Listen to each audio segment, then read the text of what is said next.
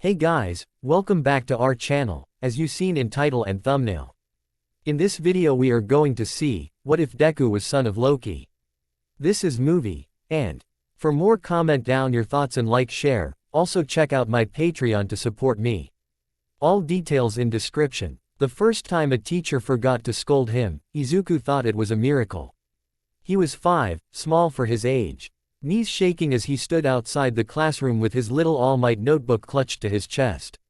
The notebook had gotten him into trouble again, not because notebooks were banned, but because he'd been too excited, too loud, muttering about quirk analysis while homeroom was starting. Midoriya, his teacher, had sighed, rubbing his temples. Hallway. We'll talk about this after class. So Izuku had gone, heart sinking. He knew what talk after class meant. His mom would get another message. Izuku can't focus, Izuku is disruptive, Izuku shouldn't fill his head with ideas about being a hero if he doesn't even have a quirk. His throat tightened just thinking about it. He stood in the hallway, eyes glued to the scuffed floor tiles, counting the seconds. He imagined All Might's grin to keep from tearing up. Even without a quirk, I can still learn, I can still be prepared, right? Right. The classroom door slid open. He flinched. Midoriya, the teacher said. Izuku snapped straight. Why yes. Sensei, I'm sorry, Oh. The man frowned, then blinked like he'd just woken up from a nap. Why are you out here? Izuku stared. Because, you told me to wait for my punishment. The teacher's brow furrowed deeper. For a second his eyes unfocused, like he was trying to remember a dream that kept slipping away.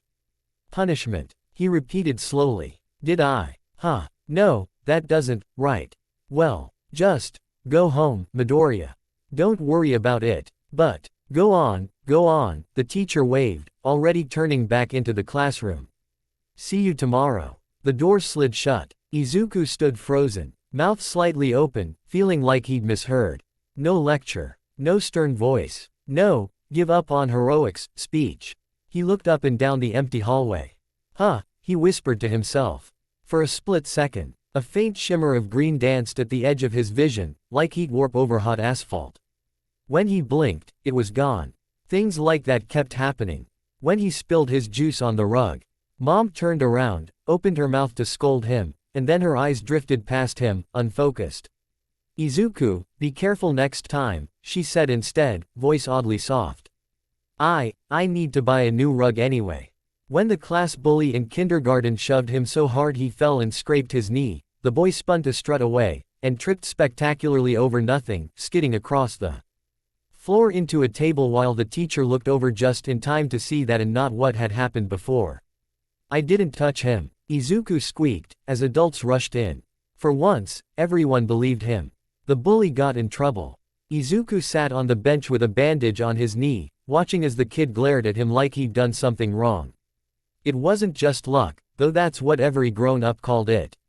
Small things went missing when he was scared. Chalk pieces vanished from the bully's fingers, rocks that were about to be thrown at him ended up on the roof somehow, notebooks slid just out of reach when someone tried to grab them, only to reappear in Izuku's hands later, when no one was looking.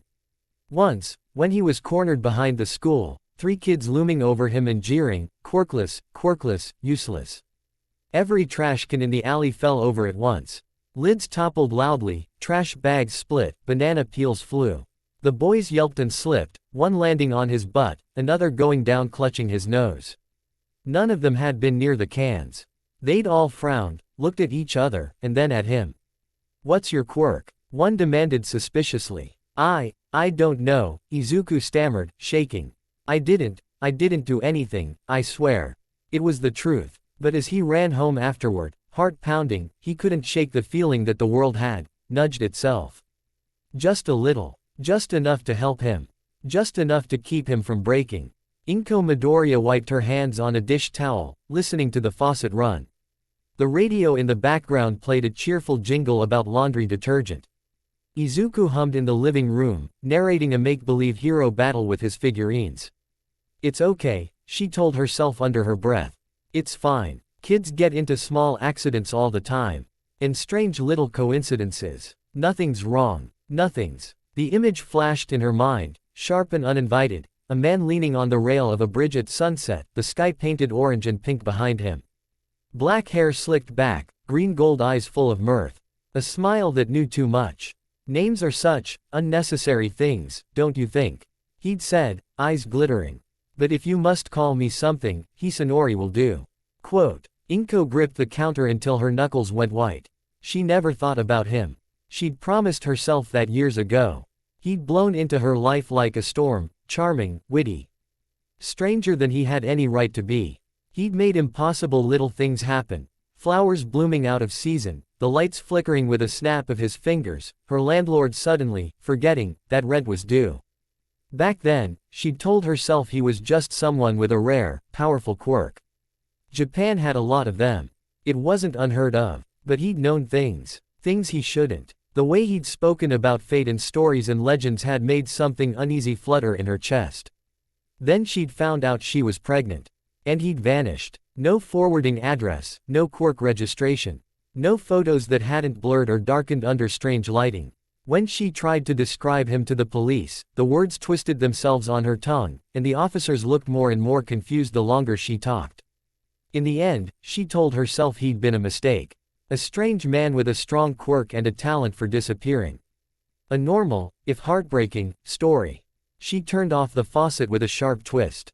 Izuku, she called, forcing brightness into her voice.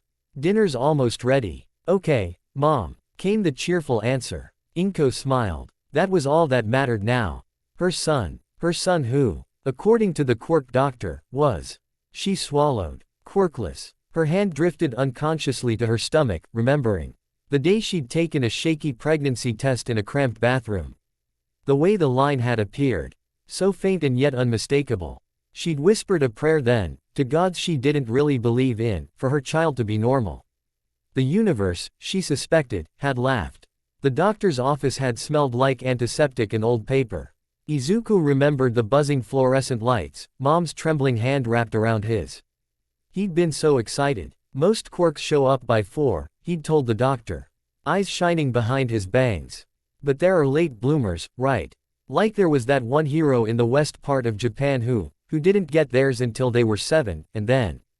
Midoriya-kun, the doctor had said gently, flipping through the X-ray sheets. Can you see this? He'd pointed at the screen. Izuku had squinted. A blurry image of bones, joints, and feet. Oh, he'd heard about this. This is the toe joint, right? Izuku had asked, voice suddenly small. The doctor nodded. Most people with quirks only have one joint here. It's an indicator of the mutation, of quirk evolution over time. On the screen, Izuku clearly had 2. Midoriya Izuku, the doctor said, with the matter-of-fact tone of someone discussing the weather, has no detectable quirk factor. I'm afraid, he's what we would classify as quirkless, and Izuku's skull like a hammer. Quirkless, quirkless, quirkless. For a moment, the entire room blurred. He felt the plastic seat under his fingers, the weight of his legs. The sound of the clock ticking, but it was all far away. He'd pictured himself in a hero costume since he could remember. Pictured All Might ruffling his hair and saying, "You too can be a hero." Young man. Now, the image shattered like fragile glass. His breath hitched. There must be a mistake, he whispered. Maybe my quirk is just hard to detect, or it's like a support quirk, or. I'm sorry, the doctor repeated, and he did sound sorry, but that didn't make it better. There are rare cases of quirks activating later, but usually there are markers. In your case, there are none. Inko had squeezed his hand so tight it hurt. Izuku, she said, voice thick. We'll be okay. You can still have a good life. Even without. He jerked his hand away without meaning to. The lights overhead flickered once, briefly tinting green. Everyone blinked. Then it was gone. No one mentioned it. After that, the bullying got worse. Word spread fast in a world obsessed with power. Kids who had harmless quirks, silly quirks, totally impractical quirks, they still had something. Izuku had nothing. Kachan was the worst. Kachan, Katsuki Bakugo, had a quirk that glowed and crackled from the moment it appeared. He was strong, confident, and loud. The teachers whispered that he was bound for UA someday, that he'd be the next big-name hero. At first, He'd tolerated Izuku trailing after him, notebooks in hand, geeking out over quirks and rescue stats. Then he'd learned the word, quirkless. I don't want a pebble stepping on my path, he'd said, palm popping with small explosions. Stay out of my way, Deku. Deku meant useless. A nickname that clung like mud. The day under the bridge, the summer before middle school, was the worst yet. It was hot. Cicadas screamed from the trees overhead. Izuku's notebook felt heavy in his backpack, sweat making his shirt stick to his back. He saw them before they saw him, Bakugo and his two usual lackeys. Loitering under the bridge with popsicles, cracks of explosions popping idly from Bakugo's palms. Izuku hesitated, then tried to walk past, eyes down. He didn't make it. Oi! Bakugo's voice snapped, sharp and familiar. Deku. Izuku froze. Just keep walking. Just keep. A hand slammed into his shoulder, spinning him around. He stumbled back, nearly tripping over the curb. Bakugo's red eyes glinted. Heard you still mumble about you. He sneered. Hero course, right. Even after the doctor told you the truth. Izuku's throat went dry. I was just thinking, maybe if I study hard enough, and if I can work on my... What? Bakugo stepped closer, explosions crackling. The pops were tiny, but the heat was real. Your what? Your non-existent quirk. His friends snickered on cue. Maybe he'll be a support hero, one drawled. You know, he can stand in the back and cheer. Yeah, the other chimed in. Or he can be a villain's punching bag. Izuku's fingers dug into the straps of his backpack. I just think even without a quirk, maybe I can still. Bakugo's grin twisted. Hey, Deku. Izuku flinched. Why yeah, Kachan. If you really want to be a hero so badly, Bakugo leaned in. Close enough that Izuku smelled smoke and caramel. Try taking a swan dive off the roof. Maybe you'll be reborn with a better quirk in the next life. The words landed like physical blows. Izuku's vision blurred. His heart hammered so hard his chest hurt. Jump off the roof. He knew Bakugo didn't actually want him dead. Probably. Maybe. It was just a cruel, thoughtless thing to say. But it echoey. In a place inside him that already felt hollow. Don't say things like that, he whispered, voice cracking. That's not funny. Bakugo's eyes narrowed. What was that? He moved to shove Izuku again. Something in Izuku snapped. No. Izuku yelped, throwing his hands up instinctively. Just stop. For a heartbeat, everything warped. The air around Izuku shimmered, like heat over a grill. Bakugo blinked. Suddenly, there were 3 Izukus, one directly in front of him, one to his left, one to his right. All 3 flinched the same way, eyes wide, mouths open in the same terrified gasp. What the? One of the lackeys squeaked. Bakugo snarled and swung without thinking, an explosion bursting from his palm. He hit the Izuku on the right. The figure burst like smoke. The real Izuku, if there even was a real one, stumbled back, tripping over his own feet. The Izuku on the left jumped, still staring. Bakugo spun, throwing another explosion. The second Izuku flickered out of XE. Stents like an image from a broken television. The heat from the blast singed Izuku's hair as he scrambled away, legs shaking. For a split second, Bakugo was left staring at empty air. What the hell? He growled. The last Izuku stood further back now, clutching his backpack, chest heaving. Kachan, I didn't. Where did you go? One of the others demanded. I swear there were. They looked around wildly. From a distance, it might have looked like Bakugo had just missed. Twice. Like Izuku had simply dodged with miraculous timing. But from up close, Izuku had seen it too. For the briefest moment, like reflections in broken glass, he'd seen himself in 3 places at once. His heart pounded. Sweat trickled down his neck. Bakugo's lip curled. You think that's funny, Deku? He spat. Some kind of quirk. You've been hiding it, huh? I don't have a quirk. Izuku protested, hands shaking. The doctor said. Then what was that? Bakugo jabbed a finger at him. Little sparks flared at the tip. You trying to mess with me? I swear, I don't know. They stared at each other under the bridge, the air between them thick with heat and confusion. Bakugo clicked his tongue and turned away. Whatever. No way some weirdo hallucination quirk's gonna get you into UA anyway. Don't get in my way at the exams, Deku. He stalked off, his friends scrambling after him. Izuku stood alone, knees threatening to buckle. He sank down on the curb, burying his face in his hands. What was that? He whispered. Heat shimmered around his fingers. For a second, the outline of his own hands doubled. Ghostly afterimages overlaying reality before snapping back into place. He clenched them into fists. If it was a quirk, the doctor would have seen it. Right. The sludge villain attack happened later that same week. By then, Izuku had convinced himself he'd imagined the triple vision under the bridge. Stress could do weird things to your perception, right? Maybe Bakugo's explosions had messed with his eyes. Maybe he'd tripped at just the right time. Maybe he was good at maybe. It kept him from looking too closely. That day, he walked home the long way, uttering to himself and scribbling in his latest notebook. He'd already filled several volumes labeled, Hero Analysis for the Future, each page crammed with notes, diagrams, and observations from watching pro heroes on TV. All Might's rescue time is, around 3 minutes from appearance to resolution in urban incidents, he mumbled as he walked, ignoring the side-eye from passing adults. But in narrow alleys, mobility is reduced. So what if? His path took him through a crowded underpass. He nearly missed the first scream. Help! Somebody help me! Izuku looked up, startled. A mass of putrid, green sludge towered at the end of the tunnel, dripping and pulsing. It wrapped itself around a thrashing figure, filling the air with a choking stench. Izuku's heart lurched. Kachan. It was Bakugo. His eyes were wide with panic for the first TBER. Explosions popped weakly in his trapped hands, sparks swallowed by slime. Oi, kid, stop struggling and I won't kill you, the sludge thing gurgled, voice bubbling. Just need your body. Gotta hide from the heroes, haha. People screamed and backed away. Someone yelled for a hero. A woman grabbed her child and fled. Izuku froze. His legs wanted to run. His brain screamed get help. You'll only get in the way, you're quirkless, you're useless, he told you so.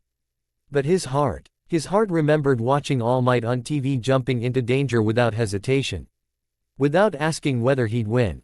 Before he knew it, his backpack had hit the ground. His feet were moving. Move. He sprinted toward the sludge villain, all logic drowned. Out by a single raging thought. Kachan is going to die. Get away from him. Izuku screamed, grabbing the first thing in reach, a discarded plastic shopping basket. He hurled it with all his strength. It hit the sludge villain with a wet smack. The villain flicked a gooey eye toward him. Izuku's body moved before his mind caught up. He jumped, hands outstretched, clawing at the slime trying to dig Bakugo free. What the hell? Deku. Bakugo choked out, voice muffled. Stop, you'll just. The sludge villain roared, surging. Suddenly, the world split. Izuku felt something inside him uncoil. Like a knot entangling all at once. The air warped around him, turning thick and syrupy. From the crowd's perspective, Midoriya Izuku flickered. One moment he was on the villain's right, clawing desperately. The next, he seemed to be on the left, then in front, then back again, movement impossible to track. To some, he looked like he'd lunged straight into the villain's core. To others, as like he'd dodged an attack that never happened. Even the sludge villain's senses scrambled. Stop moving, it snarled, trying to adjust. Its grip loosened for half a second. It was enough. Bakugo blasted. A full-force explosion that blew chunks of sludge away.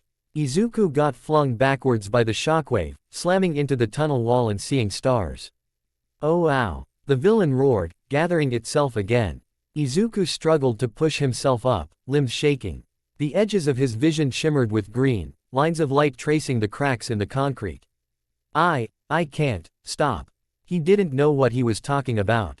The weird inner pressure, the way his very existence felt like it wanted to be in 3 places at once. Like he was a story being told from different angles all at once, trying to overlap and tearing at the seams. He squeezed his eyes shut. Please, somebody help, he yelled. The answer came with a boom that shook the tunnel. I am here. Wind slammed into him as a massive figure appeared, muscles gleaming. Cape billowing, teeth flashing in a wide grin. All Might, Izuku breathed, awestruck. With one mighty punch, All Might blew the sludge villain apart, scattering him ACR. The tunnel in a rain of goo that somehow missed every bystander. Bakugo collapsed to the ground, coughing and swearing. As heroes rushed in to secure the villain, All Might turned, checking on the civilians. His gaze landed on Izuku, who was still half sprawled on the ground. Young man, the symbol of peace said. Are you hurt? No, Izuku croaked. I'm okay. All Might extended a massive hand and pulled him to his feet. For a moment, their eyes met. The world tilted. All Might saw, just for an instant, a faint green aura shimmering around the boy.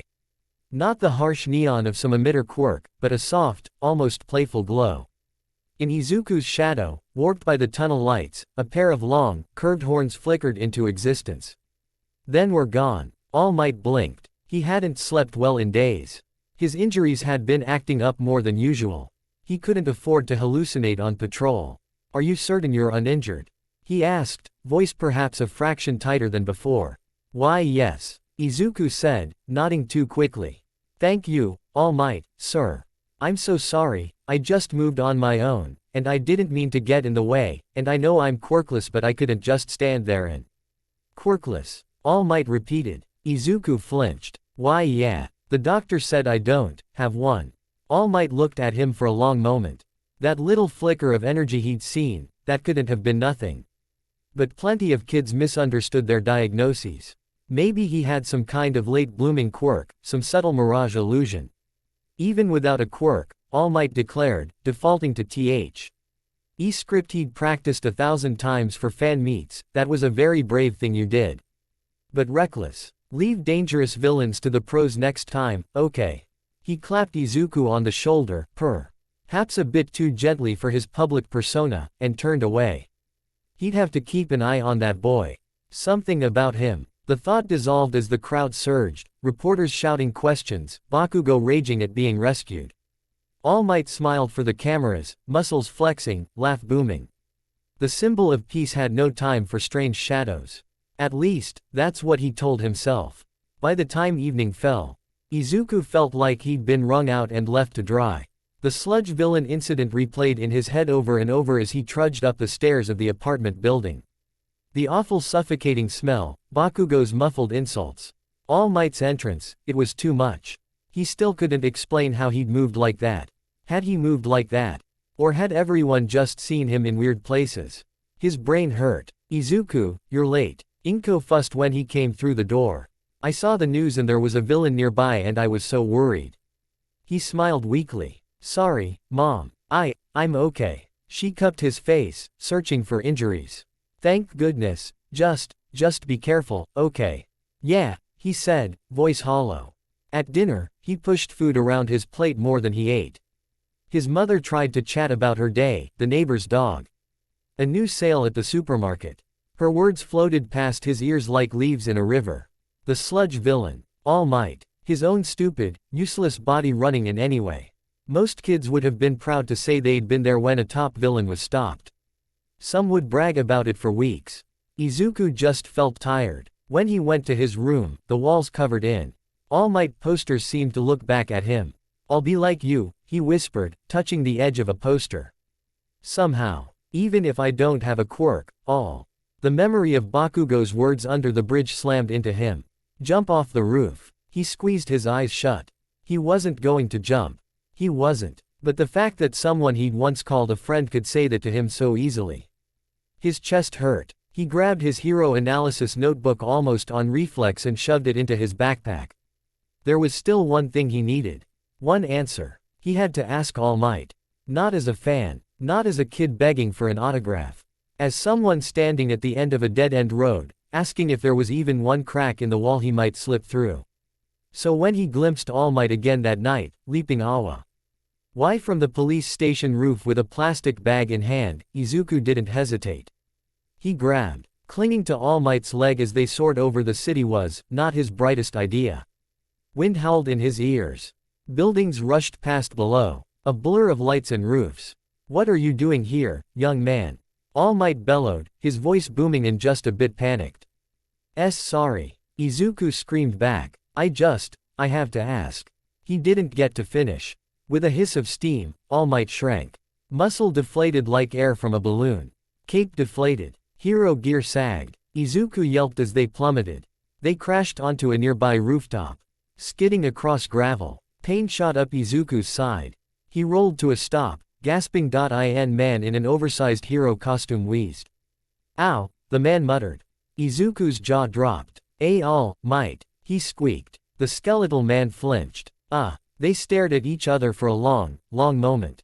Then the questions burst out of Izuku like a dam breaking. How does your quirk work? You use some kind of transformation method. Is it a mutation? A stockpiling quirk? Are you sick? Is that why you looked like that for a second earlier? Are you injured? Why do you cough up blood? Stop, the man yelped. Clutching his head, Izuku slammed his mouth shut, mortified. All Might straightened slowly, shoulders sagging in his true form. He looked tired, old, a little broken. Look, he said, voice much quieter now. I don't usually show this side to anyone, so I'd appreciate some discretion. Izuku nodded frantically. So, All Might crossed his arms, wincing slightly. You grabbed onto me. You could have died. Why? Izuku clutched his backpack so tightly his knuckles whitened. I had to know, he said, staring at his shoes. If someone like me can ever be like you. All Might frowned. Someone like you. Quirkless, Izuku whispered. The doctor said, I don't have a quirk. Kacchan says, I should give up. The teachers say it's unrealistic. Mom, she cries when she thinks I'm not looking. His voice shook. But I want to save people, he blurted. I want to save people with a smile on my face, even when I'm scared, like you do. I couldn't just stand there when Kacchan was in trouble. My legs moved on their own. I thought, maybe that's what being a hero is. Doing the right thing even if you know you might get hurt. He lifted his head, eyes bright with desperate hope. So please, All Might, can someone without a quirk, someone like me, ever be a hero like you? Silence. The wind whistled softly over the rooftop.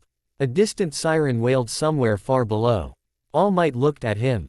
At the trembling boy with the two wide eyes and the hero notebooks and the stubborn courage that had made him dive at a sludge monster without a second thought.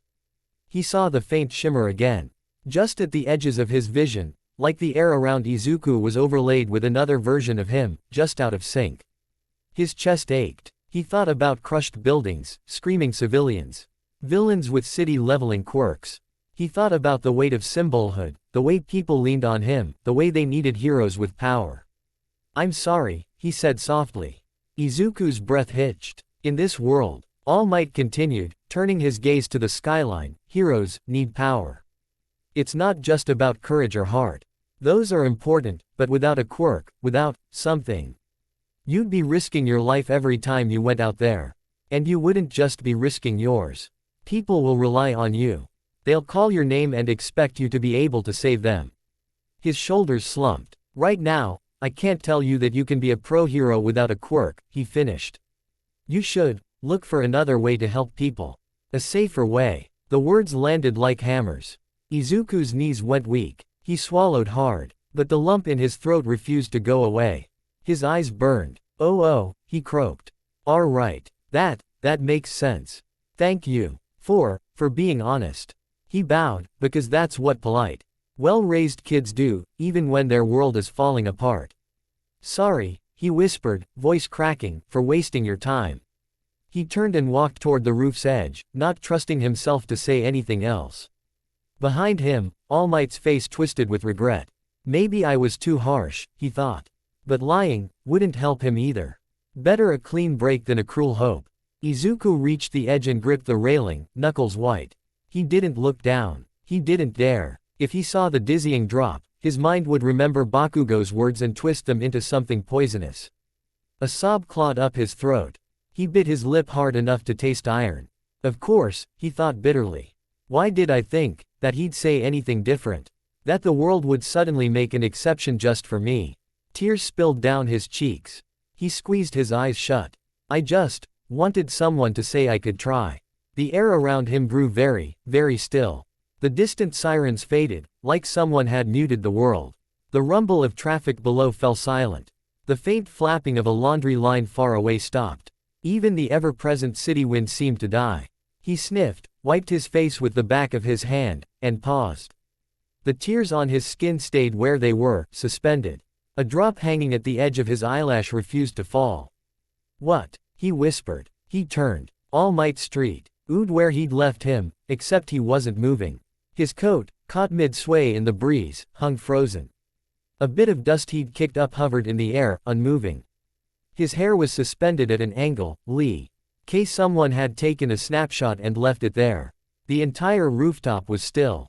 No sound. No motion. Izuku's heart pounded. Am I dreaming? He asked the empty air. Not quite, a new voice said, smooth and amused, right by his ear.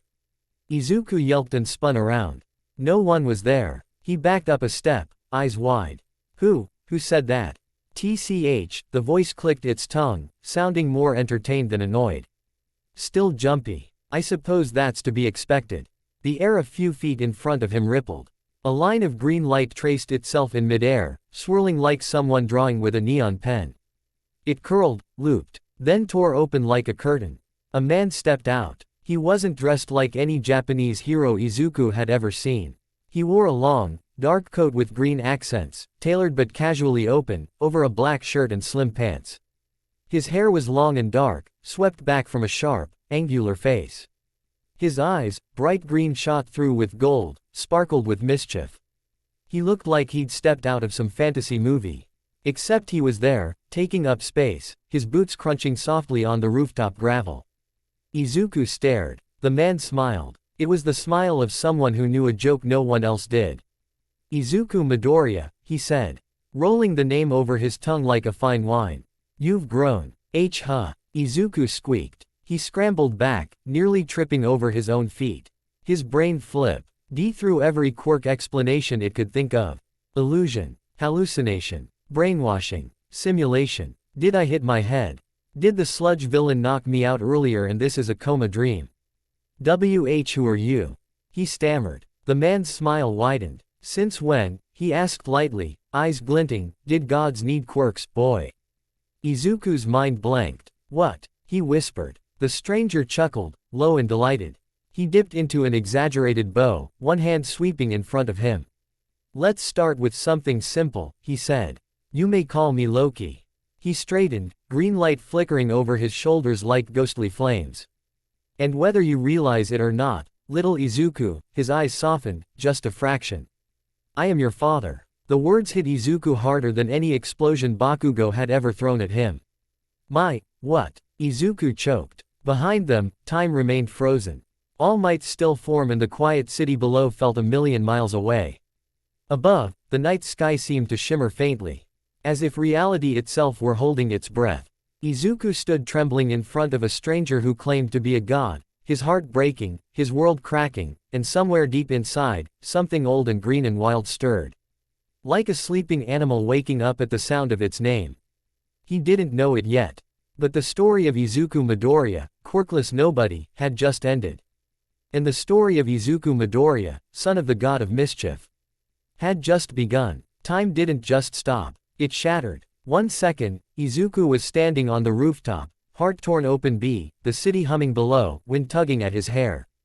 The next, everything froze. The flapping laundry on a distant balcony locked in mid-sway. The little bits of gravel All Might had kicked up hung in the air like they'd been glued there. A raindrow. He hadn't even realized it had started misting, hung weightless between two roof tiles. All Might himself was a statue. His coat, mid-rustle, stayed suspended. His hair, always defying gravity, now defied time too. Even the faint steam rolling off his gaunt frame halted, frozen in fragile curls. Izuku was the only thing still moving. He could hear his own breath rasping. His heartbeat thundered in his ears. But there was no siren in the distance, no car, no insect noise, not even the faint buzz of city electricity. Not quite a dream, the new voice said again, amused. Though I am partial to dramatic entrances. The man who'd stepped out of the green slit in reality, Loki, stood casually, as if appearing on suspended rooftops was an everyday hobby. Izuku's brain was still processing the last sentence the stranger had said. I am your father. He swallowed hard. That's not funny, he stammered. If this is some kind of quirk hallucination, it's not. Oh, good, Loki cut in, smiling faintly. You have enough sense to question your reality. That will make this easier. He walked past Izuku, boots crunching on frozen gravel that somehow still made sound. When he reached All Might, he snapped his fingers. Nothing happened. All Might, Loki mused, looking the skeletal hero up and down. You've lost weight. And organs. He tilted his head, eyes narrowing thoughtfully at the old wound in All Might's side. Ah, so that's what this era did to you. Izuku stared. You know All Might. You're attached to him, Loki replied, not looking back. Your thoughts cling to him like ivy. It's loud. That wasn't an answer. My thoughts. Izuku choked. Loki turned, green gold eyes sharp. First lesson, Izuku, gods do not read minds the way mortals think. We read stories. He gestured lazily at the frozen city. Every person is a little narrative humming along. Most are simple. Yours is not. Izuku clutched his backpack strap. His fingers were shaking, but he didn't dare let go. It was something solid in a world that had stopped making sense. You said, he swallowed. You said you're my father. That you're the word lodged in his throat. A god. Loki's smile softened around the edges, just a little. I am Loki, he said simply. God of mischief, Prince of Asgard, King of lies, if you ask my less creative critics. His eyes glinted. And yes, your father. Izuku's laugh came out high and hysterical. All right, because that makes way more sense than just being quirkless. Quirkless. Loki rolled the word around like it tasted sour. Mortals and their categories. Quirks, this, quirks, that. It's adorable. Izuku felt heat prick behind his eyes. Adorable. That was what everyone thought. A little quirkless kid with big dreams. Cute. Pathetic. Something to pity until reality crushed him. If this is a joke, he whispered, it's really cruel. Loki's gaze flicked to him, the amusement fading. Do you think I stopped time for a joke? He asked calmly. Izuku opened his mouth, then closed it. The raindrop still hung near his shoe, perfectly caught between falling and not. How? He murmured. How is this possible? Good. Loki nodded. Ask how, not why me. Why me, is boring. He stepped closer, hands clasped behind his back. Look at your hero. Izuku turned, following his gesture. All Might stood as he'd frozen, thin shoulders hunched, eyes tired and kind. Face lined. He looked smaller without the booming voice and perfect timing. He told you that you could not be a hero without a quirk, Loki said. He believes this. In his little mortal narrative. Power is something that glows and cracks the air, something you can measure, register, regulate. His gaze slid back to Izuku. But the world is older than quirks. Older than his generation of heroes. Older than this city. Izuku's mouth went dry. Older, like, legends. Mythology. Loki's lips curved. My family. He lifted his hand. Reality rippled. The space around Izuku warped again. Like someone was pulling at invisible strings. For a heartbeat, he saw 3 locusts. One in his current clothes, another in full gleaming armor with horned helmet, a third dressed in a modern business suit. Sleeves rolled up, tie undone. Then they clicked together into one man again. Izuku's stomach swooped. That thing you did under the bridge, Loki said. And with the sludge creature. What did you tell yourself? Quote. That it was a trick of the light, Izuku mumbled. A stress thing. That, maybe Bakugo's explosions messed with my eyes. That I tripped at just the right time. A solid, rational explanation. Loki's voice held approval. Mortals are very good at rationalizing miracles until they fit in their pattern. That is why your so-called quirk doctor looked at divine potential and told you. With a straight face, that you were nothing. Izuku flinched like he'd been slapped. I'm not nothing, he whispered, but it sounded weak even to him. You are not, Loki agreed flatly. You are mine. Izuku's heart stuttered. But the tests, he said desperately. The X-rays, the gene scans, the toe joint thing. Loki rolled his eyes. You could cut me open and you would find organs that look very convincing. You could run my blood through your machines, and they would give you numbers that vaguely make sense. Little mortal tools measuring the edges of something they cannot fully perceive. He waved a hand. The quirk factor doesn't know what to do with godhood, so it pretends it doesn't exist.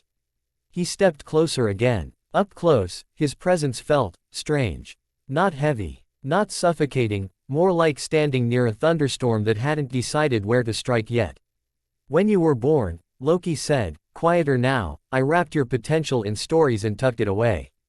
Izuku blinked. What? Sealed, if you want the more technical term. Loki tapped his own chest. Divine power tends to be noticeable. I had no interest in attracting the eyes of other realms, heroes, villains, or my dear family to a squalling infant in this noisy little city. Izuku's brain tried to keep up. So you hid it. I folded your magic into the edges of probability, Loki explained, as if discussing last night's weather. So instead of roaring forth and turning you into a glowing beacon, it nudged things. Made teachers forget punishments. Made bullies trip. Mad. Objects slipped conveniently out of cruel hands. Izuku's breath caught. That was you? He asked, voice faint. Partially. Loki tilted his head. Think of it as a passive protection charm.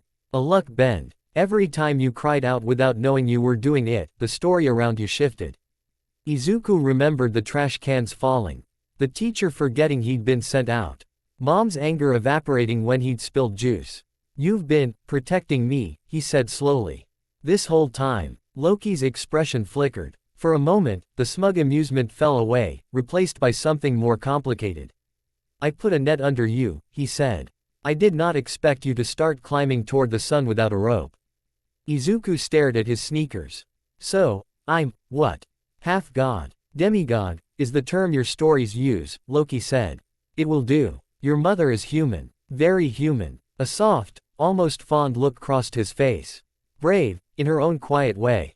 Izuku's throat tightened. Did she know? Some of it, Loki replied. I introduced myself under another Namant lie about everything. He shrugged one shoulder. I told her enough to terrify her and comfort her, which is a delicate balance. Izuku thought of his mother's forced smiles. The way her eyes always lingered on the All Might posters, the worry lines between her eyebrows. Why did you leave? He asked, the question ripping out of him before he could stop it. If you're really my dad, why weren't you there? Loki went very still. The rooftop was still frozen around them, but somehow it felt like he had stopped too, in a different way. Because staying, Loki said eventually, would have made you a target. And because I am not trusted in certain circles. That's not an answer, Izuku said, surprising himself. Loki's gaze sharpened. Careful, boy. Izuku flinched, but held his ground. Tears still clung to his lashes, but anger, small and fragile and new, burned underneath the hurt now. You say you sealed my power to protect me, he pressed. But you didn't tell Mom what I would be. You didn't warn me. You left me thinking I was useless. For years. Do you know how that feels? The words tumbled out now, unstoppable. Everyone's saying you can't. That you shouldn't even try. That you're weak, stupid for wanting something you'll never reach. Kachan's saying, he cut himself off, shoulders shaking. I thought I was broken. That I was born wrong.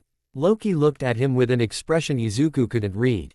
Something like curiosity. And something like guilt. Mortal shame, the god murmured, is a cruel little thing. He looked away. Fingers flexing once at his side. I did not anticipate your world's obsession with cataloging power, he admitted. When I was last here, mortals simply called it blessing or curse and moved on. This quirk era is new to me. Izuku swallowed. That's not an apology. Apologies, Loki said lightly, are things people speak when they want someone to stop crying. His eyes met Izuku's again. I am not sorry I hid your potential. I am sorry I did not account for the way your small-minded society would treat that as defect. Izuku blinked. It wasn't the clean, warm apology he'd wanted. It wasn't, I'm sorry I hurt you. It was, sideways, twisted, honest in its own sharp way. It was, he realized slowly, probably the best he was going to get from someone who called himself the god of mischief. He took a shuddering breath. So what now? He whispered. You just unfreeze time and leave. I go back to being quirkless Midoriya, and pretend this never happened. Loki's smile returned, though softer. Oh, no. That cat is not going back into the bag that easily. He stepped up beside Izuku, facing the skyline. You asked the symbol of peace if you could be a hero without a quirk, he said. He said no. Izuku bit his lip. I am not here to contradict him, Loki went on. You do not have a quirk. You have something else entirely. Your trajectory will not fit his neat little Hero Academy charts. Quote. He turned, eyes bright. The question is not, can a quirkless boy be a hero, Izuku? The question is, what does heroism look like when wielded by a boy who bends reality instead of punching through it? Izuku's breath caught. I don't know how to bend reality, he said honestly.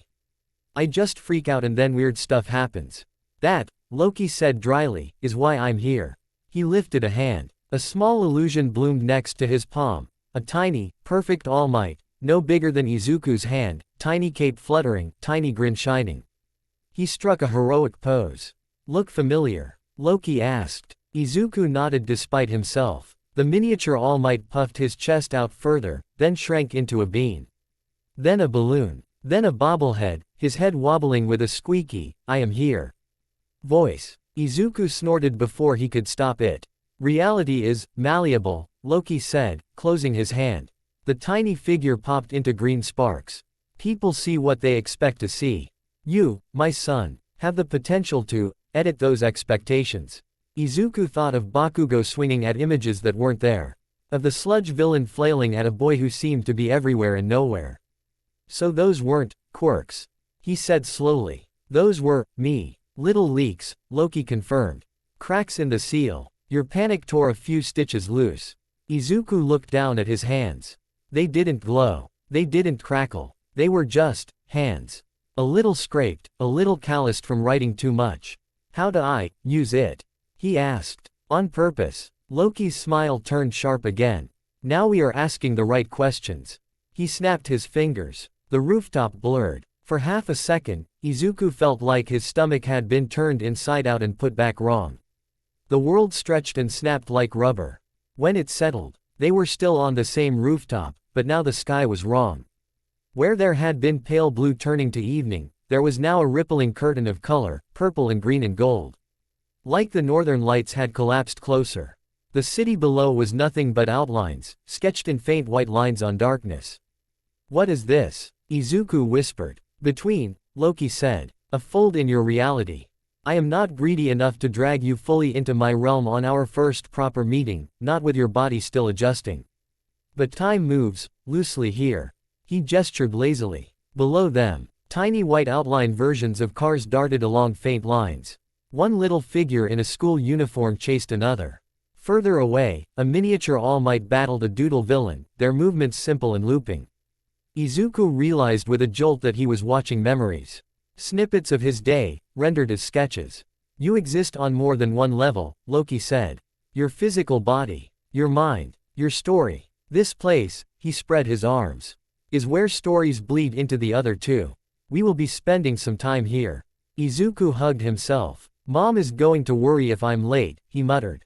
In your world, Loki said. This will occupy the space of a blink. He tilted his head. That is the advantage of divine tutoring. Izuku's eyes widened. You're going to train me.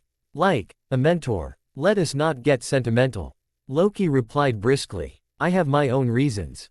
A son of mine bumbling around with half-unconscious power is a liability. And frankly, it offends me to see such potential wasted on tearful rooftop speeches. Ouch. Izuku muttered. Loki smirked. Besides, he added, softer. You asked for a way forward. I am curious what you will do if I give you one. Izuku looked out over the sketch city again. What if I mess it up? He whispered. What if I use it wrong? Loki's gaze sharpened. You will, he said. Many times. That is where the fun is. Izuku turned to him. You think this is fun? I think, Loki said slowly, that mortals are at their most interesting when they are given too much power and too little instruction. He smiled crookedly. I am experimenting. Zuko opened his mouth to protest being called an experiment, and then closed it again.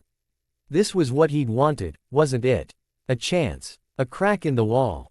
Even if the hand offering it was dangerous.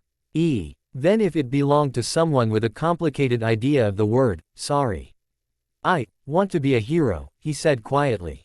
Not a villain. Not a manipulator who hurts people for fun. I won't do that, even if you're my dad. The word still felt strange on his tongue. Loki regarded him for a long moment. You really are your mother's child, he murmured eventually. Very well. For now, we will focus on control. What you choose to do with it, he waved a hand. We will argue about later. He snapped his fingers again. The world snapped back. Izuku STP, the real sky, and the frozen All Might all reasserted themselves. His heart hammered like he'd run a marathon. Loki stood in front of him, coat fluttering in a breeze that didn't touch anything else. Time is beginning to strain, the god said, glancing upward. This little pocket won't hold long. We will speak more soon, Izuku. Wait. Izuku reached out. What am I supposed to do? You drop a, hey, I'm your dad and you're a demigod, bomb and then just go home, Loki said. Ask your mother what she remembers. She needs to stop pretending it was a dream. His eyes glinted. And listen closely. There are truths in what she doesn't say. Izuku bit his lip. Will anyone else know about you? About this? Loki's gaze flicked to All Might again, studying the man's frozen expression. That one will suspect something, he said. He already senses the cracks. The rest of them, he shrugged. Mortals are very skilled at looking straight at the impossible and saying, ah, just a quirk. Use that. He started to turn away, then paused. Oh, and Izuku. Why yeah. Since when? Loki asked, smirk returning. Did gods need permission from quirk doctors to exist? Izuku let out a strangled, surprised laugh. It came out half sob. Loki's eyes softened around the edges again. We will speak soon, he repeated. When you sleep, listen for me. The green slit in reality opened behind him. He stepped back through it, coattail vanishing last. The sound rushed back all at once. Wind slammed into Izuku, whipping his hair. Sirens wailed far below. A car horn blared. Somewhere, a dog barked. All Might resumed his movement like someone had hit play. He blinked, looking around. Then back at Izuku. Young man, he said, frowning. Are you alright? You look like you've seen a ghost. Izuku choked on a hysterical answer, close enough, and swallowed it. I'm fine, he lied. Just tired. All Might studied him for a moment, something unreadable in his gaze. Go home, he said finally, voice gentle. It's late. Think about what I said. Izuku nodded, throat too tight to speak. He picked up his backpack with shaky hands and walked toward the stairwell door. He didn't look back. The walk home felt like moving underwater. The city pressed in on him from all sides. Neon signs, the murmur of conversations, the smell of food stalls. People with quirks of every shape and size drifted past. A woman with feathered arms, a man with a rock-like jaw. A kid with floating eyeballs. Demigod, a voice in his head repeated. He hugged his backpack tighter. Once, as he waited at a crosswalk, a car nearly ran the red light, tires screeching. His heart lurched. The front tire skimmed his toe. Except, it didn't. For just a second, the car seemed to stutter. In one frame of reality, it nearly hit him. In the next, it was a foot further back, as if someone had dragged the whole vehicle backward by an inch or two. The driver blinked, confused, then waved an apologetic hand. Sorry, kid, he called out. Izuku stared at the place where rubber had almost met skin. His fingertip tingled. He hadn't consciously done anything. But his fear had, apparently. He exhaled slowly and forced his legs to move again. By the time he reached his apartment building, the sun was low, painting the walls orange. The old elevator clanked and groaned as he rode up. His reflection in the scratched metal doors looked like a stranger, eyes too wide, skin too pale. He stopped outside his front door. The wood looked the same as always, scuffed near the bottom from his shoes, a faint crack in the corner, the number slightly crooked. Except now, if he squinted, he could see something else. A faint shimmer, like heat haze, traced a symbol across the wood, a circle with interlocking lines, drawn in light that shifted between green and gold. Izuku reached out, hesitated, then touched it. His finger passed through nothing. The symbol pulsed once, then faded, invisible again. Mortals are very skilled at looking straight at the impossible and saying, ah, just a quirk. Izuku swallowed. He turned the knob and stepped inside. Izuku. Inko called from the kitchenette. You're home late again, sweetie. I was starting to. She turned, dish towel in her hands. Her smile froze. Izuku, she whispered. He realized belatedly that he must look bad. Eyes red, hair sticking up, uniform rumpled and smudged with rooftop gravel. I'm okay, he said quickly. I need to talk to you. Inko set the towel down slowly. Did something happen? Was there another villain? I met my dad, Izuku blurted. Silence. The clock ticked on the wall. The fridge hummed. Inko's face went blank in that scary, empty way where you could tell a million thoughts were happening underneath and none were making it to the surface. Izuku, she said carefully, you know your father. His name is Loki, Izuku said. At least that's what he told me. But you called him Hisanori, didn't you? The dish towel slipped from her fingers and fell to the floor. Inko stared at him, eyes wide. How do you know that name? She whispered. She hadn't spoken it in 13 years. Not once. Not even in her own head, if she could help it. Every time the letters started to form in her thoughts, something slid over them, smudging them out. Now her son was saying it out loud in their kitchen. Because he stopped time on a roof, Izuku said, the words sounding ridiculous even as he spoke them. Because he walked out of a green portal thing and said he's a god. Because he said he sealed my power. Because he told me to ask you what you remember. Inko sank into a chair like her legs had given out. For a long moment, all she did was stare at her hands. I thought, she whispered. I thought I'd dreamed him up. Izuku sat across from her, heart pounding. Mom, he said softly, tell me.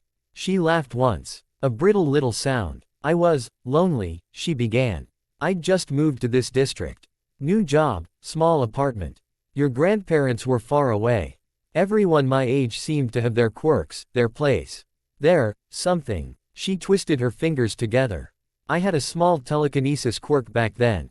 You know that. Nothing flashy. Just floating things a little. Izuku nodded mutely. Her quirk had faded almost completely after he was born, another thing the quirk doctor had shrugged at. I met him on a bridge, she said. I was walking home late from work. It was raining. Not hard, just that mist that makes everything feel blurry. She smiled faintly at the memory. He was leaning on the rail, no umbrella, suit completely dry. Izuku pictured it, the same man he'd met, but a bit different. Maybe younger. Maybe not. He joked with me, Inko continued. About the rain. About how it always seems to fall when we're thinking the things we don't want to admit. She shook her head. He talked like he'd known me forever. Like he knew all the ways I felt small. Her voice wavered. He made flowers appear, she said. Out of nowhere. Right in his hand. And when I frowned and said, that's a really strong quirk, he laughed and said, something like that. Her eyes grew distant. He told me stories that night. About places that didn't exist on any map. Abu. Bridges of light and worlds stacked on top of each other. I thought he was a traveler with a powerful quirk and a habit of reading too much fantasy. She looked up, meeting Izuku's gaze. And then things started happening. She whispered. My landlord forgot to raise the rent. My boss remembered giving me time off I never asked for. People who were angry at me would stop mid-sentence and smile. She wrapped her arms around herself. I asked him if he was doing it. He just smiled and said, you're under my protector here, your story bends away from unfortunate endings. Izuku's chest ached. And, when I found out I was pregnant, Inko said. I told him on that same bridge. I was terrified. I thought he'd leave. Or worse, that he'd stay and then realize he didn't want a boring mortal family. Her voice cracked on the last words. What did he say? Izuku asked quietly. Inko's eyes filled with tears. He put his hand on my stomach, she whispered. Everything went quiet. The city, the rain. Even my heartbeat. And he said, her lips trembled. He said, then the story just got more interesting. Izuku swallowed hard. He told me, Inko went on, that our child would be protected by stories themselves. That no matter how bad things got, fate would twist. She laughed weakly. It sounded ridiculous. But after that, nothing bad stuck to me for long. Her hands clenched. Then one day, she said. I woke up and he was gone. No note. No number. Like he'd never been there. Her gaze darted around the room, unsettled. I tried to picture his face and it slid. I tried to say his name and it caught in my throat. It was like someone had erased him from my memories and left only the outline. Tears slipped down her cheeks. When the doctor said you were quirkless, she said, voice breaking. I thought I thought maybe the universe was balancing the scales. That I'd had this impossible, too good thing, and now my son would pay for it by being. Don't, Izuku said sharply. She flinched. Don't, he repeated, softer. Don't say I'm punishment. I'm mad at him, not you. Inko blinked at him, surprised. Izuku. He scooted his chair closer and took her hand. I don't know how I feel about him yet, he admitted. He's a lot. But he was real. He stopped time. He called me his son. His voice shook. And he said you were brave. Inko covered her mouth with her free hand. Shoulders shaking. I'm so sorry, she sobbed. I should have told you I didn't know. You couldn't, Izuku said. He made you forget. He said he wrapped everything in glamours. To keep you safe. To keep me safe. He squeezed her fingers. You're my mom, he said. That's enough. Inko let out a shaky laugh through her tears. You sound like him, she muttered. In the worst and best ways. Izuku blinked. I do. Stubborn, she said. Too kind. Terrible at doing what they're told. She wiped her eyes and tried to smile. Did he say anything else? Izuku hesitated. Thinking about telling her everything, demigod, sealed power, reality bending, felt like tossing her into a storm she wasn't ready for. Just that, things are going to get more complicated. He said honestly. And that I shouldn't trust people who only see quirks. Inko snorted. He would say that. They sat there for a while, hands clasped across the table, in the little apartment that suddenly felt like the center of something much bigger than both of them.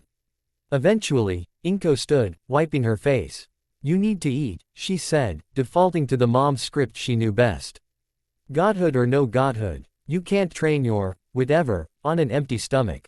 Izuku laughed weakly. That's probably true. He helped her reheat curry. They talked about small things, the neighbor's new cat, the price of vegetables, the quiz he had next week. The big, impossible conversation hung in the air, but they stepped carefully around it. For now, normal was a lifeline. A few blocks away, a thin, blonde man in an oversized hoodie stood on the sidewalk, hands in his pockets. Toshinori Yagi, All Might without the muscles, had told Izuku to go home. So he had. But as the boy had walked away, something had tugged at Toshinori's instincts. A faint pressure in the air, a prickle along his spine. Years of battling villains and staring down quirks had taught him not to ignore that feeling. So he'd followed at a distance, leaping from roof to roof until the strain in his side forced him to the streets. Now he stood across from a perfectly ordinary apartment building, watching. He had no legal reason to be here. No villain to arrest, no call from the police. Just a memory of a boy whose body had flickered and whose shadow had briefly sprouted horns. He sighed. Getting paranoid in your old age. He muttered to himself. He crossed the street anyway. The Midoriya name was on the third-floor mailboxes. He traced the letters with his eyes. Midoriya Inko. Midoriya Izuku. He boy's name tugged at that instinct again. He thought about One for All. The power he carried had been passed down for generations, each user adding to its strength. It was meant to be a torch hand.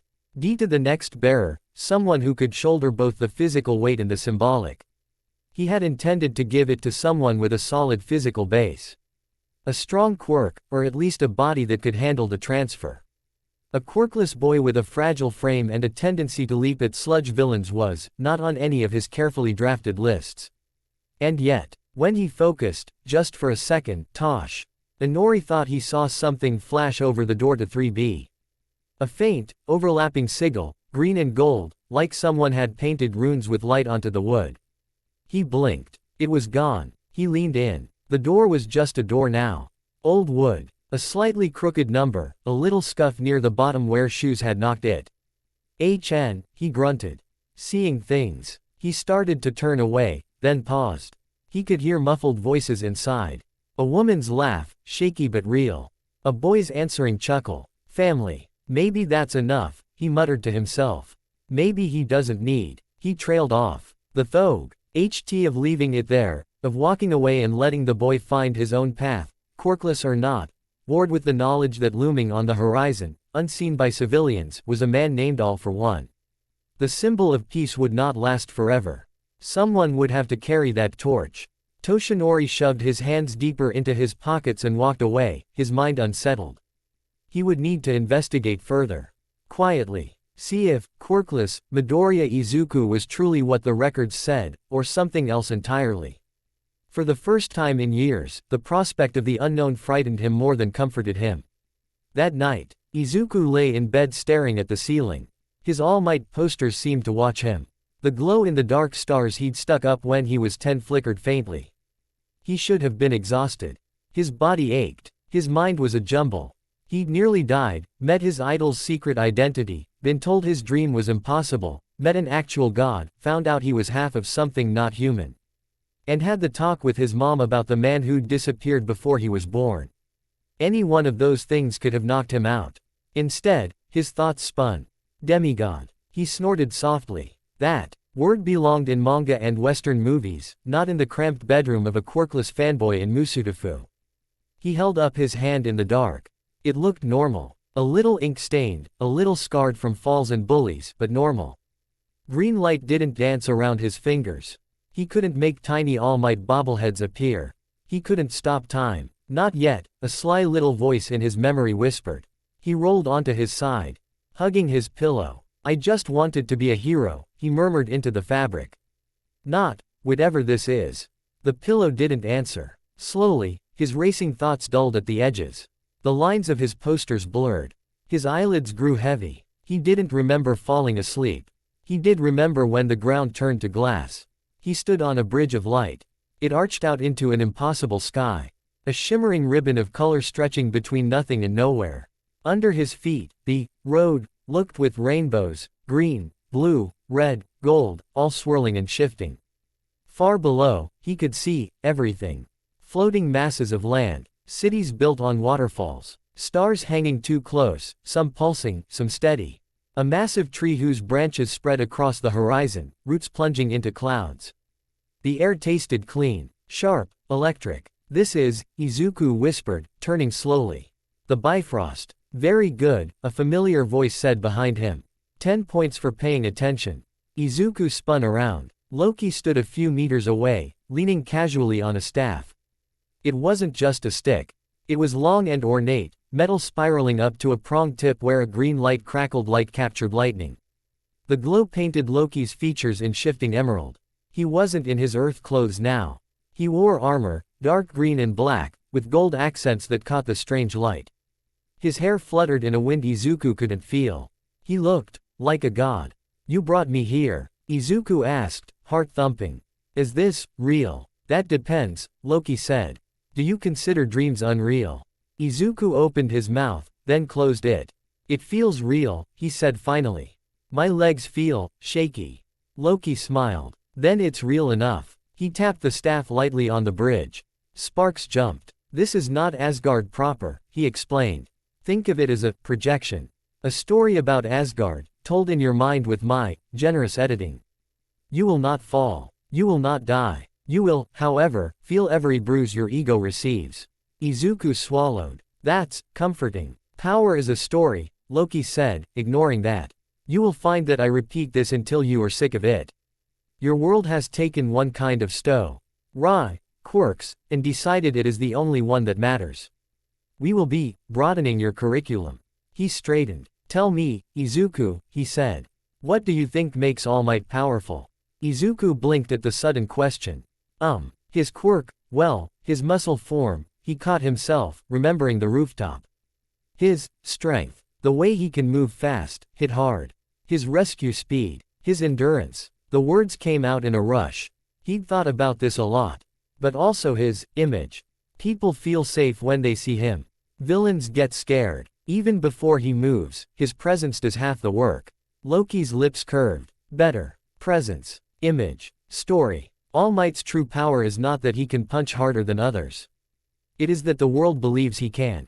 Izuku frowned. But he can punch harder than others. Yes, Loki conceded. It helps when the story is not a complete lie. But if he woke up tomorrow with half his strength, and no one knew, his enemies would still hesitate. That hesitation is power. He tapped his temple. Perception is a battlefield. Izuku thought of Bakugo hesitating for a fraction of a second when he'd seen 3 Izukus under the bridge. Of the sludge villain flailing at afterimages instead of pinning him fully. You mean, illusions, he said. Not just illusions, Loki corrected.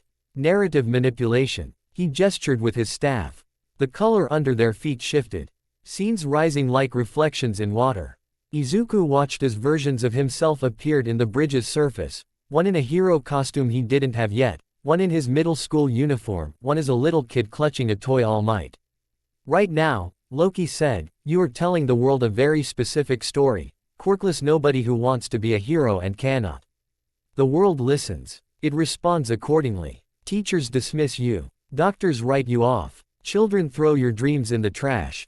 Izuku winced. What if, Loki continued, eyes brightening, you chose a different story? Unpredictable boy who appears where he shouldn't.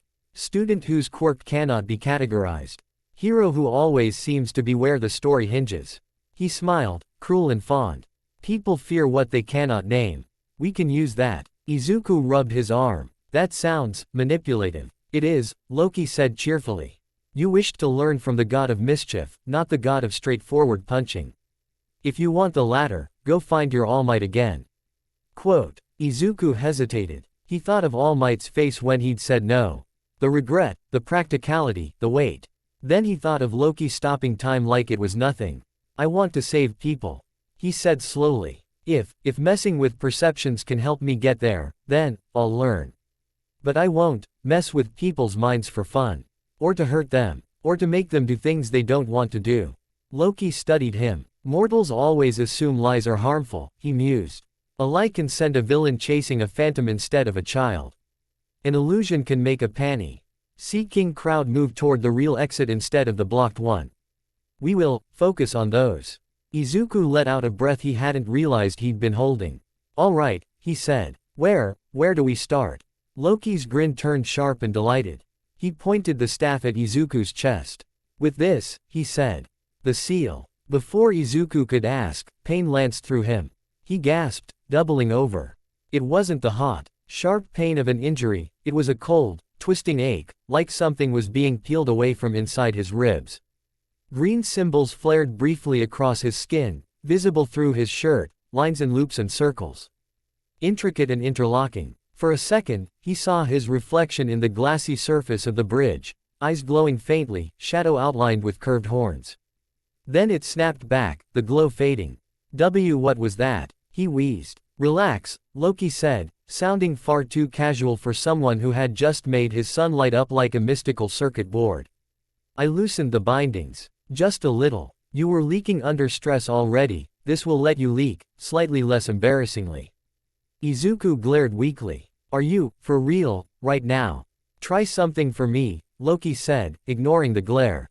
Picture yourself. He gestured at Izuku's head. Not in the abstract, who am I? We do not have time for a mortal identity crisis. Picture your body. Where you are standing. Okay, Izuku muttered, closing his eyes.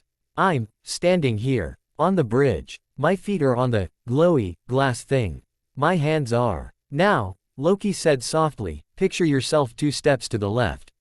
Izuku frowned. That's not where I am.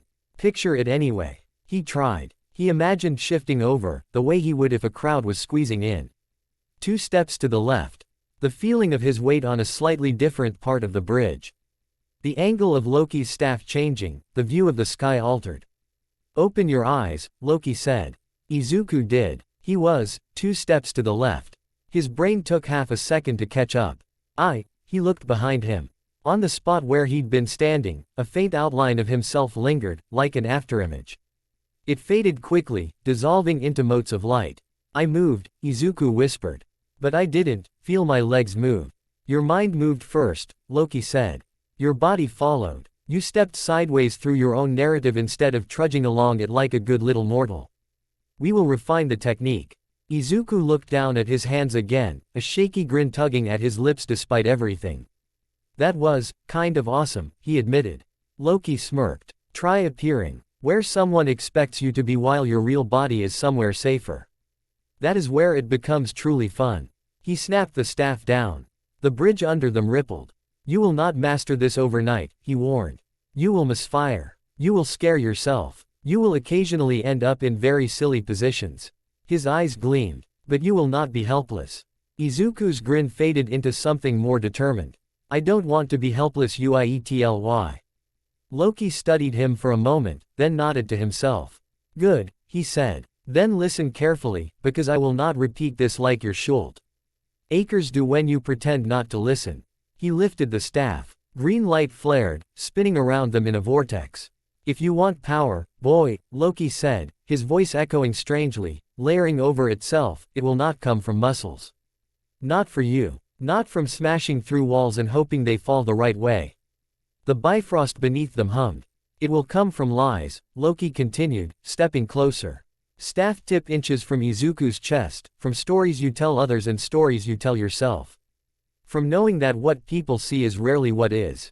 The green light sank into Izuku's skin, filling his veins with tingling warmth. From me, Loki finished, voice almost gentle. If you'll take it. Izuku looked up, heart pounding, every instinct screaming that this was dangerous, that this was a bargain with someone who smiled too sharply and apologized sideways. But he also saw Bakugo's sneer. The doctor's pity. All Might's regretful, no. He saw himself diving at a villain with nothing but stubbornness and hope. He took a breath. I'll take it, he said. Loki's grin was bright and wild. Excellent, he murmured. Let's upset some expectations. The world exploded into green light. When Izuku woke up, he was back in his bedroom. The glow-in-the-dark stars stared down at him. His All Might posters were still there. Morning light seeped around the edges of his curtains. His heart hammered. Dream, he whispered. It was just a. He sat up. The notebook on his desk, open to a page of hero notes, was now filled with messy scribbles in green ink that definitely hadn't been there before. Simple shapes at first, circles and lines, then increasingly complex symbols looping over each other. At the bottom, in handwriting that was definitely too elegant to be his, a sentence had been added. Lesson 1. You moved without moving. Try not to trip over yourself today, little demigod. Izuku stared at it. The corner of his mouth twitched. Okay, he told his empty room, his voice a mix of fear, excitement, and disbelief. So I guess, this is really happening. He swung his legs over the side of the bed. When he stood up, for a split second, he saw a faint afterimage of himself still sitting. Then it blinked out. He nearly fell over, grabbing his desk for support, and then laughed shakily. You're going to be late for school. Inko called from the kitchen. Coming, he yelled back. He glanced at the scribbled page one more time. Hero analysis notebooks, meet God training. Somehow, he had a feeling they were about to get very, very full. Izuku discovered very quickly that being a demigod did not mean his life suddenly got easier. It just meant he was tired on more levels. Physically tired from dragging trash bags down to the beach he'd started cleaning after school, because even if All Might had said, no, his words about training his body had stuck. Mentally tired from classes, from dodging Bakugo's glares, from ignoring the whispers of, that's the kid who jumped at the sludge villain. And now, on top of that, there was a new kind of tiredness. The kind that came from spending half the night learning how to lie to reality. The next lesson came 2 days later, in math class. Midoriya. The teacher snapped. Pay attention. Sorry. Izuku yelped, jerking upright. He'd been halfway through a doodle in the corner of his notebook, an eye with 3 pupils, each looking in a different direction. It was based on something he'd seen in one of Loki's illusions, and his hand had just moved. The teacher turned back to the board, continuing to explain quadratic equations. Izuku tried to focus, he really did. Numbers blurred. His gaze drifted to the window. Outside, the sky rippled faintly. No one else reacted. He swallowed. Am I the only one seeing that? Obviously. A familiar voice drawled, right next to his ear. Mortals can't see a narrative fold unless I want them to. Izuku nearly jumped out of his seat. He clapped a hand over his mouth, eyes darting around. No one else seemed to notice that there was now a very out-of-place man in a green coat sitting backward on the chair of the empty desk beside him, chin propped on his hand, boots resting on the seat. Loki raised an eyebrow. Subtle, he commented. I believe your classmate's hairstyle did more to disrupt the lesson than your little squeak. Izuku leaned forward, whispering into his arms. What are you doing? You can't just. you're in the classroom. Relax, Loki said. I'm not really here, in the strict physical sense. Think of this as a projection into your perception. He flicked his fingers. A crumpled paper ball bounced off the back of Bakugo's head from the far corner of the room. Bakugo whipped around. Who? Everyone pointed at the kid behind him. I didn't do anything, the boy protested. Izuku stared. Lesson 2, Loki murmured, amused. Perception can be nudged without changing reality. Rather than throwing a real object, I merely edited what that boy remembers doing a second ago. He felt his hand move. He thinks he threw it. It will bother him all day. That's mean, Izuku hissed. That's useful, Loki corrected. Imagine a villain forgets which way he came from in a collapsing building. Imagine a panicking crowd suddenly remembers that the exit is on the left, not the right. Small edits, big outcomes. Izuku chewed his lip. Can you teach me to do that? He whispered. Loki's eyes gleamed. Now we're talking. He snapped his fingers. For a heartbeat, the classroom doubled. Izuku saw two versions layered over each other, one where everyone sat as they were. The other where each classmate was shifted a few inches, gaze slightly altered. Two teachers overlapped at the board, writing slightly different numbers. His head throbbed. Focus, Loki said quietly. Do not try to see everything. Choose one person, one thread. Izuku latched onto the nearest target, the girl sitting ahead of him to the right. Short hair, cat-like quirk with ears twitching impatiently. He zoomed in on the doubled images of her. In one, she was taking notes. In the other, she was doodling on the desk with a pen, eyes glazed. Picture a change, Loki murmured. Small, plausible, a thought that could have just occurred to her. Izuku swallowed. What if she suddenly remembers she needs to go to the nurse? He thought. Stomach pain. Nothing serious, but enough that she'll want to leave. He imagined the thought sliding into place in her mind like a puzzle piece. Tried not to think about mind control, and more about suggesting something that could be true. The doubled images flickered. They merged. The cat-eared girl winced, hand going to her stomach. Sensei, she said, can I go to the nurse? I don't feel so good. The teacher turned, frowning. Again. Fine. Take the hall pass. She stood, grabbed the pass, and shuffled out. Izuku sat frozen. I did that, he whispered. Yes, Loki said. I'm very proud. You gave her a convenient reason to escape a terrible lecture. That may be the kindest thing you do all week. Izuku's stomach twisted. I don't know if it's right to do that. We will have that argument often, Loki said, unbothered. For now, consider the practical applications. Perhaps next time, the one you nudge will be standing under a falling piece of rubble. Izuku thought of the zero-pointer in the UA exam he'd watched on TV. Of debris flying everywhere, examinees scrambling. He swallowed. Okay, he said, but I'm not going to make people do anything bad. Or hurt themselves. Or change what they care about. Ambitious boundaries. Loki said dryly. We keep them. He vanished in a ripple of green. The teacher's voice snapped back into focus. Midoriya, he barked. If you're daydreaming about heroes again. No. Izuku yelped. Just thinking about quadratic quirk progression curves. The class snickered. Izuku slumped in his seat and scribbled in his notebook. In the margins, he wrote. Illusion, suggestion use cases. Divert crowds away from danger. Make villains target decoy, me. Plant, thought. Go to shelter, call hero, etc. Absolutely no, jump off roof, thoughts.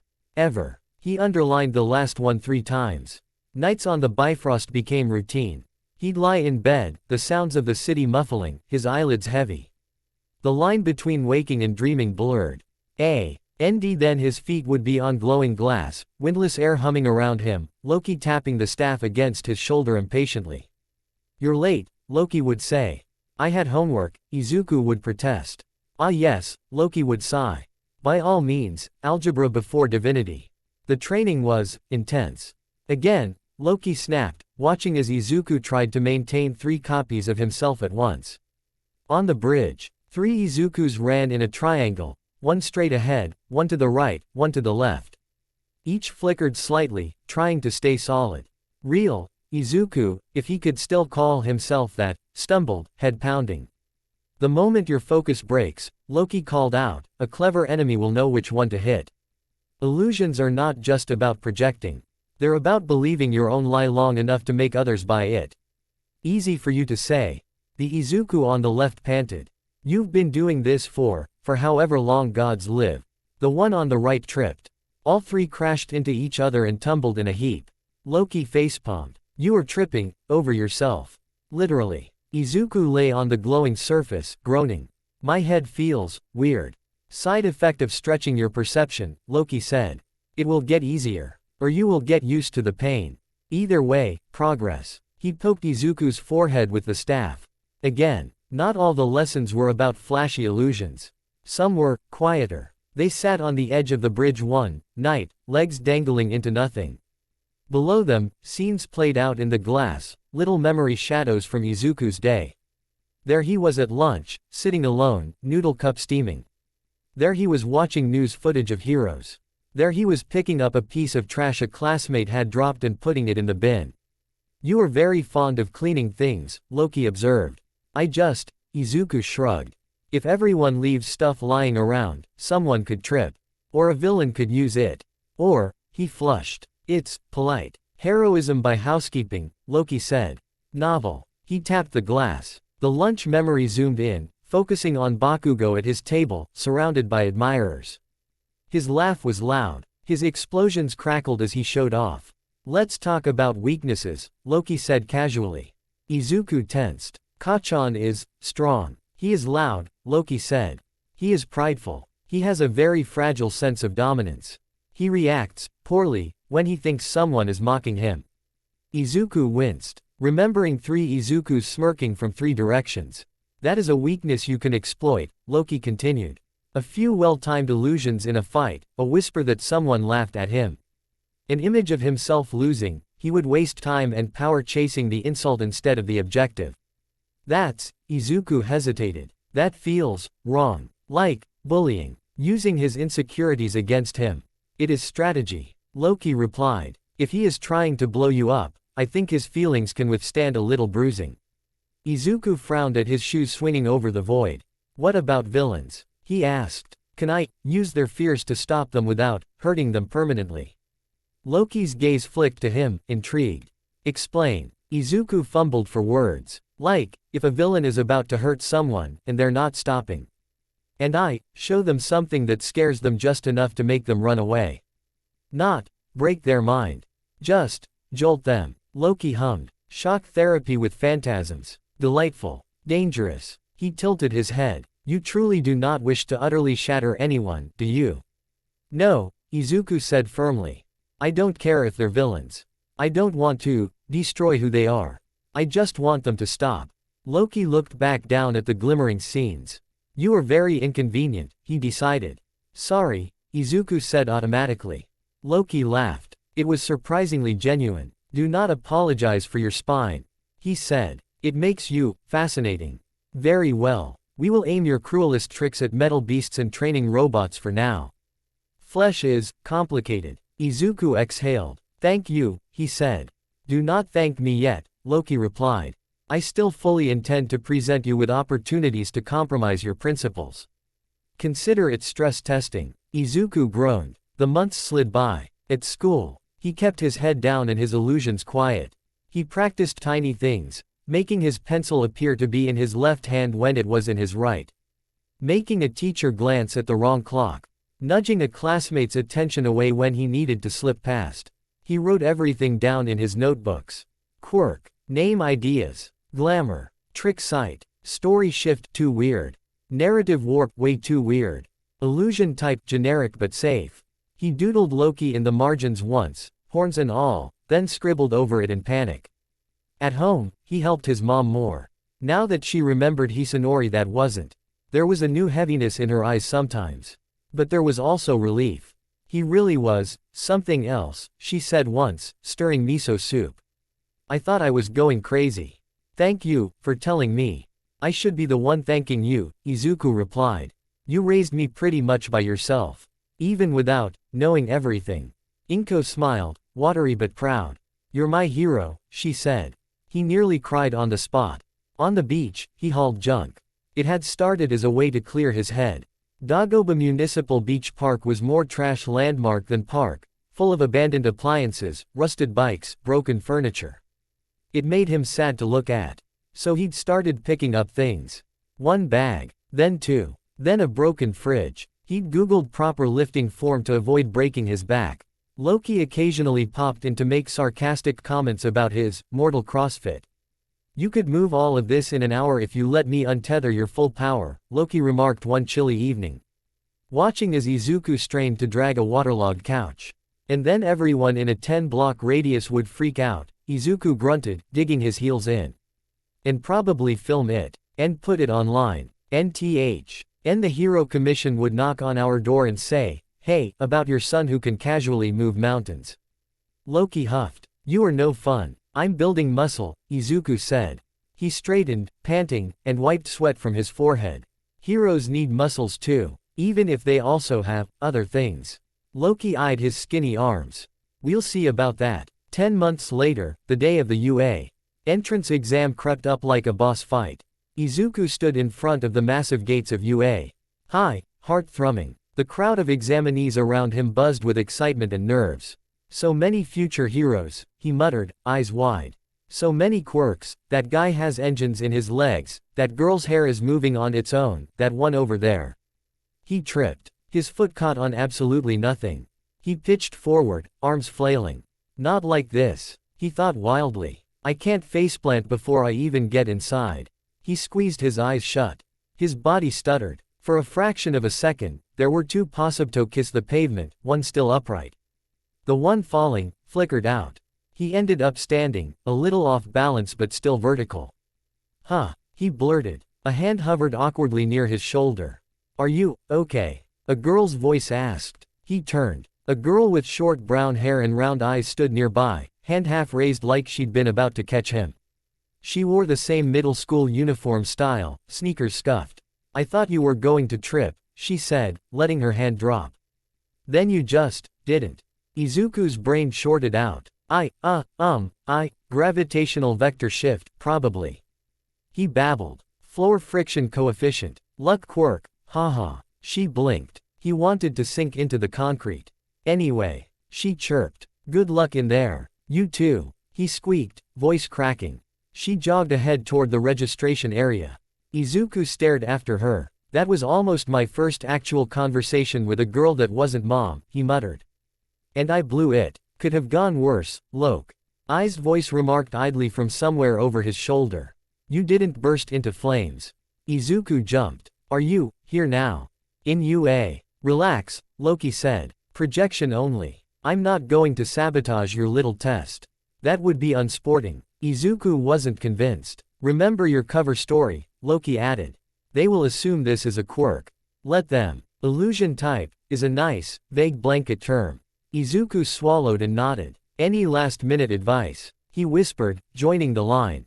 Loki considered, then said, do not die. Thanks. And remember, Loki added, a smirk audible in his tone. Yo. You do not win this by being the strongest. You win by being the one who decides where everyone else looks. Written tests were written tests. Izuku had studied for months. He didn't ace everything, but he did well enough to feel okay walking out. It was the practical that made his stomach flip.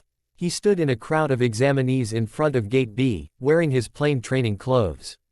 His heart thudded in his ears. Present Mike's explanation about mock urban battlefields echoed from the speakers. You will earn points by defeating villain robots. The pro hero shouted. But remember, there are also 0-point obstacles. Don't waste time on those, listeners.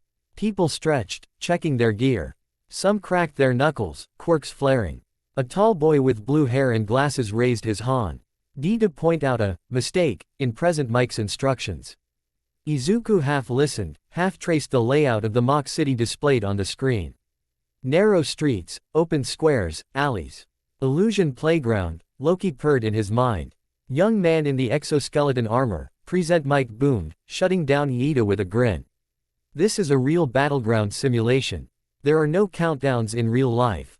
Go, go, goo. The gates clanged open. The crowd surged forward. Izuku's legs froze for half a second. Then he heard Loki's voice, sharper than usual. Move. He did. He sprinted into the mock city, lungs burning, heart pounding. Robots were everywhere, 3.1 stomping down streets, 1.1 skittering, 2.1s rolling like oversized Roombas with arms. Examinees scattered, quirks flaring. A girl launched acid at a bot. A boy with tail swiped one in half. Someone turned their arms into rock and smashed another. Izuku ducked into a side alley, pressing his back to the wall. Okay, he muttered to himself, panting. You've got this. You don't punch robots. You confuse robots. He peeked around the corner. A 3-point bot lumbered past, sensors glowing. Izuku closed his EYs and pictured himself sprinting across its path, waving his arms. You. He imagined yelling. Over here. He believed it. He believed the lie so hard his muscles twitched. The bot's head swiveled. It saw Izuku's fake version and pivoted, mechanical joints grinding. It charged after the decoy, heavy footsteps shaking the ground. The real Izuku stayed in the alley, pressed flat against the wall. Yes, Loki murmured with approval. Hook its narrative. Make it believe its target is just out of reach. Izuku made the illusion lead the bot in a circle, weaving between buildings. As it turned, he pictured another Izuku, this one standing right in front of the bot. Reality stuttered. For the machine, there were suddenly two targets, one running away, one stationary. It recalculated. Too slow. The running decoy slipped, behind, the bot. The stationary one turned transparent. The robot, confused, adjusted, and crashed straight into the side of a building, smashing its head on the faux concrete corner. Sparks flew. It collapsed in a heap of metal. Izuku exhaled, legs trembling. That's one, he muttered. 3 points. He moved. He didn't always need illusions to contribute. Sometimes he yelled warnings, yanked someone out of the way of a falling arm, or pointed out a robot about to flank another examinee.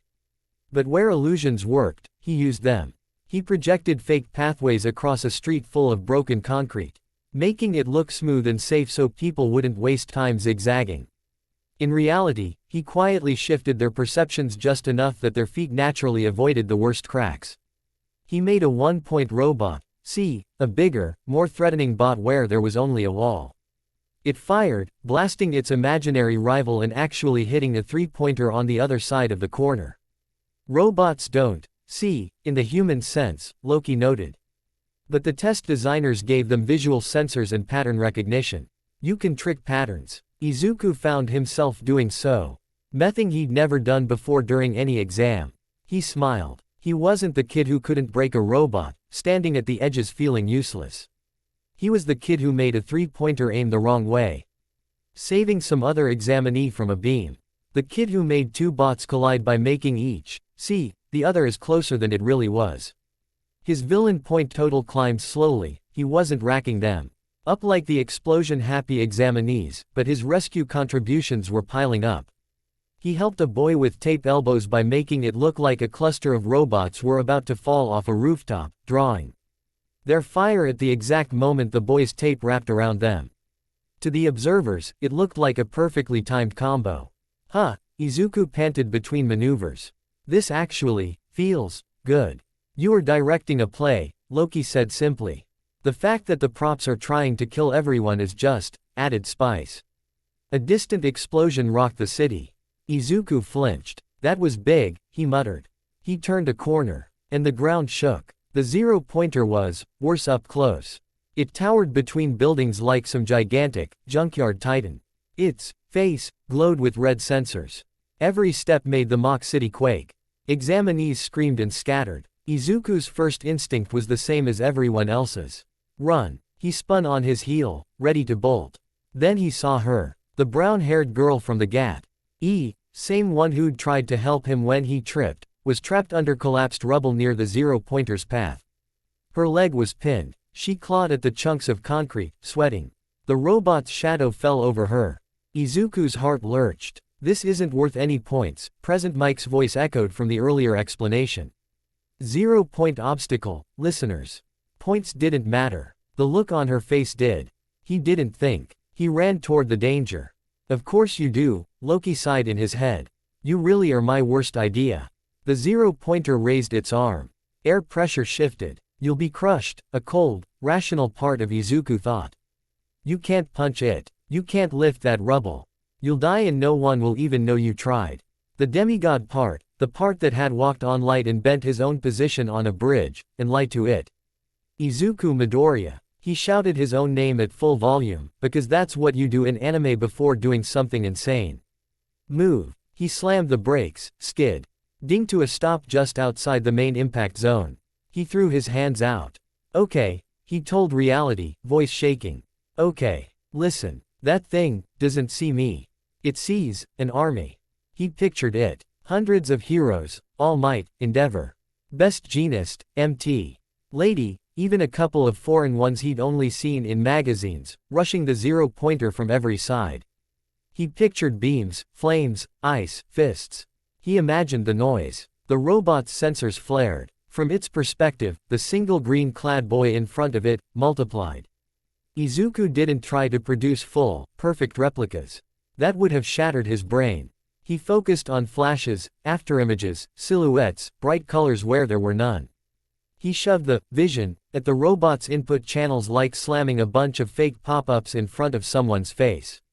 The zero-pointer hesitated. Its arm, mid-swing, recalibrated. It rotated, trying to track multiple targets. Its massive hand came down, too wide, too heavy, straight into one of the buildings next to him. Concrete exploded. Debris rained down, except some of it didn't. Izuku threw a layer of illusion over the falling chunks nearest the girl, making them look bigger than they were and further forward. The zero-pointer's next step crushed the illusory pile, not the actual kid. The real rubble that truly threatened to hit her, flickered out of her perceived reality. Her body instinct, idly curled away from what she thought was danger, which happened to put her out of line of the real falling slab. Dust choked the air. Hey! Izuku yelled, choking. Can you move? The girl coughed. My leg, I can't. He sprinted toward her. His illusions faltered at the edges, the army of fake heroes flickering. The zero-pointer's focus started to settle. Hurry, Loki urged. My tricks can ONL. Why distract an oversized blender for so long? Izuku dropped to his knees, grabbing the concrete pinning her leg. It was too heavy. His muscles screamed. Sweat poured down his face. Come on, he groaned. Move. You're that boy from the gate, the girl wheezed. You don't have to. Yes I do. He snapped, surprising them both. I want to be a hero. He took a breath and did something Loki hadn't suggested. He lied. Not to the robot. Not to the girl. To himself. For the next 3 seconds, he muttered under his breath, I can lift this. He pictured it. Not the struggle. Not the strain. Just the story. The one where the weak, quirkless nobody lifts the weight anyway. Green light flickered at the edge of his vision. He pulled. The concrete shifted. The girl screamed as her legs scraped free, but then she was out. Dragging herself away. The debris crashed down where she'd been. The zero-pointer roared, sensors locking onto the 2 tiny figures at its feet. Izuku's arms shook. He couldn't feel his fingers. Then the loudspeaker blared. And that's time, listeners. Exam over. The zero-pointer froze mid-step. Its red eyes dimmed. It ground to a halt. Izuku flopped onto his back, lungs burning. Thank goodness, he gasped. The girl crawled over, face contorted in pain, and grabbed his sleeve. You, she panted. You saved me. Maybe, he said weakly. I think we both saved you. She laughed, then winced. Ow. Recovery girl will be thrilled, Loki said dryly in his mind. Nothing like a steady stream of overachieving children with self-inflicted injuries. Shut up, Izuku muttered under his breath. The girl blinked. Nothing, he yelped. I was just talking to myself. Hero analysis voice. Sorry. She giggled. You're weird. I know. Proctors and robots began to move in. Tending to injured examinees, lifting debris. A medical bot loaded the girl onto a stretcher. Thank you again, she said, smiling brightly despite everything. I'm Ochako Uraraka, by the way. Izuku Midoriya, he replied. See you in the acceptance letters. She called as they wheeled her away. He watched her go, numb. Then the adrenaline crashed. He stumbled toward the exit of the mock city, legs jelly. You did adequately, Loki said, appearing perched on a ruined lamppost. Maybe even impressively, for a mortal. I almost died, Izuku replied flatly. You did not. Loki hopped down gracefully. You did. However, demonstrate 3 key lessons. 1. Illusions can direct big, dumb things. 2. Your body is not completely useless when pushed. 3. You are incapable of leaving screaming girls under rubble even when told not to. Izuku sighed. Is that last one bad? Loki considered. For your health, yes. For your story, no. Heroes are more interesting when EY cannot stop themselves from doing the stupid, brave thing. Izuku snorted. You moved that concrete, Loki added, a sliver of genuine surprise in his tone. Not with my power. With your own. You lied to yourself and your body believed you for a moment. That is, advanced work for someone who still trips on flat surfaces. Izuku blinked. Wait, that wasn't you. I tugged around the edges, Loki admitted. But the push was yours. Remember that. Izuku's cheeks warmed. Thank you, he mumbled. Do not get sappy, Loki said quickly, looking vaguely horrified. You still let your illusions drop too soon. We will be drilling that tonight. Izuku groaned. A few days later, Izuku sat at the kitchen table, staring at the envelope like it might bite him. Izuku, Inko said, wringing her hands. You don't have to open it right away if I do, he said. His fingers shook as he broke the seal. A small metal disc clattered onto the table. He jumped. Light flared from it, projecting a tiny hologram into the air. Not All Might. A small, white-furred creature in a suit sat on a chair, legs crossed, sipping tea. Hello, Midoriya Izuku-kun, Principal Nezu said pleasantly. I am Hi's principal. Inko gasped softly. He's a mouse. Or a bear, Izuku whispered. Or a dog. People argue online. Nezu smiled in their direction, as if he'd heard. I am many things, he said. But today, I am the principal delivering your results.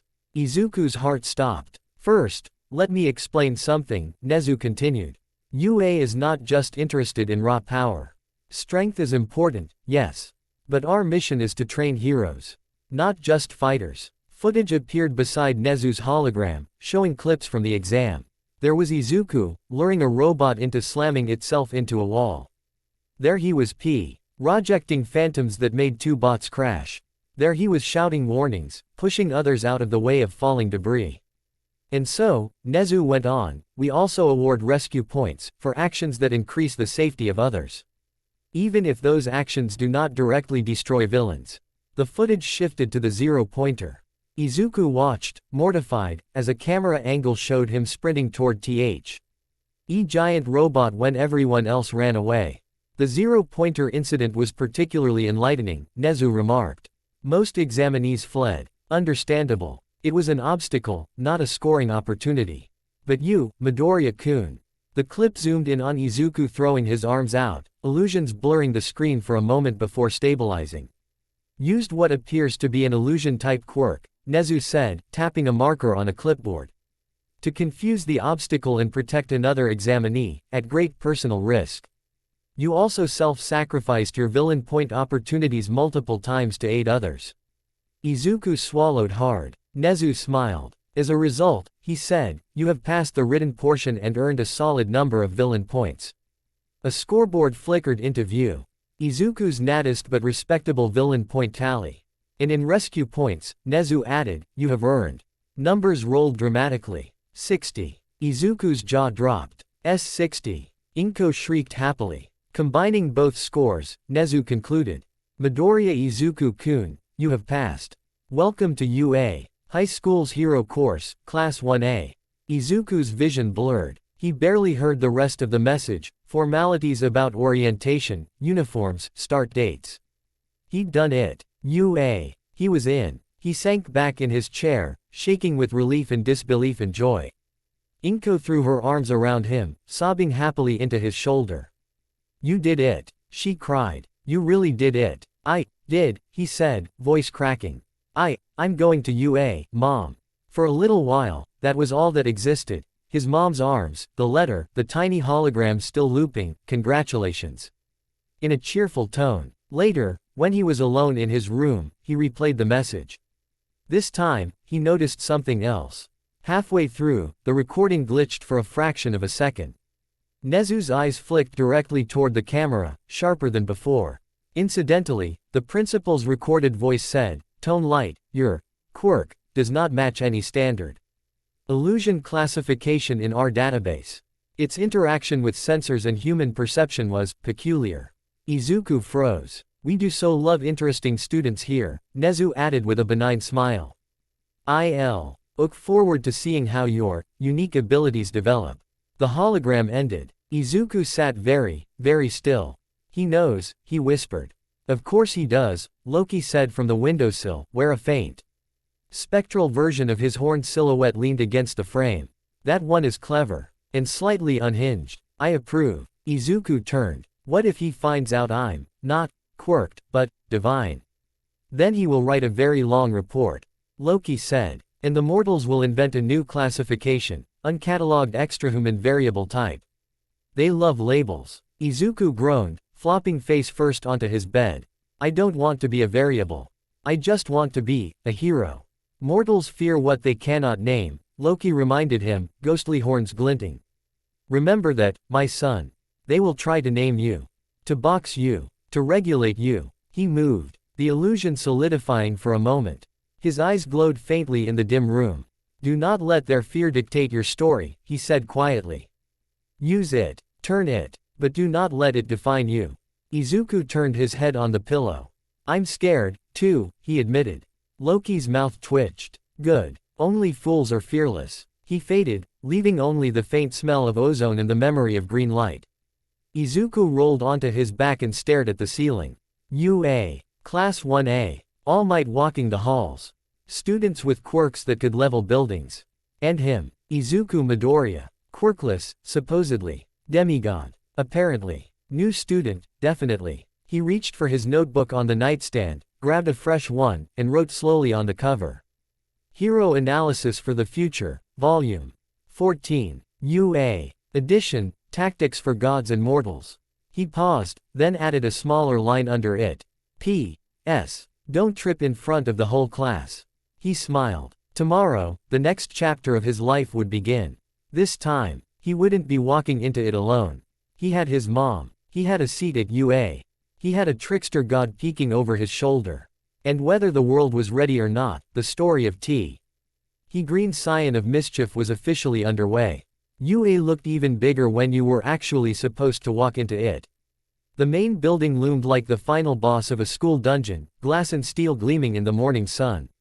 Izuku stood at the base of the steps with his brand new uniform pressed as neatly as humanly possible, tie slightly crooked, hands sweating. He'd watched this place on TV since he was old enough to hold a pen. Now he was about to be late to homeroom. Okay, he muttered under his breath, bouncing on the balls of his feet. Don't trip. Don't scream. Don't randomly sprout horns. Don't accidentally duplicate yourself. Don't. You're narrating again, Loki's voice noted dryly, somewhere near his ear. You'll draw attention. I always draw attention, Izuku hissed back. Lips barely moving. That's the problem. He took a deep breath, forced his shoulders down, and climbed the stairs. Inside, the halls buzzed with kids his age, all in matching eye forms and very much not matching quirks. One boy had elbows that looked like tape dispensers. Another had a giant tail. Someone's hair was literally on fire. Well, Loki remarked. At least you aren't. The strangest thing here on first glance. That is, actually kind of comforting, Izuku admitted. He found the sign, 1A. His heartbeat spiked. This is it. This is the room. This is. The door slid open with a clack. He stepped inside, and froze. Bakugo was already there. Katsuki Bakugo lounged with his feet up on a desk near the front, explosions snapping lazily in his palm. His eyes flicked to the door. They locked onto Izuku. For a split second, everything went quiet in Izuku's head. Then Bakugo exploded, metaphorically and almost literally. What the hell are you doing here, Deku? Izuku flinched so hard he nearly did trip this time. Kei-Kachan. Every head in the room turned. A boy with glasses adjusted them sharply. A girl with brown hair, Ochako, Uraraka, he reminded himself, gasped. A girl with purple earphone jacks paused mid-insert. Bakugo slammed his hands on the desk and surged to his feet. I knew I saw you at the exam, he snarled, stomping toward Izuku. Tiny blasts popped with each step. Thought I was hallucinating, because how could useless, quirkless Deku get into UA? Hero course. Several students murmured. Quirkless. Someone whispered. Is that true? Another asked. Izuku's throat clenched. He felt the old instinct flare up, to shrink, to apologize, to explain that no, it was all a misunderstanding, too. Stand up straight, Loki's voice cut in, suddenly sharp. You are not a bug. Izuku's spine snapped upright before he could think. He met Bakugo's glare. I got in the same way you did, he said, voice a lot steadier than he felt. I passed the exam. A murmur rippled through the class. Bakugo scoffed. Don't give me that. You lied to me for years about not having a quirk, and now suddenly you're doing freaky illusion stuff and playing hero.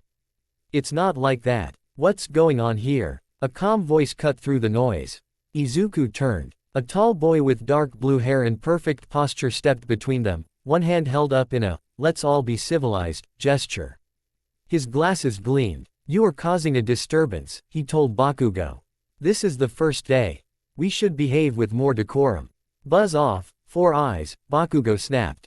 Blue hair, ignored him and turned to Izuku instead. I am Iida Tenya, he said crisply. From Sume Private Academy. I remember you from the entrance exam. You misled me. Izuku blinked. What? You appy. Read to be running toward the 0-pointer recklessly, Iida said, chopping his hand for emphasis. I assumed you were a simple fool. However, your coordinated actions with that young lady, he gestured to Uraraka, who waved awkwardly, and your unconventional quirk usage were critical to the success of others. He pushed his glasses up again. I misjudged you, he said. I apologize. Izuku's brain lagged.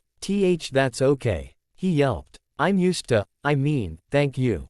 Iida-kun. I'm Midoriya Izuku. Your quirk appears to be of the illusion or mind type, Iida went on, studying him like a suspicious traffic officer. Such abilities can be extremely dangerous if misused. There it was. No, Izuku said. I only used them to misdirect robots, and to save Uraraka-san. Uraraka stepped forward, cheeks pink. Yeah, she said. He, totally risked his life. And it wasn't just fighting stuff, he made it so people didn't get crushed. Her smile faltered a little. It was really cool. And kinda scary. Because I wasn't sure if what I was seeing was him, or. She trailed off, eyes searching his face, like she was trying to make sure he was solid. Izuku's stomach twisted. I promise, he blurted. I won't mess with your perception for fun. Or, change who you are, or, I just want to save people. A few students relaxed a fraction at that. Others looked more intrigued than assured. Bakugo snorted. Listen to him, acting all mysterious now. I won't mess with you, guys, promise. He took a step closer, getting in Izuku's face. I don't care what fancy trick you pulled. You're still the same nerd who should have given up. Before Izuku could reply, a bored voice floated from behind them. If you're just here to play drama, you can leave now. Everyone turned. A man in a yellow sleeping bag lay on the floor near the front of the room. Izuku blinked. The man wriggled upright like a very tired caterpillar. With a sigh that sounded older than the building, he unzipped the bag and stepped out. Revealing messy black hair, droopy eyes, and a black capture weapon scarf draped around his neck. He grabbed a piece of chalk off the teacher's desk. I'm your homeroom teacher, he said. Writing on the board, Aizawa Shota. He turned, eyes scanning the class. Get to your seats, he added. You're being too loud. The room scrambled into chairs. Izuku ended up in the middle row. Bakugo plopped himself a few seats away, still radiating hostility. Iida took a desk ahead of him, sitting straight as a ruler. Uraraka ended up diagonally across, sending him a little thumbs up. Welcome to UA's hero course, Aizawa said, sounding like he'd rather be taking a nap. It took 8 seconds for you to start acting like elementary schoolers. This is going to be fun. He tossed a small device toward Izuku. Izuku caught it, barely. His old middle school PE uniform. Izuku looked up. Sensei. Get changed, Aizawa said. We're doing a quirk apprehension test. Someone raised a timid hand. But orientation. If you want orientation, Aizawa said flatly, go to the General Studies Department. Heroes don't need ceremonies. They need results. Track field. 10 minutes. He zipped himself back into his sleeping bag and shuffled out. The class stared. He's scary, Uraraka whispered. More so than he appears, Iida agreed, already standing. We should not be late. Izuku clutched his uniform, heart pounding. Looks like we skipped the boring speeches, Loki commented. Refreshingly efficient. Please don't show up in the locker room, Izuku begged internally. Even I have standards, Izuku. Quote, the quirk apprehension test felt like walking into a trap set specifically for him. The class gathered on the training field, now in identical blue UA. PE uniforms. Aizawa stood in front of them with a tablet. You've all done something like this before, he said. Physical tests in middle school. But you weren't allowed to use your quirks then. His eyes slid toward Bakugo, whose hands were already popping. Here, you are. He tossed a softball to Bakugo. You got the best score in junior high, right? Bakugo grinned, swagger returning. Obviously. Show us how far you can throw it with your quirk, Aizawa said. Bakugo strutted into the throwing circle. He rolled his shoulders, cracked his neck, and launched the ball with an explosion. It rocketed into the sky. Shrinking to a speck, the class oohed. Aizawa glanced at his tablet. 705.2 meters, he read. Whoa, that's crazy. As expected of top scorer. Bakugo turned, smirk wide. Hear that, extras. That's the baseline. See, Aizawa said, still sounding bored. It's fun, right? Uraraka leaned toward Izuku. Wow, this is like a game show. Aizawa's eyes narrowed. Fun, huh? He repeated. The air dropped a degree. This is a training ground for heroes, he said. Not a playground. He wrapped his scarf around his neck more tightly. If you kid around, he added, you die. Everyone stiffened. Whoever comes last overall in this test, Aizawa concluded, will be expelled. Several students shouted at once. What? You can't do that. Someone protested. That's irrational, Iida exclaimed. There was no prior notice. Aizawa's gaze swept over them with all the warmth of a cold shower. Rational, he said, is giving you a harsh lesson while you can still learn from it. Rational is seeing who can't keep up before they get someone killed. You want to be heroes. Show me. Izuku swallowed hard. Expelled, he whispered. Relax, Loki said. You excel when terrified. This is perfect. Quote. Not helping, Izuku muttered. As the tests began, sprints, grip strength, standing long jump, Izuku faced a new problem. If he performed too well with help from his illusions, someone might notice he wasn't using a normal quirk. If he performed too badly, he'd be at the bottom and get the boot. First up, the 50-meter dash. Izuku stepped up to the track beside Iida. Midoriya, Izuku. A robotic voice announced. Lane 4. Partner, Iida, Tenya. Iida looked over, engines in his calves revving. I will be running at full speed, he said. I suggest you do the same. All right, Izuku squeaked. He crouched at the starting line. On your mark, get set. You're slow, a cruel voice whispered in his head. Even if you're a demigod, your legs are still human. You'll embarrass yourself. Go. Iida rocketed forward in a blur of motion and wind. Izuku did something that technically counted as running. Use it, Loki said calmly. Just a little. I can't create illusions the cameras will pick up. Izuku whispered in his head, lungs burning. It'll show on the replay. Then don't trick the cameras, Loki replied. Trick yourself. Izuku's foot caught for half a second. He forced his focus forward. I am faster, he thought. Just for this run. I am not the last one off the line. I'm already halfway there. Reality tugged. The track seemed to shorten under his feet. His perception of the distance warped, like someone had zoomed in the finish line. He didn't actually teleport, but his sense of timing shifted, making his body squeeze extra speed out of his muscles as if he were already mid-sprint. He crossed the line gasping. Time. 7.02 seconds. Not incredible. Not terrible. Acceptable, Loki said. You still looked like a flailing duck. Thanks, Izuku wheezed. The other tests followed the same pattern.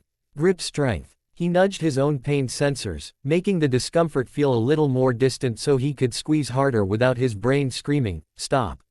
Sidestep test. He created faint afterimages of himself one step to either side, giving his body the impression that it could snap between positions that fast, and then pushed his muscles to match. Standing long jump. He bent his fear. For a split second midair, he lied to himself, there's no way I'll fall into the pit. I already made it. His body, desperate to make the story true, stretched a tiny bit further. He didn't top the class in anything. But he wasn't dead last either. Aizawa's gaze stayed on him a little longer than felt comfortable during each test. At the softball throw, Izuku stepped into the circle, ball heavy in his palm. You'll have trouble here, Loki observed. You can't exactly illusion the ball farther. I can give myself a better chance, Izuku muttered. He remembered All Might. And the other version of this story, the one where he'd gotten one for all earlier, where he'd blown his arm apart to throw the ball. He didn't have that power. But he had something else. He wound up, took a breath, and told himself, I've already thrown it far. He pictured the ball streaking toward the far fence, imagined the arc, imagined the way his shoulder would move to make that happen. He threw. The ball flew. 63 meters, the device announced. A few kids whistled. Not bad, someone said. A for effort, Loki commented. C for form. Aizawa's eyes narrowed. When the tests finally ended, everyone gathered around, sweaty and anxious, as Aizawa scrolled through his tablet. Here are the rankings, he said, projecting them as a hologram. Bakugo was near the top, along with Iida and a tall black-haired boy named Todoroki. Izuku's name hovered somewhere in the middle. No one was marked for expulsion. Wait, Uraraka said, squinting. Does this mean? Aizawa sighed. That was a rational deception. I lied. Half the class faceplanted. You said whoever was last would be expelled. Iida protested. I said that to motivate you, Aizawa replied. Welcome to hero work. Villains aren't going to give you a warning label. Izuku exhaled shakily. Loki chuckled. I like him. He weapon eases expectations. As the others filtered back toward the locker rooms, Aizawa's voice cut through the chatter. Midoriya. Stay. Izuku froze. His stomach did an Olympic-level flip. Yes, sir, he said, walking over on shaky legs. Aizawa waited until the others were out of earshot. He stared at Izuku for a long moment. His eyes were tired, but sharp. You're listed as having an illusion-type quirk, he said. Yes, Izuku said automatically. Did you have that when you were younger? Izuku hesitated. No. It manifested later. Around the sludge villain incident. Aizawa asked casually. Izuku's breath caught. How? All Might wrote a report, Aizawa said. He mentioned a quirkless boy who moved like he had an illusion quirk. That boy looked a lot like you. Izuku's throat felt dry. Aizawa stepped closer. I don't care where your power came from, he said quietly. At least, not yet. But I do care how you use it. His scarf coils seemed to tighten around his neck, like a snake ready to strike. Mind and illusion types are heavily regulated, he continued. You can control what people see. What they remember. If you wanted to, you could make someone walk off a building thinking they're stepping onto a sidewalk. Izuku flinched. I'd never. I don't know what you'd never do. Aizawa cut in. That's the point. I have to assume the worst. That's my job. He held Izuku's gaze, eyes suddenly glowing faintly red. For a moment, Izuku felt something graze over his skin. Like a hot wind trying to peel something off him. Aizawa's hair rose, his capture scarf floating. The quirk erasure hero, Eraserhead, Loki murmured in Izuku's mind, suddenly serious. This one cancels abilities by looking at them. Interesting. Izuku felt pressure for half a second. Then, nothing. Loki chuckled softly. He cannot erase what is not a quirk. Keep your face neutral. Izuku tried very hard to look like nothing was happening. Aizawa's eyes flickered, his hair dropping. Thought so, he said. Izuku's heart stopped. Why you can erase my quirk? He blurted, going with the safest assumption. I can't erase what you weren't using, Aizawa replied. You didn't use your illusions just now. You could have. You chose not to. That tells me something. He stepped back. That rooftop you're so haunted by, Aizawa said. When All Might told you his, no. You didn't give up. You made a deal with something. Or someone. Izuku swallowed. Aizawa held up a hand. I don't need the details yet. He said. If you walk this path wrong, they'll be dragged out of you in an interrogation room instead. Cool. Comforting. Totally not terrifying. I'm going to ask you one question, Aizawa said. And I want you to think very hard before you answer. Izuku nodded tightly. If, Aizawa said slowly, using your power means people fear you. If it means other heroes doubt you. If it means your classmates think you're a manipulative creep. But it also means you save more lives than you would by playing nice. He fixed Izuku with a steady stare. Are you willing to let people hate you? He asked. If it means saving them. Izuku stared at him. His mind flashed images at him like a broken projector. Bakugo snarling, you cheated. Uraraka's uncertain smile. Iida's suspicious frown. Loki laughing, mortals fear what they cannot name. He thought of the girl under the zero-pointer. He thought of the people All Might saved who never even saw his face, just his shadow. He took a shaky breath. Yes, he said. Aizawa's eyes narrowed a fraction. But, Izuku added, voice quiet but firm, I won't become what they're afraid of. I'll let them misunderstand me if I have to. But I won't stop being me. He clenched his fists. If I have to be the weird trickster hero people side-eye sometimes, he said, as long as I'm saving more people than I co. Old by standing back and being safe, then, yeah. I'll take it. Aizawa studied him for a long moment. Then he sighed, looking infinitely tired. Annoying answer, he muttered. You sound like one of those symbol types. He turned away. I'll be watching you, Midoriya, he said. Use your head. Don't cross lines you can't uncross. And if the Hero Commission starts sniffing around you, tell me. Izuku blinked. The Hero Commission. You'll meet them, Aizawa said. If you live long enough. Cheery. He walked off, sleeping bag slung over one shoulder. Izuku stood there, heart racing. Well, Loki said thoughtfully. He's not an idiot. He can feel something's off, Izuku whispered. But he's still giving me a chance. Mortals are unpredictable, Loki mused. This may work in our favor. Our favor, Izuku echoed. You're my son, Loki said. Your story reflects on mine. I have a reputation to maintain. Izuku rolled his eyes. If the quirk apprehension test was a subtle test of who they were under pressure. Then the battle trial was the loud, cinematic version. All right, young heroes. All Might boomed, standing at the front of the training hall in his muscle form. The class buzzed with barely contained excitement. Today, we'll be doing battle training. He struck a pose. Izuku's heart lurched. Seeing All Might in full costume, up close, as his teacher, was not to make his inner fanboy short-circuit. But now, there was another layer, memories of the skinny man on the rooftop, the harsh words, the regret. And the moment time had frozen. All Might's eyes lingered half a second on Izuku before sweeping the rest of the class. He launched into the explanation, heroes versus villains, mock building, bomb, props, teamwork. Villains would defend the bomb inside a building. Heroes would infiltrate and secure it within the time limit. They drew lots for teams. Izuku's stomach clenched when his name came up. Team A, Midoriya Izuku. All Might read. And Uraraka Ochako. Uraraka squealed softly. Yay, we're on the same team. Team B, Bakugo Katsuki, and Iida Tenya. There was a collective oh no from several students. Well, that's dramatic, Loki remarked. Your story has a flair for the obvious. Izuku swallowed. Kachan and Iida, villain team. Iida pushed his glasses up. I will represent villainy with honor, he declared. Even though it goes against my principles.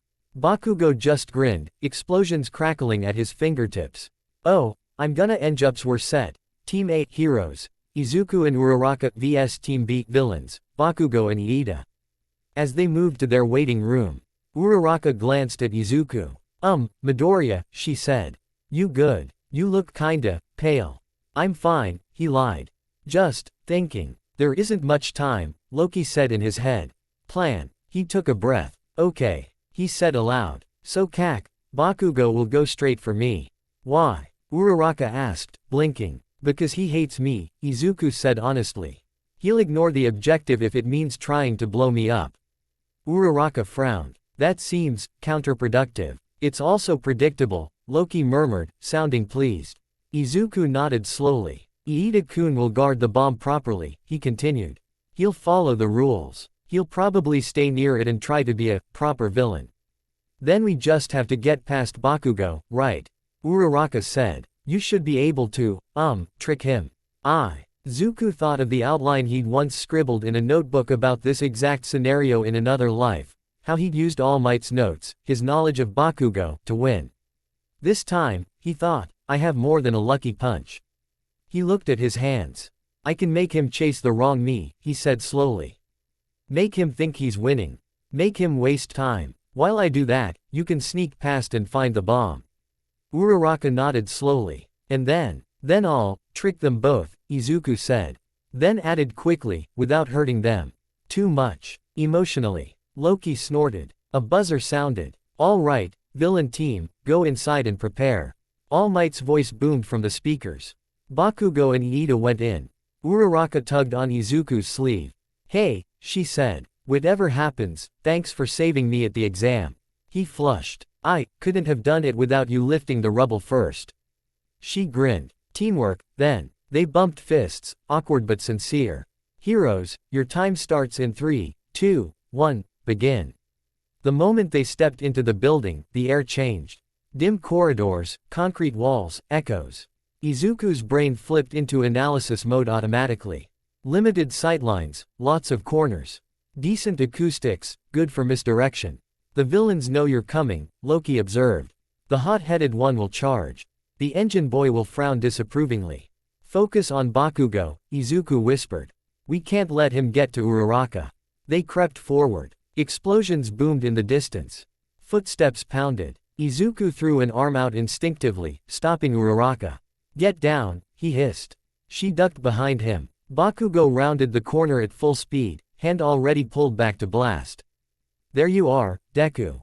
Izuku's world narrowed. Now, Loki said. Izuku didn't think. He split. Bakugo saw 3 Dekus. One stood directly in front of him, eyes wide.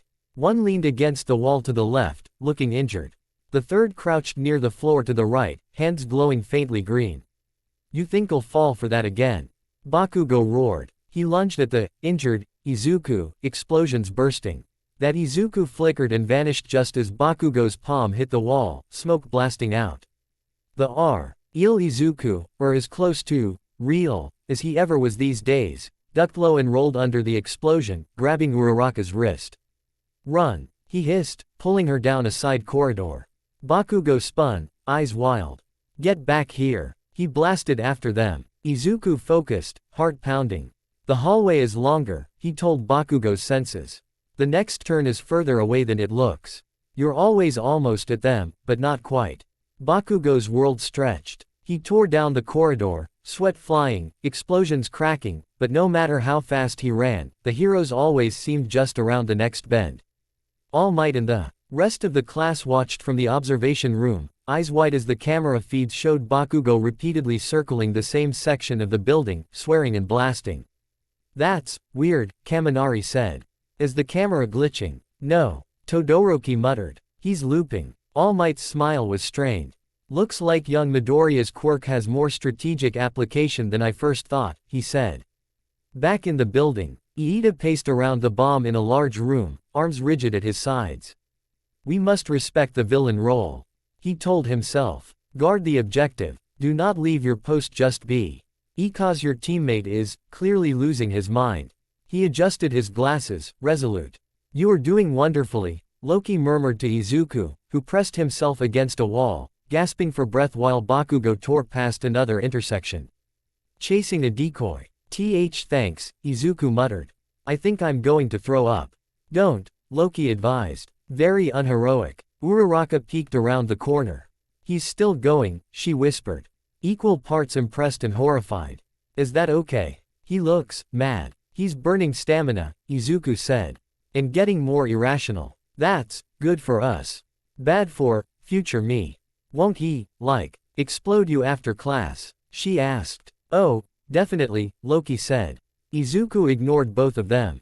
Okay, he said. Next phase. You go for the bomb. All face him. Uraraka's eyes widened. Alone. He's not going to listen to reason if we both show up, Izuku said. He'll just aim bigger explosions. All distract him. You're really okay with that? She asked. Heroes use their strengths, Izuku said. Mine is being annoying in multiple places at once.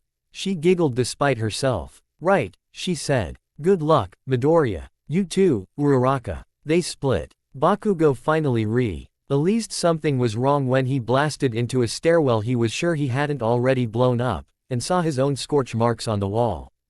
He skidded to a stop, chest heaving.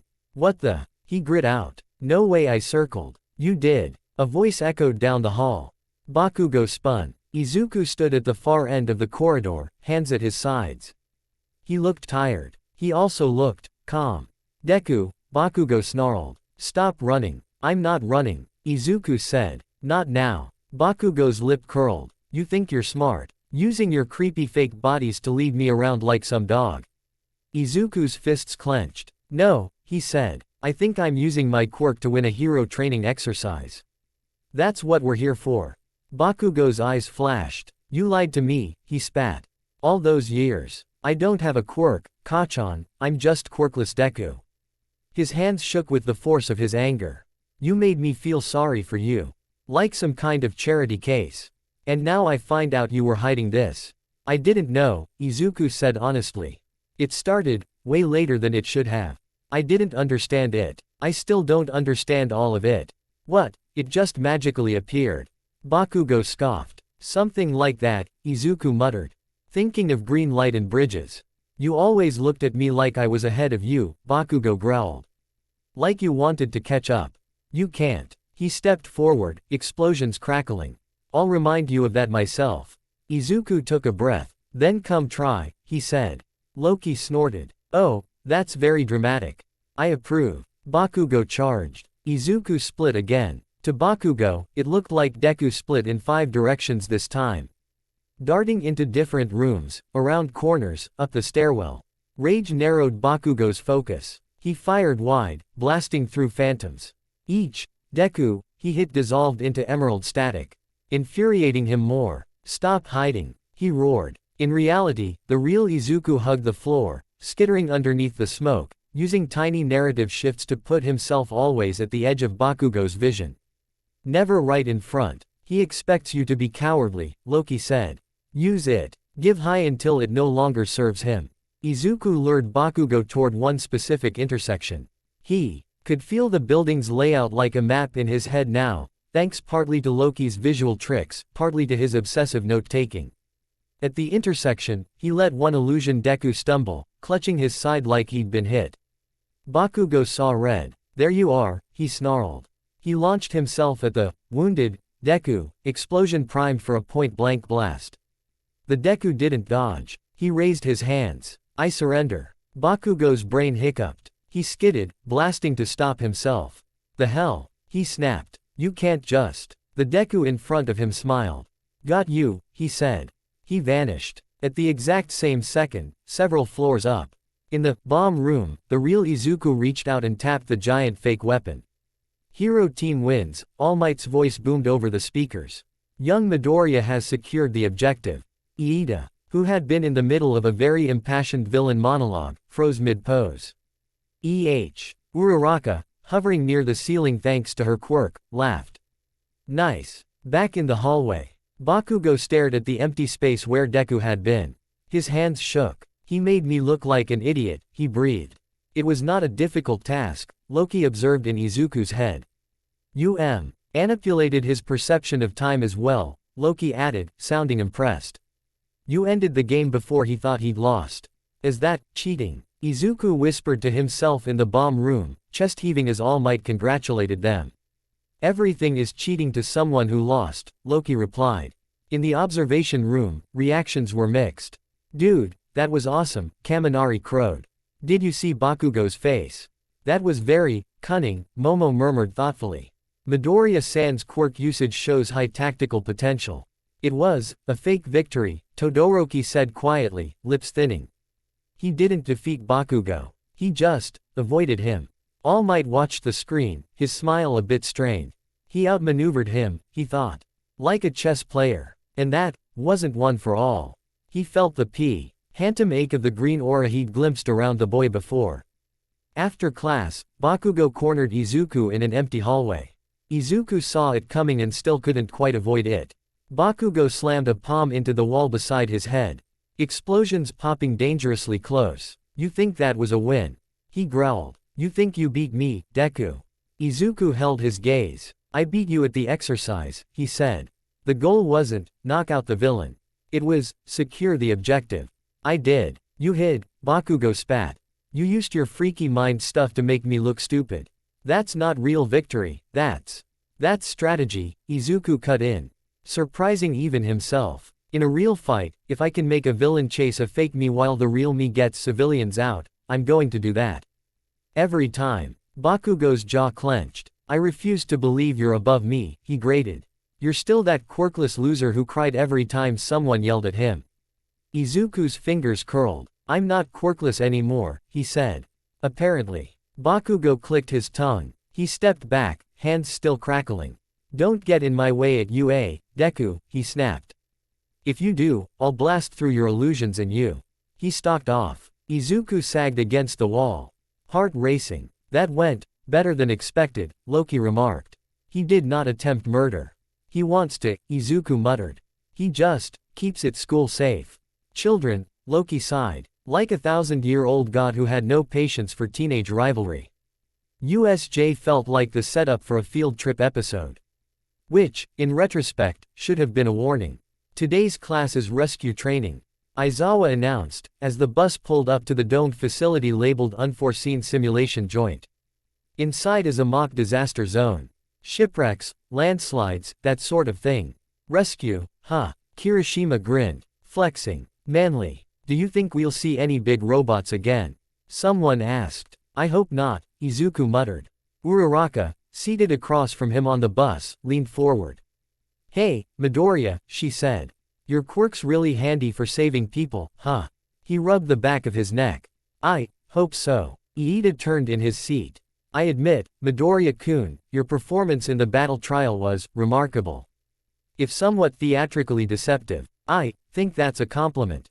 Izuku said. It is, Iida confirmed. However, please ensure you do not use your illusions to, for example, make it seem like I am walking into a wall. That would be most unbecoming. Izuku thought guiltily about how fun that would be. I won't, he promised. Probably. I mean, I won't. Loki snickered. They disembarked and entered the USJ. Inside, it was impressive. Zones of simulated disasters sprawled out. A flood area, a fake landslide, a burning building section, a ruined cityscape. 13, the space hero, stood in the center, delivering a heartfelt speech about the dangers of quirks and the importance of using them to save, not harm. Izuku listened intently, at first. Then he noticed something. At the far end of the plaza, near a fountain, the air shimmered. Not like his illusions. More like a warp. A whirlpool in reality. Black mist coiled, swirling inward. Izuku's skin prickled. That shouldn't be there, Loki said sharply. That is not one of my tricks. The mist condensed into a person. A shape. A figure in a black suit with a metal collar and a kind of smoky, spinning portal for a head. Behind it, shadows emerged. Lots of shadows. Villains. Real ones. Izuku's heart plummeted. Aizawa-sensei, he blurted. That's. I see it, Aizawa said, already pulling his goggles up. Students. Get back to the entrance. 13, protect them. The mist-headed figure's voice echoed, disturbingly calm. Welcome, UA students. We are the League of Villains. We've come to kill All Might. Chaos followed. Aizawa launched himself forward, scarf whipping. 13 spread his hands, ready to activate his black hole quirk if needed. The villains spread out, portals warping. Move. Iida shouted. Everyone. Back to the. A portal opened beneath their feet. Izuku's stomach lurched as gravity vanished. He tumbled through darkness, the world twisting. Before panic could fully slam into him, Loki's voice sliced through the noise. Anchor. What? Izuku gasped, spinning. Your body is falling. Your story does not have to, Loki snapped. Pick a place. Land there. Izuku L. onto the first image that came to mind. A jagged chunk of fake concrete near the center of the USJ plaza. He forced his mind to accept that is where he would be next. The darkness spat him out. He hit the ground hard, rolling. But not nearly as badly as he should have from that height. He lay there for a second, wheezing.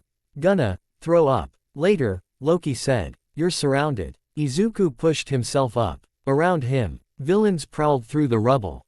Dark silhouettes, strange quirks. Aizawa fought near the center, scarf snaring, eyes flaring. He took down one enemy after another, but more poured in. And at the top of the central stairs, scratching at his neck like an impatient child, stood a pale man covered in disembodied hands.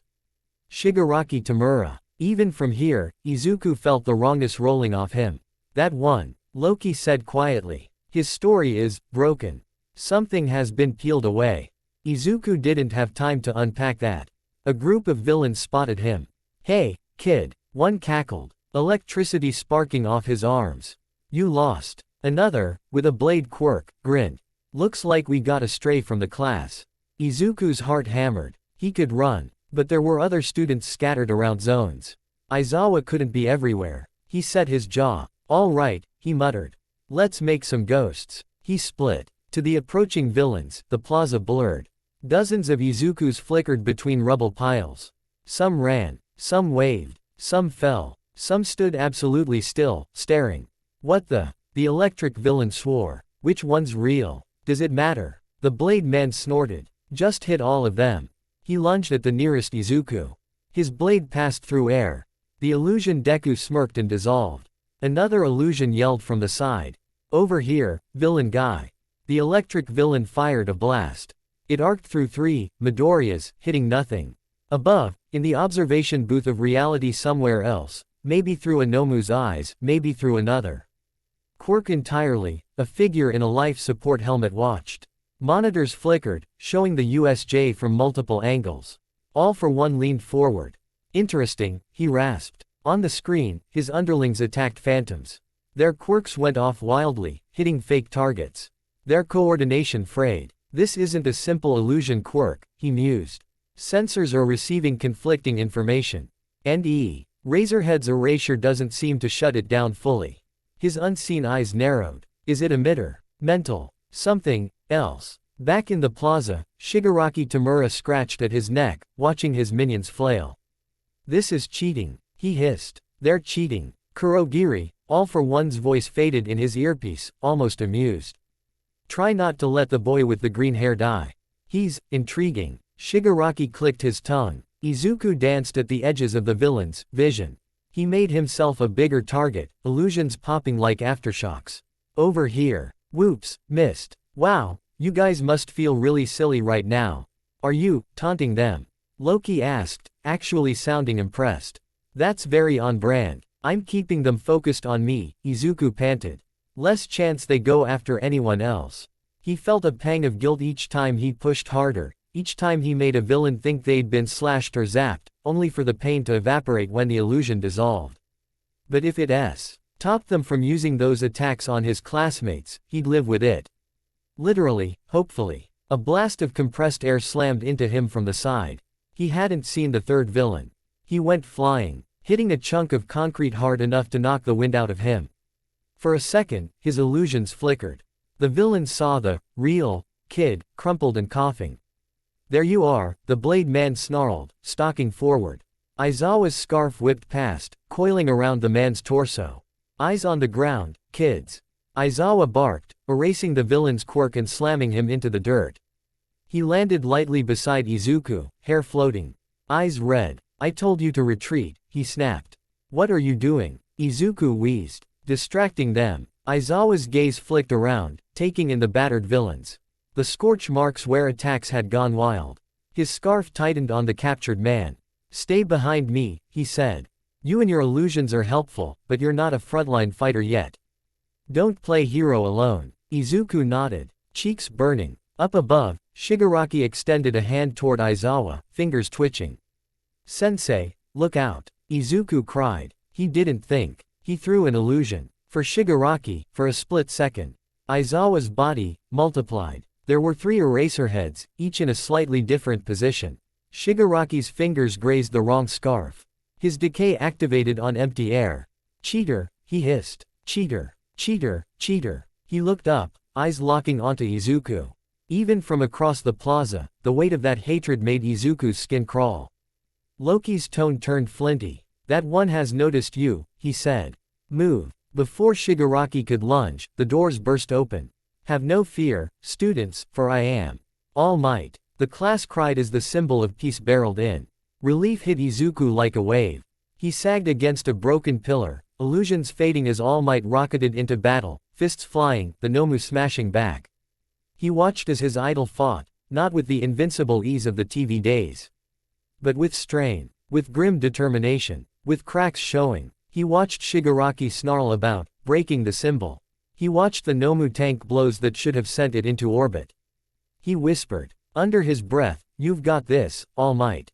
Loki stood on an invisible ledge nearby, watching too, expression unreadable. "That one," he murmured, eyes on All Might, "is burning his story at both ends." "You, like him," Izuku realized, surprised. "I find him entertaining," Loki said. "He believes in his own lie so completely that reality has no choice but to keep up." When it was over, when All Might stood panting over the broken Nomu, when the remaining villains retreated through black mist, when the pros flooded in and the students were ferried to safety, that's when the real consequences began.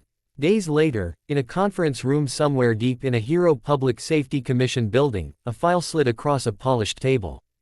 Hawks, leaning back in his chair with his wings draped over the sides, flipped it open with one gloved hand.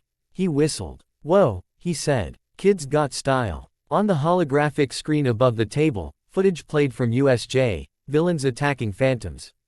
Shigaraki swiping at Eraserhead and missing, a green-haired kid darting across the battlefield in bursts of impossible movement. A commission official adjusted her glasses. Midoriya Izuku. UA first year. Hero course, Class 1A.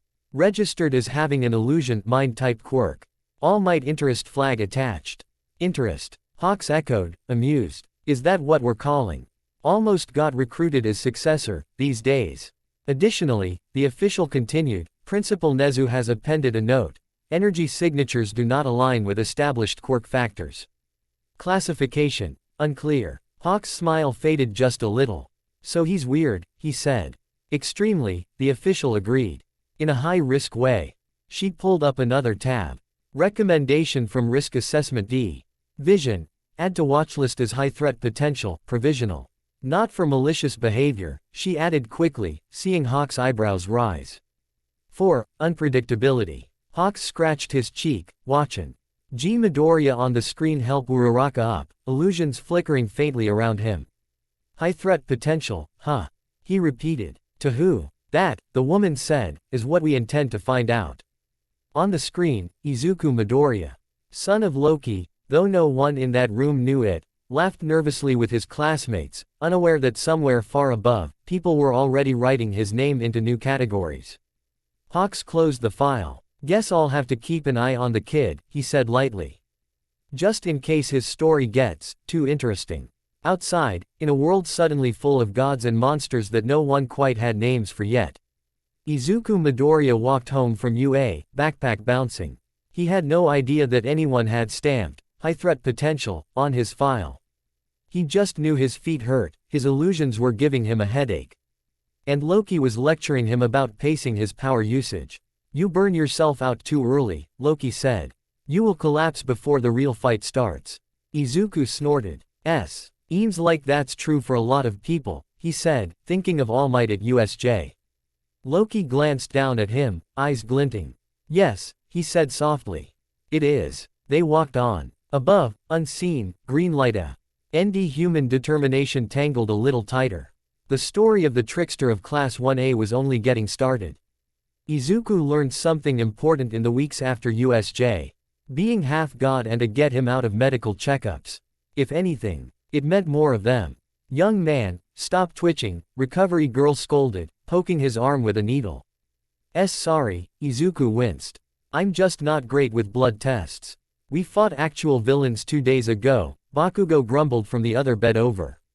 His arm was in a sling, scowl permanent. And you're scared of needles. I'm not scared, Izuku lied. I just respect them. Aizawa sat in a chair by the door, bandaged and grumpy, goggles around his neck. Nezu perched on a stool, sipping tea and watching like this was a science experiment instead of a checkup. On the wall, a diagnostic monitor beeped quietly, showing quirk activity graphs and bio readings. Recovery girl hummed as she drew blood. Your vitals are fine, she said. A bit of elevated stress, unsurprising, given the attack. But the rest is normal for a boy your age. Nezu tilted his head. Is it, though? Izuku's stomach flipped. What do you mean, Principal Nezu? He asked, voice going up an octave. Nezu hopped off the stool and padded over to the monitor, tail flicking. These readings, he said, tapping one of the lines with a tiny paw. Your quirk factor response curves. There's an anomaly. Bakugo snorted. Yeah, his quirk is creepy as hell. This isn't about appearances, Nezu said mildly. Most quirk users show a certain pattern in how their bodies generate and circulate quirk energy.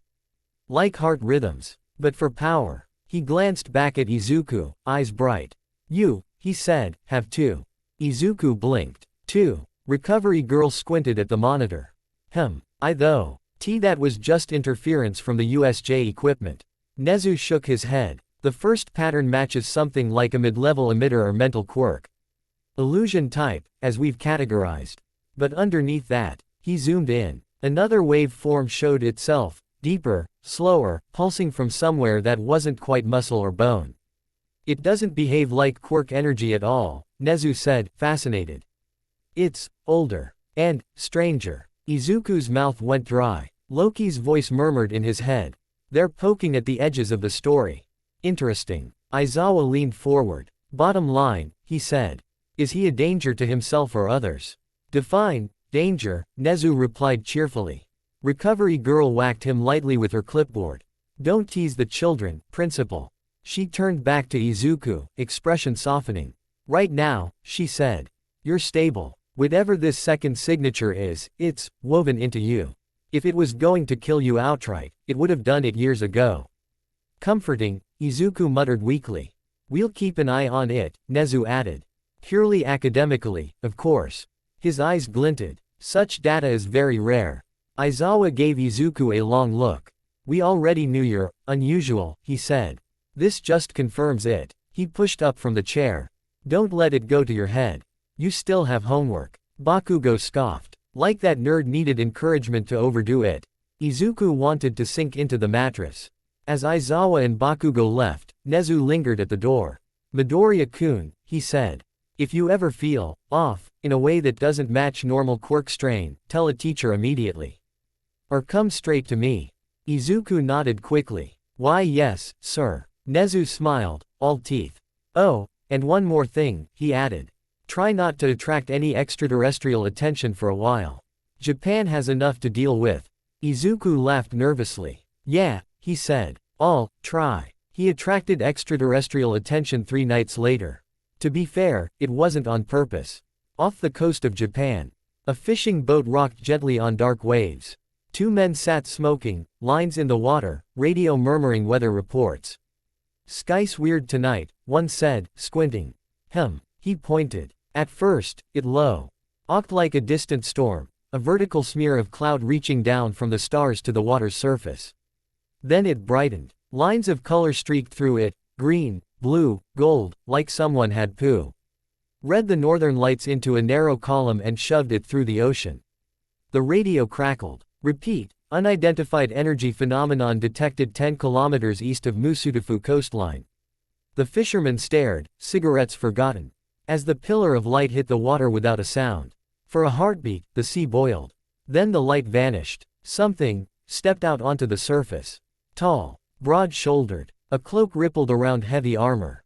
A hammer rested in one hand, runes faintly glowing. The figure looked around, eyes narrowing as if listening to something only he could hear. Midgard again, he muttered. And Loki's stench all over this region. Thunder grumbled overhead. Alarms went off in Tokyo. In a control room deep under Hero Public Safety Commission headquarters, analysts scrambled as screens lit up with energy readings. Satellite feed online. Someone shouted. We've got visual of the event location. On the main screen, grainy footage zoomed in on the ocean, in Hansen. The image of the armored figure standing on the waves. The chair at the head of the table creaked as the commission president leaned forward. Is that a quirk? She asked tightly. Energy signature doesn't match anything on file. Another analyst said. It's similar to the anomaly we saw at UA during the entrance exam and USJ, but on a much larger scale. Hawks whistled low from his spot against the wall, wings half spread. Big guy, he said. Hammer. Cape. Walking on water. Someone's got a flair for drama. Can we identify him? The president asked. A researcher flipped through a tablet. Cross-referencing mythological depictions and prior world anomaly reports, there have been unconfirmed sightings of similar figures across history. Norse pantheon, Thor, specifically. The room went quiet. Thor, Hawks repeated slowly. As in, the god of thunder. We don't officially acknowledge gods, the president snapped. We acknowledge potential high-level quirk users. The researcher swallowed. Then this is a high-level quirk user who matches global myth patterns and just arrived via a rainbow space beam. Hawks snorted under his breath. Open a line to UA, the president said. And to the Coast Guard. I want eyes on that thing, and I want contingency plans if he decides to walk inland. On the screen, Thor started walking. Each step sent little ripples across the water, like he was strolling across a pond. His gaze lifted toward the distant city lights. Found you, he murmured. Lightning flickered behind him. At UA, Nezu watched a smaller version of the same feed on his office monitor, sipping tea. Oh my, he said. We're getting popular. All Might, in his skinny form, hunched in the chair opposite, hollow cheeks taut. Are we sure that's? He started. God. Nezu finished. Quirked myth entity. Extraterrestrial Asgardian. He waved a paw. Call him whatever makes you sleep at night, Toshinori. All Might grimaced. Why is he here? He asked quietly. We haven't had a major entity event in Japan in years. Nezu's smile thinned. Young Midoriya's tests, he said. The USJ anomaly. Loki's scent on the wind. His gaze flicked to the screen, where Thor W. as now speaking to a flustered Coast Guard officer on a patrol boat, gesturing broadly with his hammer. If his father is who we suspect, it's only a matter of time before the rest of his family gets curious. All Might's hand clenched on the armrest. He's just a boy, he said. He didn't ask for any of this. Neither did you, Nezu said softly. And yet here we are. He set the teacup down. The commission is going to panic. He added. We should get ahead of that if we can. Before they STA containment, and, asset. All Might's jaw tightened. He knew those words. He'd heard them in war rooms and briefing halls. Call them, he said. And call Thor here, if he's willing. Better to talk than to let them bluster over his head. Nezu's eyes glittered. I thought you'd say that, he said. Already done. Izuku, blissfully unaware of incoming thunder gods and government meetings, lay on his bed staring at the ceiling. Classes had resumed after the USJ cleanup, but there was a new tension in the air. Security was tighter, teachers more watchful. The sports festival posters around the school felt surreal, like advertising a game show in a war zone. He sighed and rolled over, flipping open his newest notebook. On the page, he'd written, Midoriya Izuku, Ability Notes. Baseline, Illusions Perception Shift. Underneath, Loki. Feels like, warm pressure plus cold fear at same time. Limits, headache, dizziness. Vomiting, 10 out of 10 do not recommend. He tapped his pen against the margin. Still awake, Loki's voice floated from the corner of the room. Izuku turned his head. A half-solid projection of Loki sat on his windowsill, one knee up, back against the frame. The city lights outside glowed through him faintly. Yeah, Izuku said. Hard to sleep when everyone keeps reminding you could have died last week. Quote, mortals are very bad at letting near-death experiences lie, Loki agreed. They either obsess over them or pretend they never happened. Izuku snorted. Which one are you? I prefer to make jokes until everyone else is uncomfortable, Loki said serenely. Izuku smiled despite himself. He hesitated. Principal Nezu knows something's off, he said. And the commission probably does, too. They ran extra tests today. They saw the two patterns. Of course they did, Loki said. They have very sophisticated sticks to poke things with now. Are they going to take me away? Izuku asked quietly. Lock me in some lab. Extrahuman specimen, please don't tap the glass. Loki's expression darkened. If they try, he said mildly, they will discover how very fragile laboratories are. Izuku's chest loosened a little. Can you actually protect me from that? He asked. I mean, you said you sealed my power once to keep me off the radar. But now the cat is out of the bag. As you mortals say, Loki said. There is no going back to ignorance. He tilted his head, studying Izuku. You cannot hide what you are anymore, he said. But you can choose where you stand when everyone else finally looks up. Izuku frowned. Where I stand. Loki's gaze drifted to the window, to the faint glimmer on the horizon that only he seemed to notice. Asgard is watching, he said. Izuku sat up. Asgard. As in, the god place. The Golden Space City. Crude, but not entirely inaccurate, Loki said. My dear brother has arrived on your little planet, if the current rumbling in the world tree is anything to go by. Izuku's eyes widened. Thor. Like that Thor. Loki rolled his eyes. Yes, thunder, hammer, very impressive pectorals. Try to contain your excitement. And no. That means, Izuku swallowed. They know about me. They knew the moment your seal started cracking, Loki said.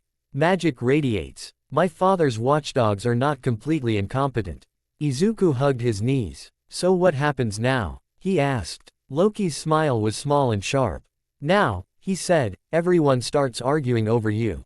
They did. In a conference room at UA the next day. The air crackled with more tension than electricity. Nezu sat at the head of the table, paws folded. To his right, All Might in skinny form, hunched but alert. Aizawa leaned in a corner, arms crossed. Recovery Girl sat with a clipboard, looking unimpressed with everything. Across from them, a Hero Commission delegation, the president, 2 analysts, and Hawks, who looked like he'd wrath be anywhere else but was too curious to leave. And at the far end of the table, looming slightly awkwardly in a room built for humans, sat Thor. His armor had been dampened a bit for the occasion, no helmet. No cape, but Mjolnir rested by his chair, and he radiated storm in a way that made the lights flicker. So, Thor said, after explanations and pleasantries and several politicians being politely ignored. My brother has a child here. Here, being our jurisdiction, the president said tightly. Which makes this our concern, too. Thor raised an eyebrow. Your jurisdiction, he repeated slowly. Nezu quickly stepped in. We all share concerns, he said. Young Midoriya is a student under UA's protection. We'd like to keep it that way. And what exactly is he? One of the analysts asked. From our perspective, he's a quirk user with anomalous readings. From your perspective, she glanced at Thor. What do you call him? Thor folded his arms. He is Loki's son, he said simply. Which makes him complicated. Aizawa snorted softly. Technically, Thor added, frowning, that makes him my nephew. I suppose. He rubbed the bridge of his nose. By all the realms, that's a thought. All Might's lips twitched despite the seriousness of the moment. The president steepled her fingers. As far as Japanese law is concerned, she said, Midoriya Izuku is a citizen with a registered quirk. Enrolled in an accredited hero program. However, Nezu echoed, tail swishing, you're worried about words like sovereignty, extradition, and interdimensional incidents. Hawks smirked. And maybe, world-ending temper tantrum, if we upset the wrong god. Thor frowned. I do not throw tantrums. Sure, big guy, Hawks said. All Might cleared his throat. Thor, he said, does Asgard want him? Officially. He hated how the question sounded. Like they were discussing custody of a weapon instead of a child. Thor looked at him. For now, he said slowly, Asgard does not lay claim over the boy. Odin, his mouth twisted. My father wishes him observed. Not taken. The analyst scribbled notes. Observed how? Aizawa asked flatly. Through our cameras. Through yours. Thor shrugged one broad shoulder. Heimdall sees much. But even his sight has limits when my brother is involved. He gave Nezu a grim smile. You may, in fact, be in the best position to keep the boy from becoming a problem. Hawks raised an eyebrow. You mean, keep him from becoming Loki 2.0? Thor's jaw tightened. I mean, he said, giving him a chance to be better. Silence fell. All Might's heart twinged. That's what we want, he said quietly. Loki or no Loki. His heart is good. Foolish, but good. Aizawa grunted agreement. The president exhaled. Fine, she said. Officially, Midoriya Izuku remains under UA's supervision. Unofficially, He is to be monitored as a non-quirk extrahuman hybrid. The commission wants regular reports on his training and field behavior. Nezu's smile sharpened. Of course, he said. We'll send you everything relevant. The officials didn't miss the qualification.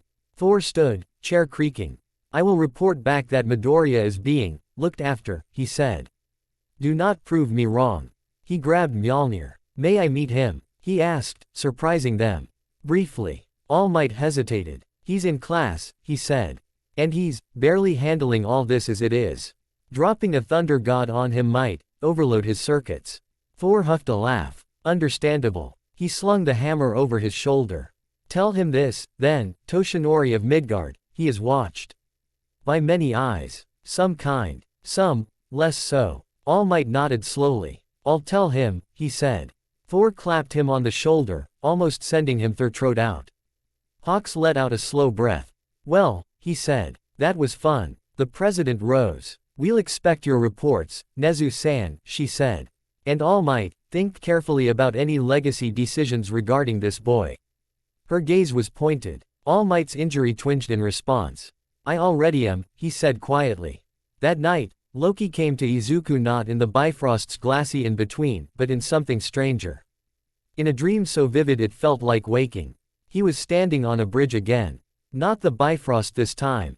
An ordinary stone bridge, arched over a river glittering with city lights. The wind was cool. Cars hummed in the distance. He recognized it with a jolt. His mom's bridge. The one she'd told him about. Where she'd met Hisanori.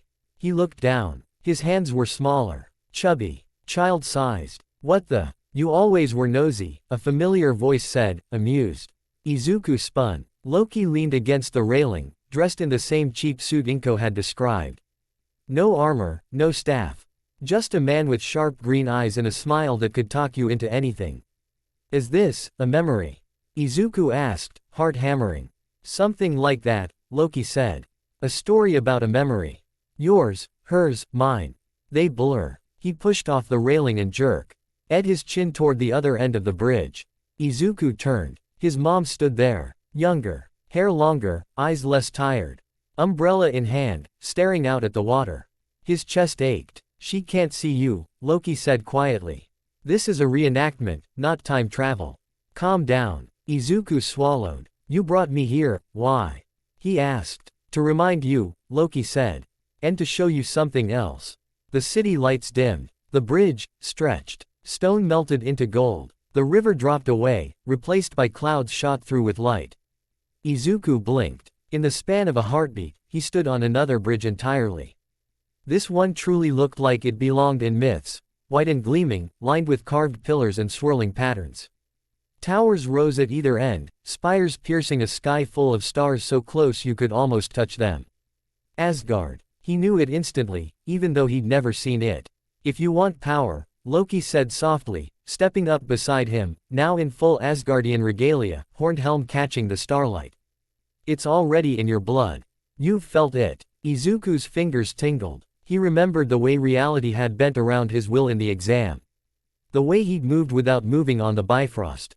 The way USJ villains had attacked shadows and fears. I also know, Loki continued, that you are thinking about another power. One your gaunt hero carries. Izuku winced. All Might hasn't said anything. He will, Loki said. Soon. He is not subtle. And the little mouse principal has been staring at you as if you're a puzzle he can't wait to solve. His lips curled. I dislike being puzzled over. Izuku looked out over Asgard. Golden towers, flying ships, people in armor laughing, sparring, living. Music drifted on the air. It felt vibrant, woven with magic. In Asgard, Loki said. Voice taking on a storyteller's cadence, no one would call you quirkless. No one would brand you a freak for bending what they think is real. They would call you a mage. A prince's son. A wheel. Dur of Satyr, our word for the power that twists fate. He gestured. Scenes flowed. Loki in a grand hall, illusions swirling around him, crowds gasping, then cheering. Trick duels where opponents match. Illusions and counter-illusions in a dazzling dance. People laughing when Loki outsmarted them, not snarling. In Asgard, he said, your mischief would be art. Your cunning, a skill to be honed, not a sin to hide. You would have teachers who do not flinch every time you bend perception. You would have status. Izuku's chest tightened. He imagined walking through those halls without feeling small. Without hiding. Without worrying about Aizawa's questions or the commission's labels. You could have a place here, Loki said. If you wished, I could carve one for you. Izuku swallowed. What about Earth? He asked. Mom, my friends. Loki's smile thinned. On Earth, he said, your hero commission writes, high threat potential, on your file. They smile and say, hero, while drawing up contingency plans. They call your divinity a quirk anomaly, and argue whether you belong to them or to me. He glanced sideways at Izuku. On Earth, a man with a hole in his stomach will offer you a power that was forged to fight a monster he never managed to kill completely, he said. He will call it a torch. Others will call it a weapon. Either way, they will chain you to it with expectations. Izuku's throat felt tight. You sound jealous, he said, before he could stop himself. Loki blinked, then laughed, startled. Jealous of a hand-me-down mortal magic glued together by hope and sacrifice. He scoffed. Hardly. He leaned on the railing again. But I see the appeal, he said. One for All is not just power. It is a story. A neat, inspiring one. Passed down from noble hero to noble hero, each adding their strength. Very tidy. Izuku thought of All Might on the hospital bed, thin and fragile yet still smiling. Of the weight in his voice when he'd talked about a successor, in that other version of this story. Tidy stories are attractive, Loki said. You put them on posters.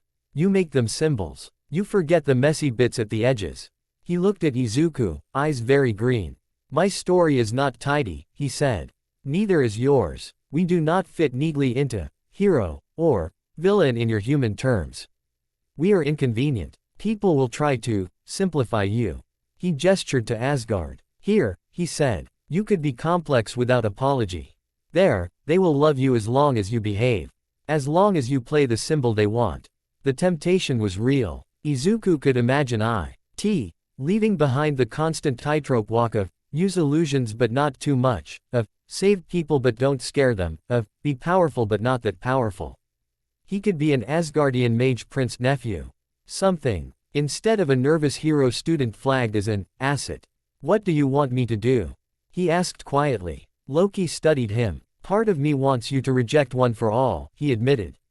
To stand on your own power and prove that you do not need mortal approval. To spit in their faces when they come begging for your help and say, no, I am not your symbol. Izuku flinched at the bluntness. Another part, Loki continued. Smile turning sharp, would enjoy watching you take their symbol. Wrap it around yourself like one more illusion. Use their hope as a weapon against those who would prey on it. Turn their neat story sideways. He shrugged. It's hard to choose. That's not helpful, Izuku said. I'm not here to be helpful, Loki said lightly. I'm here to tell you, whatever you choose it for yourself. Not for All Might's legacy. Not for Asgard's pride. Not for my ego. He stepped closer. You are a boy, he said, standing between gods and heroes. Both will try to claim you. Trick them. Take what serves you, and the people you want to protect, and discard the rest. Izuku looked down at his hands. They glowed faintly green in this place. He thought of Mom, waiting with dinner. Of Uraraka smiling. Of Iida lecturing everyone into behaving. Of Aizawa asking him if he was willing to be hated to save more people. He thought of All Might, coughing blood behind a corner. Still smiling as if nothing was wrong. He took a breath. I want to be a hero here, he said. On Earth. Not a prince over there. I want to help these people. He looked up at Asgard's shining towers. But, he swallowed. I don't want to pretend I'm not what I am. Or throw away half of myself. Loki's almost imperceptibly. Then don't, he said. The Asgardian scene shimmered. Here's the fun part, boy, Loki said. Voice echoing as the bridge of light began to dissolve. You don't have to choose one story. You can steal from both. The golden towers broke apart into motes. The stone bridge of Musudafu reassembled around them for a second. Young Inko laughed somewhere in the distance. Your mentor will come to you soon, Loki said. With his torch. When he does, think of what you want to set on fire. The world folded. Izuku woke up. He sat bolt upright in his bed, sweat damp on his forehead. His All Might nightlight glowed softly in the corner. The sky outside was still dark. His heart thundered. Steal from both, he whispered. He stared at his hands. Then at the time, 4:32 a.m. He flopped back onto the pillow. Sleep, he muttered to himself. You can overthink your destiny after breakfast. He did not sleep very well. All Might found him on the beach that afternoon. Dagoba Municipal Beach Park looked different now. Almost all the trash was gone. Where there had once been mountains of broken appliances and discarded furniture, now there was mostly sand, a few stubborn tires, and one very tired teenager doing push-ups. You've been busy, young Midoriya, All Might called. Voice echoing over the waves. Izuku nearly faceplanted. He scrambled up, brushing sand off his uniform. All Might, he yelped. I was just, in training, All Might supplied, strolling closer in his muscle form. I can see that. He glanced around the cleaned beach, nodding approvingly. Impressive work, he said. You've been doing this for, how long? 10 months, Izuku said. Off and on, mostly, after school. He rubbed the back of his neck. It helped me think. All Might's smile faltered for a second. Yes, he said quietly. We both had a lot to think about. He shrank in a puff of steam. Skinny form emerging. Izuku's heart squeezed at the sight. Toshinori-san, he began. All Might held up a hand. Midoriya, he said, I owe you an apology. Izuku blinked. For what? For telling you, All Might said carefully, that you couldn't be a hero without a quirk, without knowing the whole picture. He looked out at the waves. I was wrong, he said simply. Not about the dangers, this world is cruel to the powerless, but about you. USJ proved that. Izuku shook his head. I almost got killed. And you saved people, All Might cut in. With your power, yes. But also with your stubbornness. Your willingness to dive in when others froze. I saw a boy who could be a hero with, or without an official quirk. He smiled faintly. However, he added, this conversation isn't just about my mistaken advice. Izuku's breath caught. This is about a gift, All Might said. And a choice. He explained one for all. How it had started as a quirk that could be passed on. How each user had added their strength. How All for One had twisted the hero society into something that needed a symbol, and how One for All had become that symbol's backbone. Izuku listened, wide-eyed, heart pounding. In his head, Loki hummed, interested. And now, All Might finished, my time as the symbol is coming to an end. He opened his hand. A single strand of golden hair lay across his palm. I intended to pass it on to someone with a strong body, at first, he admitted. Someone with a flashy quirk, perhaps. But quirks aren't what make a hero. Character does. He held the hair out toward Izuku. You have that character, young Midoriya, he said. You've shown it again and again. You've already risked yourself for others, not for glory, but because you couldn't not act. Izuku blinked back tears. All Might, he whispered. I don't know everything about your anomaly, All Might added, choosing his words carefully. Nezu and the others have told me what they've seen. I know you're more than just a normal quirk user.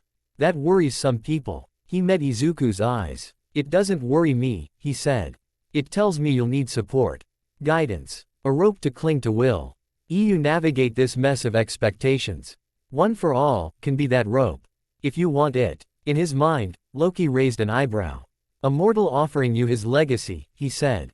How dramatic. Izuku took a shaky breath. Is it safe? He asked. Can I even take it with? He trailed off. With Loki in your veins, All Might finished quietly.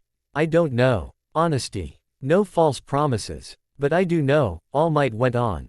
That One for All responds to the heart as much as the body. It chooses. If you're willing, and if it accepts you, we'll deal with the rest, together. Izuku's throat burned. He thought of Loki's warning about expectations. Of Asgard's tempting gleam. Of commission files labeling him a threat. Of Mom's soft voice saying, you're my hero. He looked at All Might. At the man who had once told him, no, and now. Against all logic, was holding out, yes. He took a deep breath. He swallowed. I want it. Not because I think being a god isn't enough. Not because I want to be the strongest. He clenched his fists. I want it because there are people only I might be able to save, he said. People who trust All Might, who trust the symbol. If I can carry that in this, we're divine stuff, I can stand between worlds better. He met All Might's gaze steadily. I want to be a bridge, he said. Between human and divine. Between strength and tricks. Between hope and uncertainty. All Might's eyes shone. He chuckled, a little choked. A bridge, huh? He said. Very well, young Midoriya. Let's build that bridge. He held the hair out again. Eat this, he said solemnly.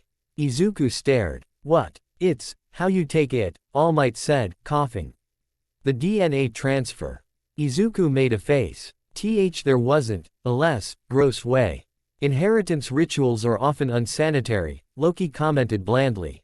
Izuku sighed. Fine, he muttered. For all. For everything. He plucked the hair from All Might's palm. As his fingers closed around it, something pulsed. Not physically. Deep inside his chest. Oh ho. Loki murmured. Here we go. Izuku raised the hair to his mouth. He hesitated. You sure? He asked, one last time. All Might nodded. I believe in you, he said simply. Izuku swallowed the hair. Nothing happened. For a second. Then everything happened. Power hit him like a punch from the inside. He gasped, doubling over, clutching his chest. Green lightning, he'd say. And in videos of All Might arced behind his eyes, but it wasn't just green.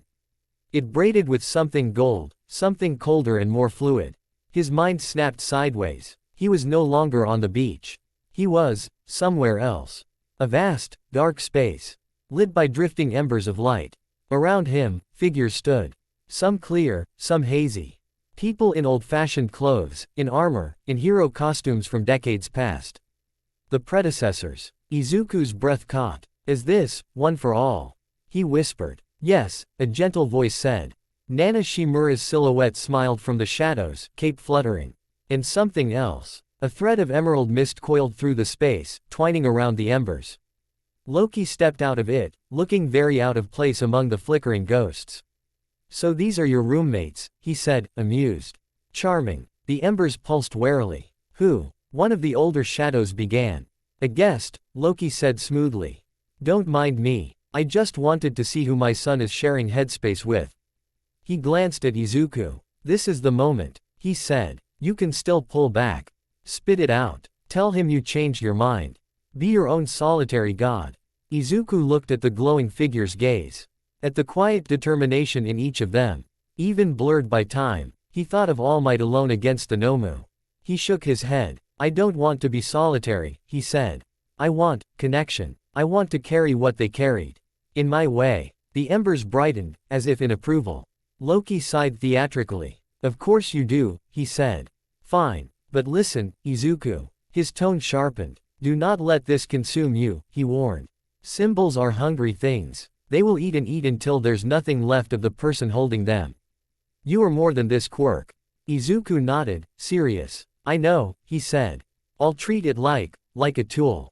A promise. Not my entire identity. Nana's silhouette chuckled. He's smarter than you were at his age, she said to nobody in particular. All Might's presence stirred faintly in the space, a warm echo. Loki arched an eyebrow. Rude. The embers moved. One by one, they drifted toward Izuku, circling him. Heat and weight and memory settled on his shoulders, in his bones. The cold, otherworldly thread that was Loki's magic twined up to meet it. For a moment, the two forces, one for all's accumulated human will and Loki's divine mischief, seemed to clash. Sparks flew where they touched. Izuku hissed, knees buckling. This might hurt, Loki said mildly. You think? Izuku yelped. He could feel one for all's straightforward push. Go farther, hit harder, protect more. A clear, burning line forward.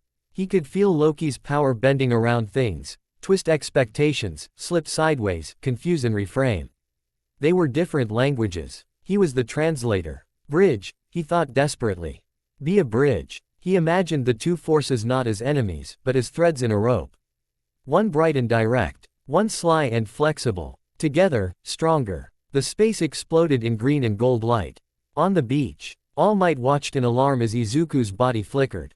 For a terrifying second, there were several Midoriyas overlapping. One kneeling, hands on the sand, teeth gritted. One standing, eyes wide, staring at something only he could see. One doubled over, laughing hysterically. Another reaching toward All Might, fingers sparking. Each afterimage glowed a slightly different shade, some more neon green, some more golden, some almost transparent. Midoriya, All Might cried. Are you? Then the images snapped together. Izuku collapsed onto his butt, breathing hard. Steam curled from his mouth. He stared at his hands. They glowed faintly, not with crackling, uncontrolled lightning, but with a soft, pulsing aura, like the overlapping hum of a power plant and a magic circle. I didn't explode, he said, sounding astonished. That's a good start, All Might said weakly. Izuku flexed his fingers. He could feel One for All, dormant but present, like a coiled spring in his muscles. He could feel Loki's magic, humming around his perception, ready to warp and twist. And he could feel something new. A faint awareness of himself, plural. Like, if he concentrated, he could almost imagine being in two positions at once and not have reality argue too hard. Loki's laughter echoed in his skull. Oh, this will be fun, he purred.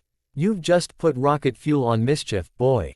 Izuku swallowed. All Might, he said, looking up. I think it worked. All Might sagged in relief, hand over his heart.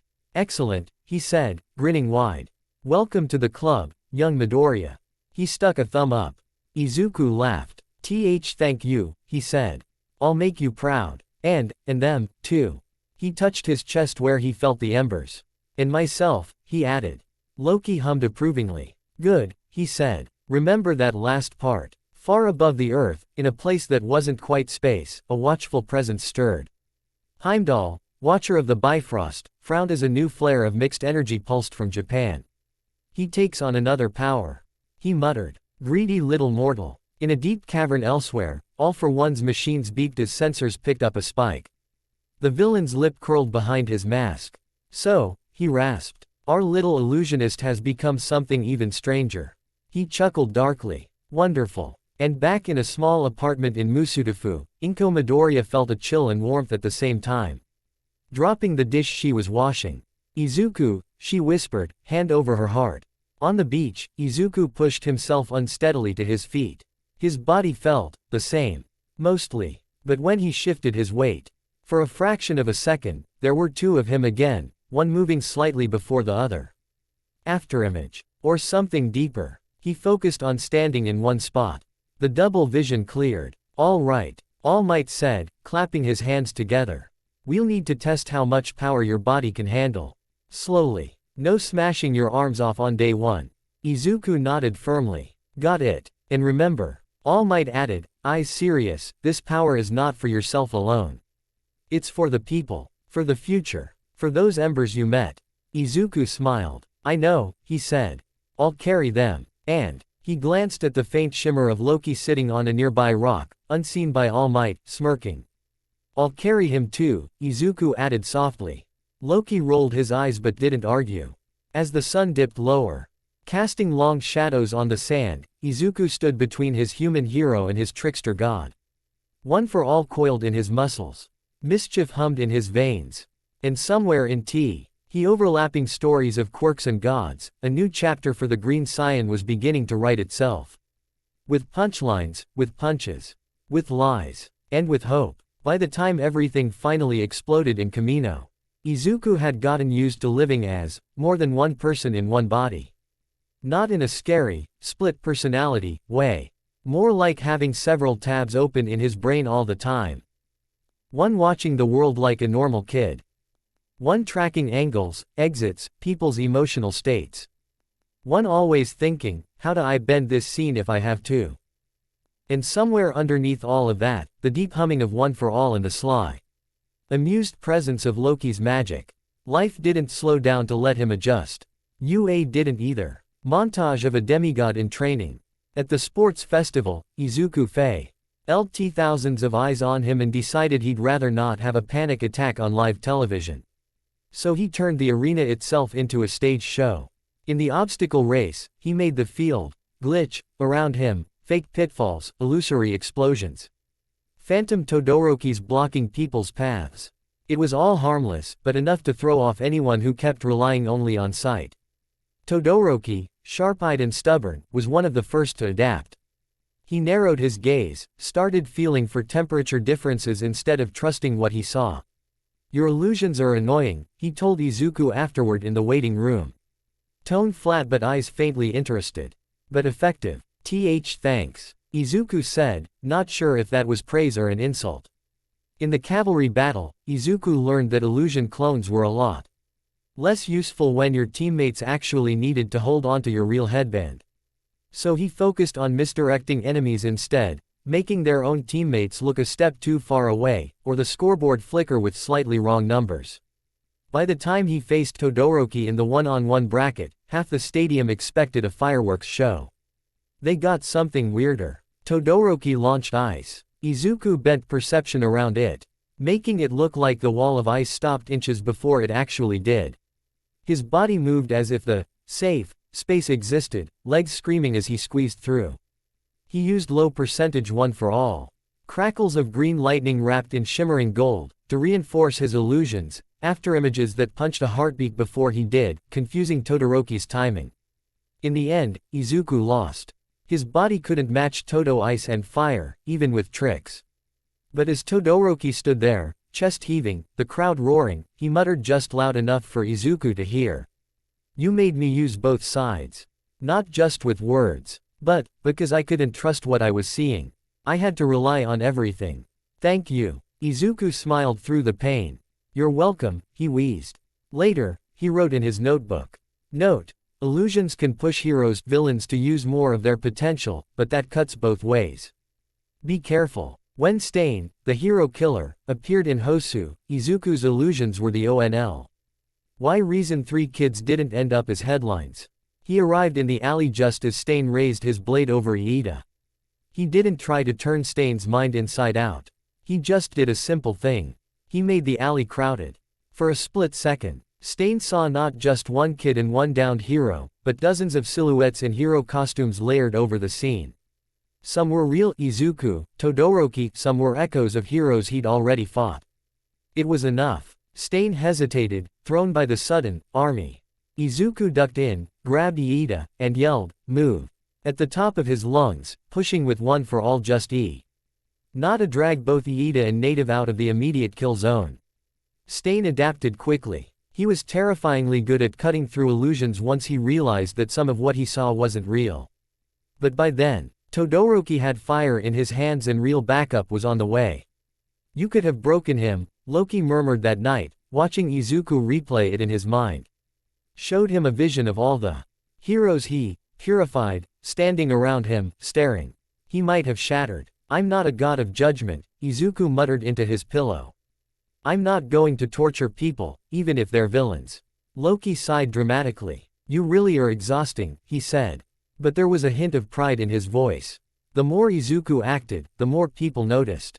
Nezu collected data. Aizawa watched in the way cats watch laser pointers. The Hero Commission added more notes to his file every month.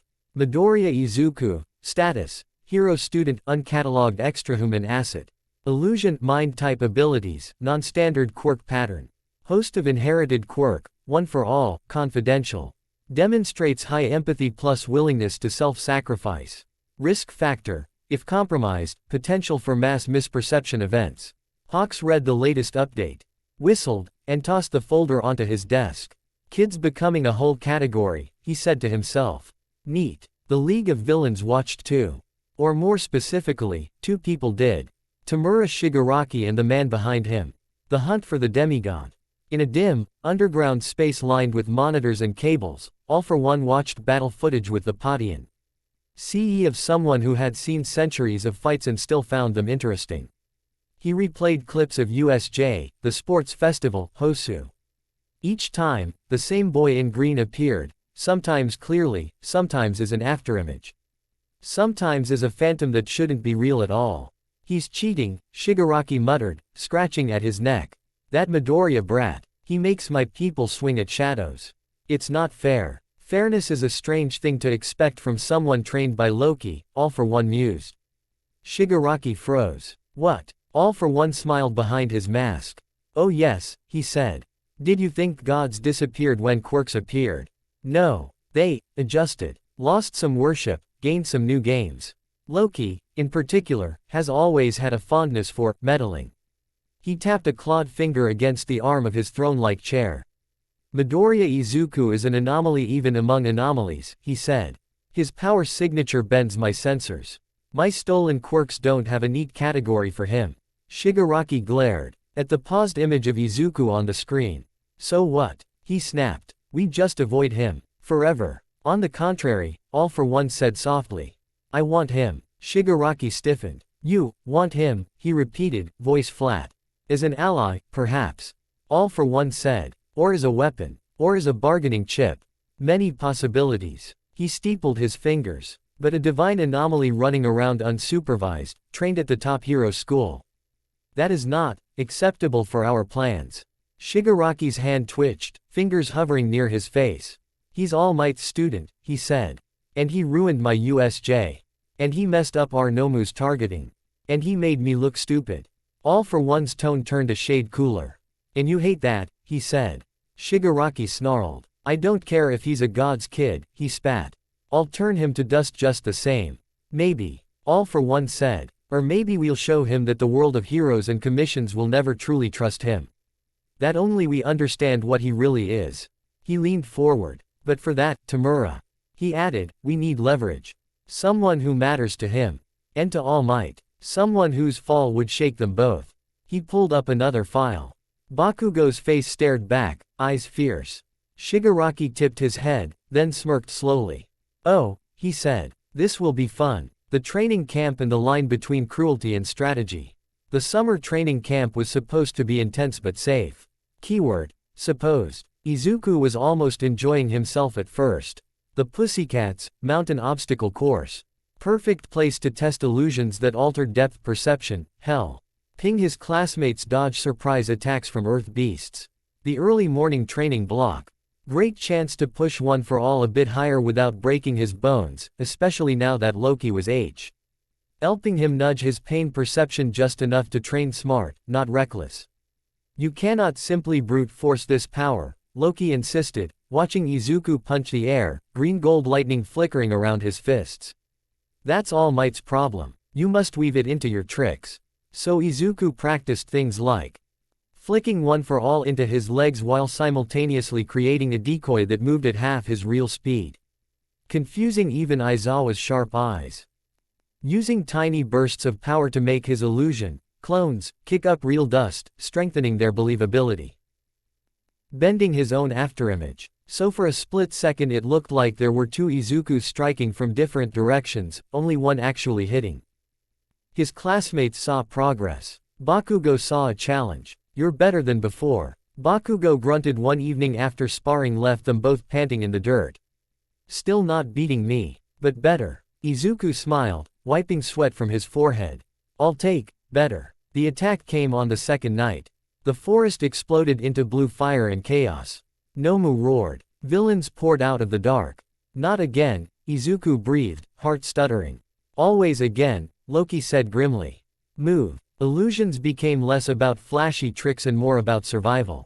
Izuku made pockets of darkness look empty so his classmates could hide in them. He made priorities for villains, nudging their attention away from injured students. Once, a villain with slicing claws lunged for Mineta who was frozen and whimpering. Izuku threw the villain a false story, you already cut him. He's down. No threat. Move on. For a terrifying moment, he felt his magic skim the villain's perception, planting that memory. The man's eyes slid off Mineta. He turned toward a target that wasn't actually there.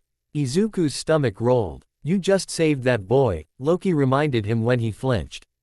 That man will never know any different. Where's the harm? It still feels wrong, Izuku muttered, ducking a thrown rock and countering with a punch that crackled with 8% One for All. All power feels wrong at first, Loki said. You get used to it. Or you don't, and you stay small. He didn't want to stay small. He also didn't want to become someone memories without blinking.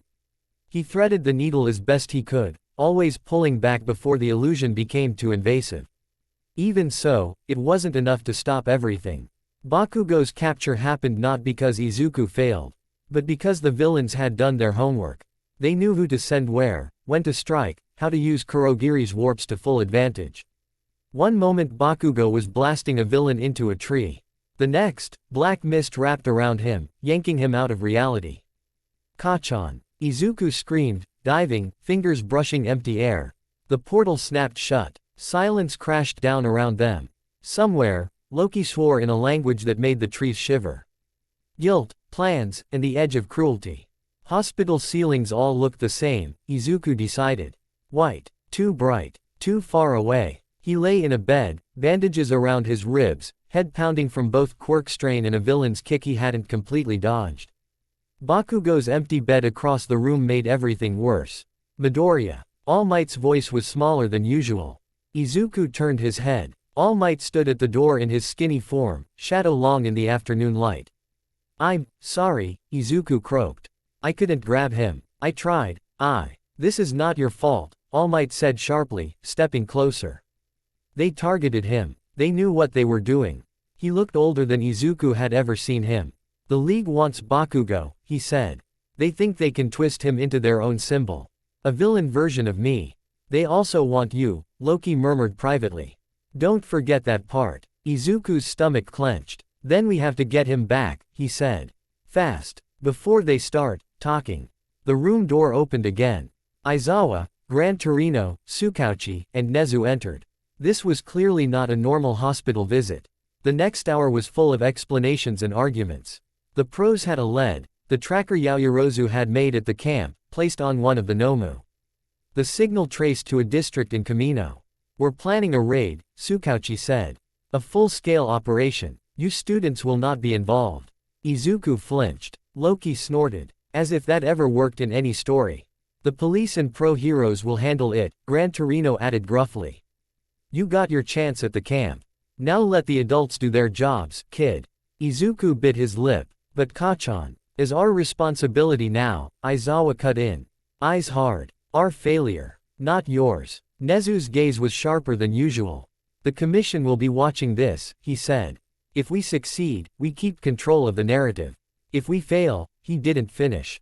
Hawks, calling in from a comm screen, chimed in lazily, and if we mess it up with a demigod and an All Might successor in the mix, every world government's going to have opinions. Izuku wavered. On one side, the adults, the system, the law. On the other, Bakugo's face when he'd been warped away. Shigaraki's hand outstretched, all for one's unseen smile. And Loki's voice, soft as a knife. You could tip the scales, he murmured. Your illusions could keep heroes alive. You could make villains aim at phantoms instead of throats. Or you could stay in bed and hope the story goes your way without you. Quote. Izuku stared at his hands. They shook. He began. Aizawa's gaze sharpened. Midoriya, if you're about to suggest something reckless. He stopped. Because Izuku's expression had changed. Not into reckless wildness. Into something quieter. More dangerous. Calm determination. I'm not going to break rules just to feel useful, Izuku said slowly. But I am going to stand with my friends. He looked at each adult in turn. You all taught us that heroes move even when they're scared, he said. That we use our quirks to help. Mine isn't just punching things. It's reshaping the fight. If I can keep Bakugo from being used as a pawn, I have to try. Tsukauchi frowned. Are you saying you'll go no matter what we say?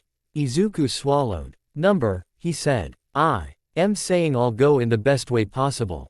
With a plan. He met Nezu's eyes. You said the commission will be watching, he said. So let them watch a student who followed the rules, and still found a way to help. Nezu's ears twitched. Oh, he said, smile slowly widening. What are you proposing, Midoriya-kun? Izuku laid it out. The adults still led the raid. The students didn't join the main battle. But they did help evacuate Bakugo when the time was right, using illusions as cover, minimizing risk. It was a compromise between obedience and action. Very much the kind of thing Loki would approve of. Aizawa pinched the bridge of his nose. You're all impossible, he muttered. Just like your mentors. But in the end, they didn't forbid it. Not outright. Which, for teenagers with hero licenses in progress, was almost permission. Kamino, enter the trickster. The night Kamino burned, the city lights looked like 100 watching eyes. Izuku crouched on a rooftop with Kirishima, Todoroki, Iida, and Yaoyorozu. Heart pounding, watching the villain hideout below. Pro-heroes and police were already moving in the shadows. Remember, Iida whispered. We are only here to read her. I have Bakugo-kun when we have the opportunity. We leave the fighting to the pros. Kirishima clenched his fists. Man, it still feels kinda wimpy. It's not, Izuku said quietly. It's smart. And Bakugo would be furious if we messed up his rescue by charging in randomly. Todoroki nodded. He'd call us extras again, he said dryly. Let's avoid that, Yaoyorozu agreed. Inside the bar-like hideout, Shigaraki paced. Fingers twitching on Bakugo's restraint chair. Bakugo glared back at him, eyes burning, mouth gagged. He looked more annoyed than scared. On a monitor in the corner, All for One watched, unseen. Listening to Shigaraki's furious rant about fake heroes, about symbols. And what about you? Shigaraki sneered, pulling the gag down for a moment. You blow things up for fun. You're the perfect villain. Join us. Bakugo spat. Like heck I'm joining a bunch of creeps hiding in a basement, he snapped. You think you're better than heroes. You're just losers whining because you kept losing. I'm gonna be number one. My way. Quote. All for One chuckled behind his mask. You were right, he murmured to no one. He will not bend easily. The roof above them groaned. And then everything blew up. Literally. The heroes hit the hideout like a meteor. All Might, Gran Torino, Best Jeanist, Edge Shot, they crashed through walls and ceilings, shouting evacuation orders and attack names. Izuku watched from afar as the carefully laid raid plan unfolded. It went well. Until it didn't. Kurogiri's warp quirk yanked the League out at the last second, villains and Bakugo included, spitting them out into the open-air ruins of Kamina Ward. And right into All Might's path. Izuku's stomach dropped. That's him, he whispered. All for One was wrong to look at. Not because of gore or monstrosity, his mask and suit covered much of his appearance, but because everything around him seemed to warp, like reality itself was leaning away. Quirks buzzed around him like flies, stored, stolen, ready.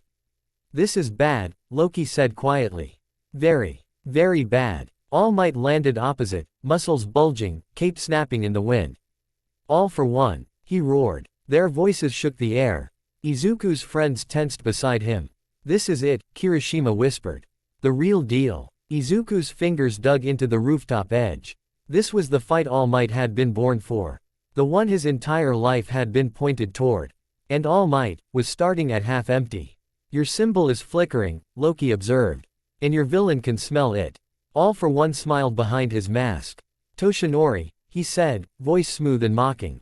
You've watched. How irresponsible. Or are they just collateral? Izuku flinched. He hadn't thought All for One would notice them. But of course he would. A being like that didn't miss much. We have to move Bakugo now, Izuku hissed. Brain shifting gears. Before he gets used as a shield. Down below, Bakugo already knew. He was struggling against Kaminari's arms, against Best Jeanist's fibers, eyes locked on All Might and All for One. Let me go, he snarled. I can fight. You will not, Best Jeanist ordered. Young Bakugo, stand down. Izuku drew a breath. Okay, he whispered. Time to be a ghost. He touched his friend's shoulders. Don't freak out, he said. I'm going to make us, an interesting. Todoroki frowned. An interesting. Izuku closed his eyes. He didn't make them invisible. That was too simple. He gave the entire scene, All Might, All for One, the heroes, the rubble, an exaggerated, sharp outline in All for One's perception. Battlefield. Priority. Students. Background. EY became part of the scenery in the villain's mind, details his gaze slid over because they didn't fit his immediate narrative of threats. Loki watched, impressed. You're getting better at selective edits, he said. Very surgical. Don't compliment him when he's doing something this risky, Aizawa's voice crackled in Izuku's earpiece. The homeroom teacher was somewhere on the ground, glaring up at them. Midoriya, you have 30 seconds. Get Bakugo out. Then you run. Yes, sir, Izuku whispered. They moved. Todoroki and Kirishima used their quirks to bridge the gap between buildings in a quick rush. Yaoyorozu created a smoke screen. Iida's engines revved quietly, ready to bolt. Izuku led, illusions wrapping them like cloaks of boringness. They dropped down near Bakugo's position. Best Jeanist saw them, eyes widening. "Students," he hissed. "What are you?" Kirishima leaned in. "We're here to grab him and go, sensei," he whispered. "Let us help." Bakugo stared. "Deku," he spat. What part of "don't come" was unclear. Exclamation mark quote. Izuku breathed fast. "Shut up and cooperate," he snapped back. "Or we're all in trouble." Even Bakugo was briefly shocked into silence by that.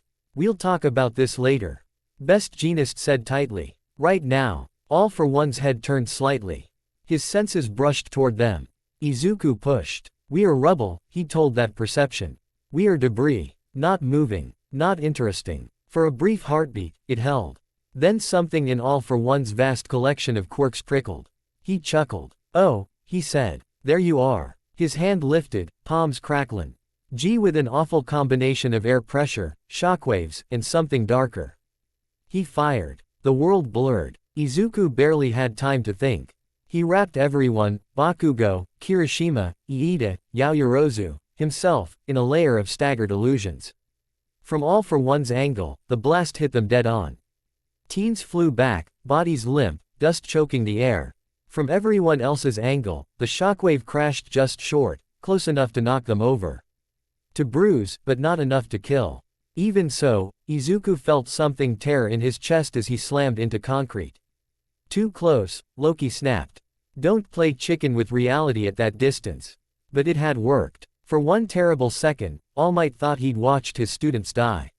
His eyes went wide, pupils pinpricks. All for One laughed. "The next generation. Snuffed out because you dragged them into your mess," he taunted. "You never change." Rage and grief tangled in All Might's chest.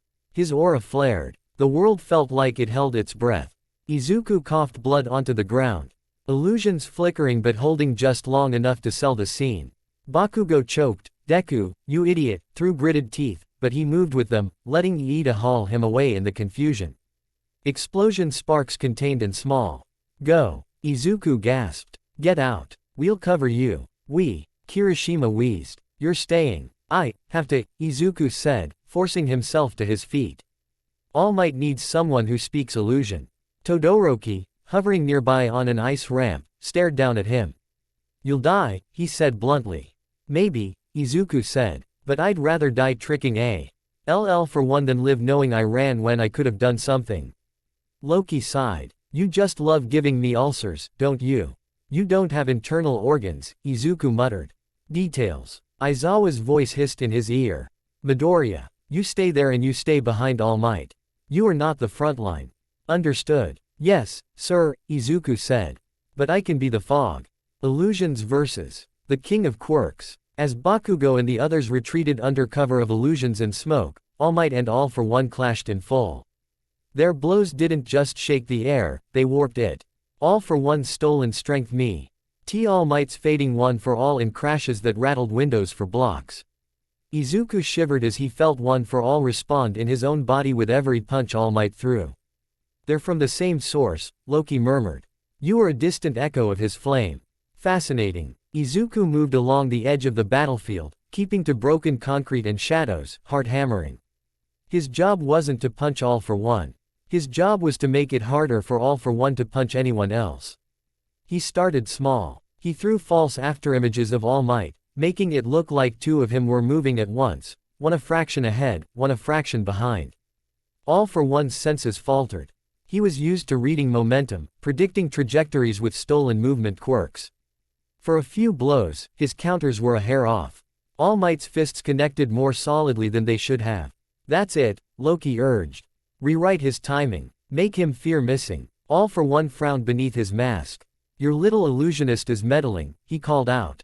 Voice carrying easily. "Toshinori, are you using children as tools now?" All Might gritted his teeth. "I'm using everything I have," he replied. "Just like you always have." All for One stretched out his hand. "Then let's even the field," he said. He activated a sensory quirk that had nothing to do with eyes or ears, something like life sense, stolen from a hero years ago. Izuku felt it like a cold spotlight sweeping over the field. His illusions to All for One's sight suddenly mattered less. But illusions weren't just sight. He took a breath. He senses life as pulses, Izuku thought. heartbeats, breath, quirk energy. So make that a maze too. He reached into the patterns. He didn't erase Izuku or All Might or the pros from All for One's life sense. That would be too big, too jarring. Instead, he echoed them. He created ghost heartbeats, a meter to the left of All Might. Phantom breaths behind rubble. Faint quirk signature pings just out of reach. All for One's extra sense started returning cluttered data. He clicked his tongue. Clever, he mused. Blending divine magic with quirk structures. Who are you really, Midoriya Izuku? Izuku's blood ran cold. All Might glanced back. Just for a second, eyes wide.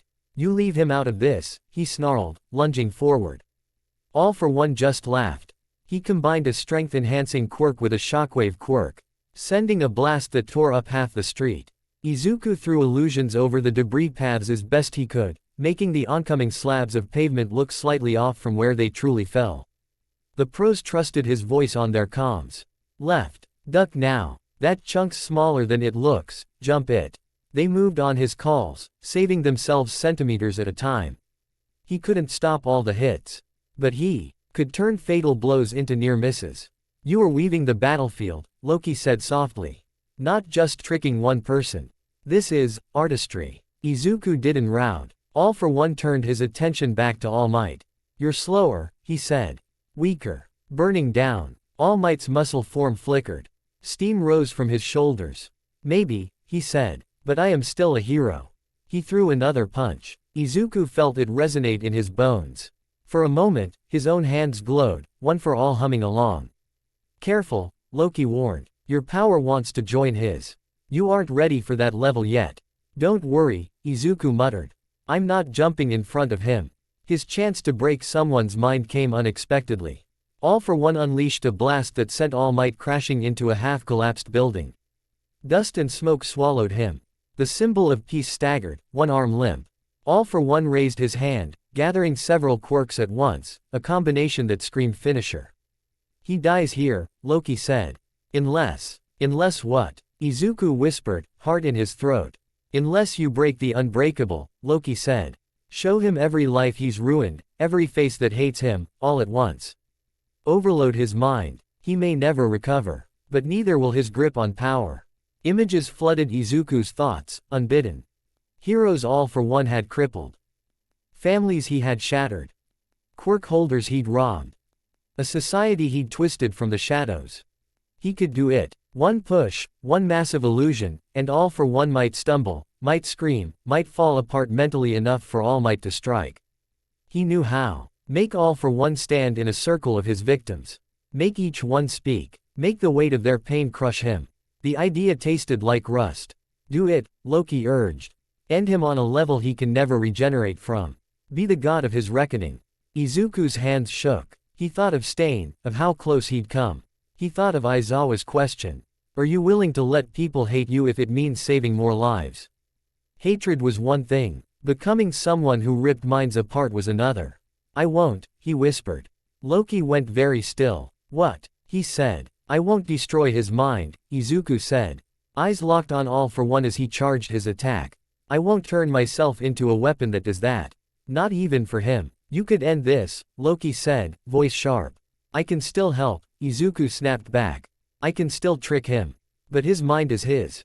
I'm not going to break it completely. That's a line I'm not crossing.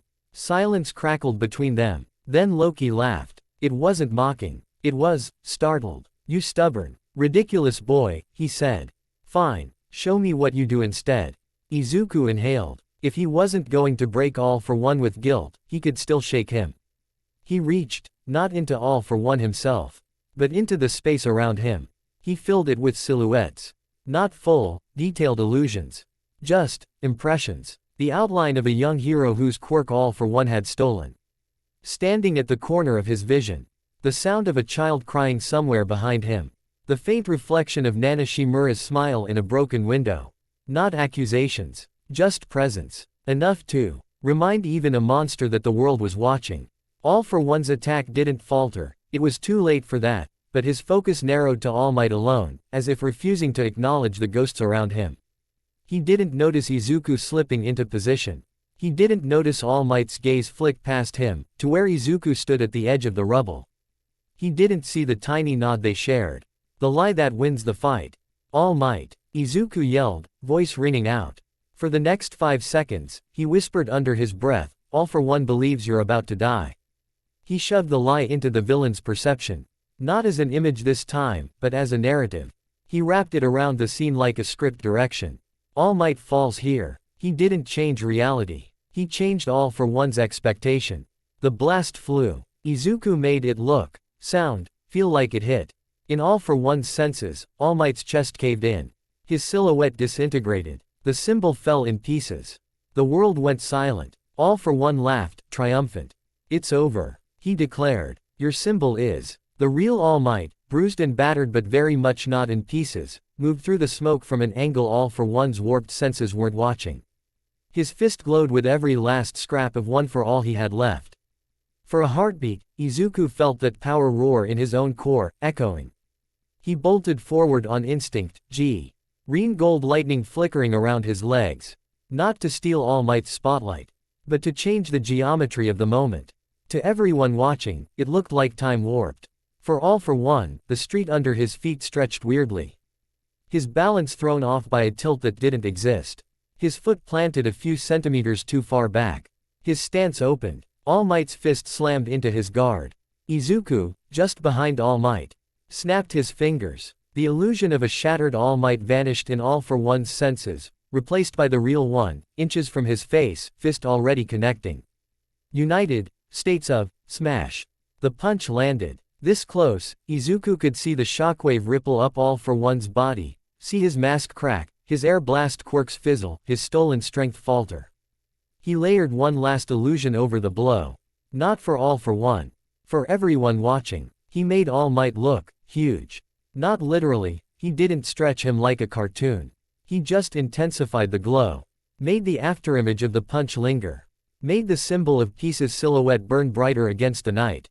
So that when the cameras rolled, when the world replayed this moment, they'd see not a half-ruined hero on his last legs, but a man who had given everything and still found enough to stand. All for One crashed into the ground. For a second, everything was dust and ringing ears. Then the smoke cleared. All Might stood, arms skeletal. Body thin, steam rising. He pointed at the cameras. You too, he said, voice hoarse but strong, can be a hero. Izuku felt tears burn his eyes. He also felt Loki watching quietly. This, Loki murmured, is why mortals won't go out of fashion. Even gods like a good punchline. Ambulances and police swarmed. Restraints wrapped around All for One. As they dragged him toward an armored transport. He turned his head, mask cracked enough for one eye to be visible. It fixed on Izuku. You, he rasped. You're no symbol of peace. Izuku swallowed. All for One's gaze burned. You are something, far stranger, he said. A glitch in the story. A lie that became real. Izuku met his eyes. He didn't deny it. I'm me, he said simply. That's enough. All for One laughed, low and unsettling.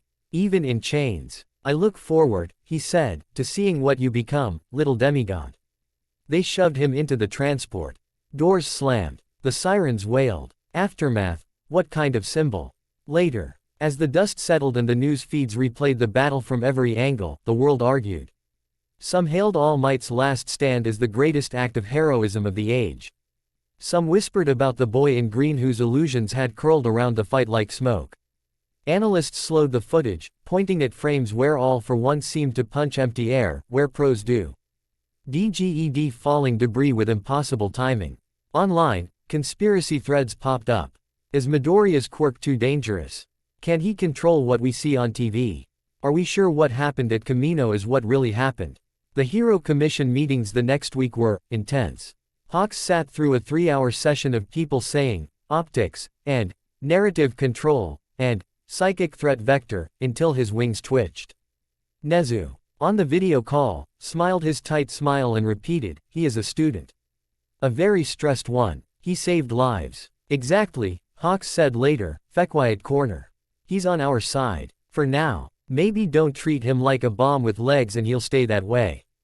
In a high place between worlds, Heimdall watched the replay of Kamino in a pool of light. Loki's son walks a narrow path, he said to no one. He could have broken the enemy's mind. He chose not to. Odin, older than nations, just grunted. We will continue to watch, he said. If he tips the balance too far, action will be required. Thor, leaning against a pillar, arms crossed, replied, action can also mean aid, father. Remember that. Back on Earth, in a hospital bed, Izuku stared at the ceiling again. This on. He had a crack shaped vaguely like a lightning bolt. Symbol of peace, he whispered. Something stranger. All Might lay in the bed beside him, IV drip humming, body shrunken, smile tired but warm. You did good, young Midoriya, he said. I just lied a lot, Izuku said, half joking. You did the punching. The punching would not have landed without the lies, Loki said dryly, materializing in T. He corner of the room in a projection only Izuku could see. This is teamwork. All Might squinted at Izuku's empty corner. Talking to your mentor again? He asked gently. Izuku flushed. Just thinking out loud. All Might looked at the ceiling. The world saw me at my weakest and still believed, he said. They saw me lose my power, but not my will. That's enough for me. He turned his head. Now they're going to look for a new symbol, he said. Maybe more than one. Maybe something different. Izuku swallowed. I don't think I can be you, he said. Big smile, all strength, no doubts. Good, Loki said. Neither do I. All Might replied. The era doesn't need another me. It needs you. Izuku fidgeted with his blanket. What if I'm too weird? He asked. Too many illusions, too much God stuff. People already think I'm a threat. The commission has categories for me that sound more like bomb labels than hero licenses. All Might smiled. Symbols aren't always comfortable, he said. Sometimes they're unsettling. They make people question things. That can be healthy. He coughed lightly. If you become a symbol of anything, he added, let it be this, that power doesn't have to look simple to be good. That tricks and strength, human and divine, can work together to protect people. Izuku blinked back tears. I'll try, he said. I don't want to be the symbol. Just, Arrow who makes it harder for villains and gods to hurt people. Loki tilted his head, watching his son. You are not mine alone, he said quietly. Or their precious commission's toy. Or All Might's replacement. Remember that, Izuku. You are a story that refuses to stay in one genre. Izuku laughed, a little wetly. A weird hero, he said. I can live with that. On his nightstand, his latest notebook lay open. On the first page, in messy handwriting, he'd written, Tactics for Gods and Monsters, Field Notes. By Midoriya Izuku. Underneath, in smaller letters. Step 1, Save people. Step 2, Confuse villains. Step 3, Confuse gods if necessary. He picked up the pen. Added. Step 4, Don't forget I'm human too. Loki smirked. That one, he said, might be the hardest trick of all. Izuku smiled back. Good thing I like a challenge. He said. Outside the window, the city of Musudafu glowed. Somewhere in a maximum security prison, All for One sat in a cell, replaying his defeat and wondering where, exactly. Reality had slipped through his fingers. Somewhere above, Asgard watched. Somewhere in a Hero Commission file room, a folder with Midoriya Izuku on it got a new line. Assisted in Takedo. N of All for One illusion support, classified. And in one hospital room, a boy who was both more and less than a god drifted to sleep, hearing his father's distant laughter and his mentor's steady breathing. He wasn't a symbol of peace. He wasn't a villain. He was something far stranger. He was himself. And that was more than enough to scare the people who liked neat categories. The Green Scion of Mischief had officially taken the stage. The world just didn't have a name for him yet. The first time Izuku saw himself on the news after Kamino, he nearly choked on his rice. The camera froze on a frame where he was mid-sprint. Eyes wide, electricity flickering faintly around his legs, green mist of illusions curling behind him. The headline at the bottom of the screen read, Green Demigod. UA. Student's mysterious quirk shifts Kamino battle. Inko fumbled the remote and turned the volume down so fast the screen almost went black. Izuku, she said, voice a little too high. Maybe we shouldn't. It's okay, Mom, he said quickly. His chest felt tight. We should know what they're saying. Right. On screen, a commentator pointed at a pause frame where All for One swung at empty air, while a translucent outline of Izuku darted behind. If we enhance the footage, you can see multiple visual constructs moving independently, she said. His classmates report he created clones, but his looks like more than simple illusions. Did this student rewrite the battlefield in real time? Another panelist frowned. We should be cautious, he said. Mind and illusion quirks can be extremely dangerous if misused. The Commission's new draft guidelines. Inko stabbed the power button. The TV went dark.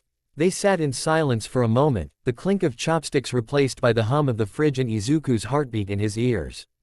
I knew this would happen, Inko said softly. The moment I saw Thor on the news, I just. She wiped her eyes quickly. Izuku, she said, turning to him. Listen to me. I don't care if they call you a demigod or an anomaly or an asset. You're my son. You're still the boy who stayed up all night drawing hero notes and cried when you saw someone get pushed on the playground. He swallowed hard. I'm also, he said, something that scares people. Inko's hands trembled. So is a thunderstorm, she said. But we don't put handcuffs on the sky. He almost laughed at that. Almost. Instead, he reached across the table and squeezed her hand. I'll be careful, he said. With them. With me. She nodded, sniffing. And if some god tries to take you away, she added, voice suddenly fierce. I'm throwing a slipper at his head. Izuku imagined Loki getting smacked by one of his mom's house slippers and snorted. I'd pay to see that, he muttered. In the corner of the room, half-formed and lounging upside down on the ceiling fan, Loki's projection smirked. We'll add it to the list of potential punishments, he said.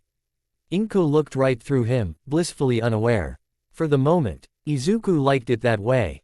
The new narrative. UA survived Kamino. Barely. All Might's retirement announcement hit like an earthquake. News feeds looped his skeletal form in that final pose until even Izuku's classmates started flinching whenever someone said, symbol. But alongside the grief, excitement bloomed. People needed something, someone, to fill the vacuum.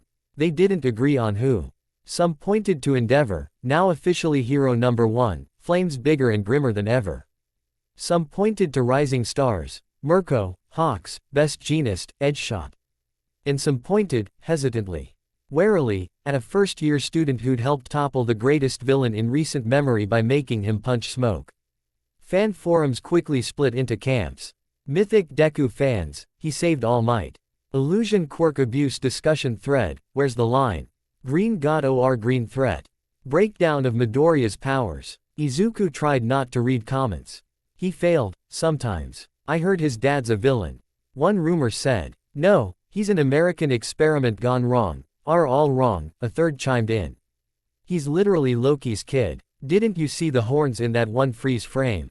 Underneath that, someone had posted a slowed down clip where, during a flash of green light, Izuku's shadow did seem to sprout horns for an instant. Oops, Loki said when Izuku showed him. My bad. I was feeling theatrical. You're making my PR worse, Izuku groaned, face buried in his pillow. Loki lay stretched out along the foot of the bed, reading one of Izuku's old hero notebooks like it was a weather report. Mortals will twist whatever you give them, he said. Might as well give them something interesting. Not helping, Izuku mumbled. Class 1A had opinions, too. I think it's cool. Kaminari said bluntly the next morning, chopping into his omelet like he was cutting down haters.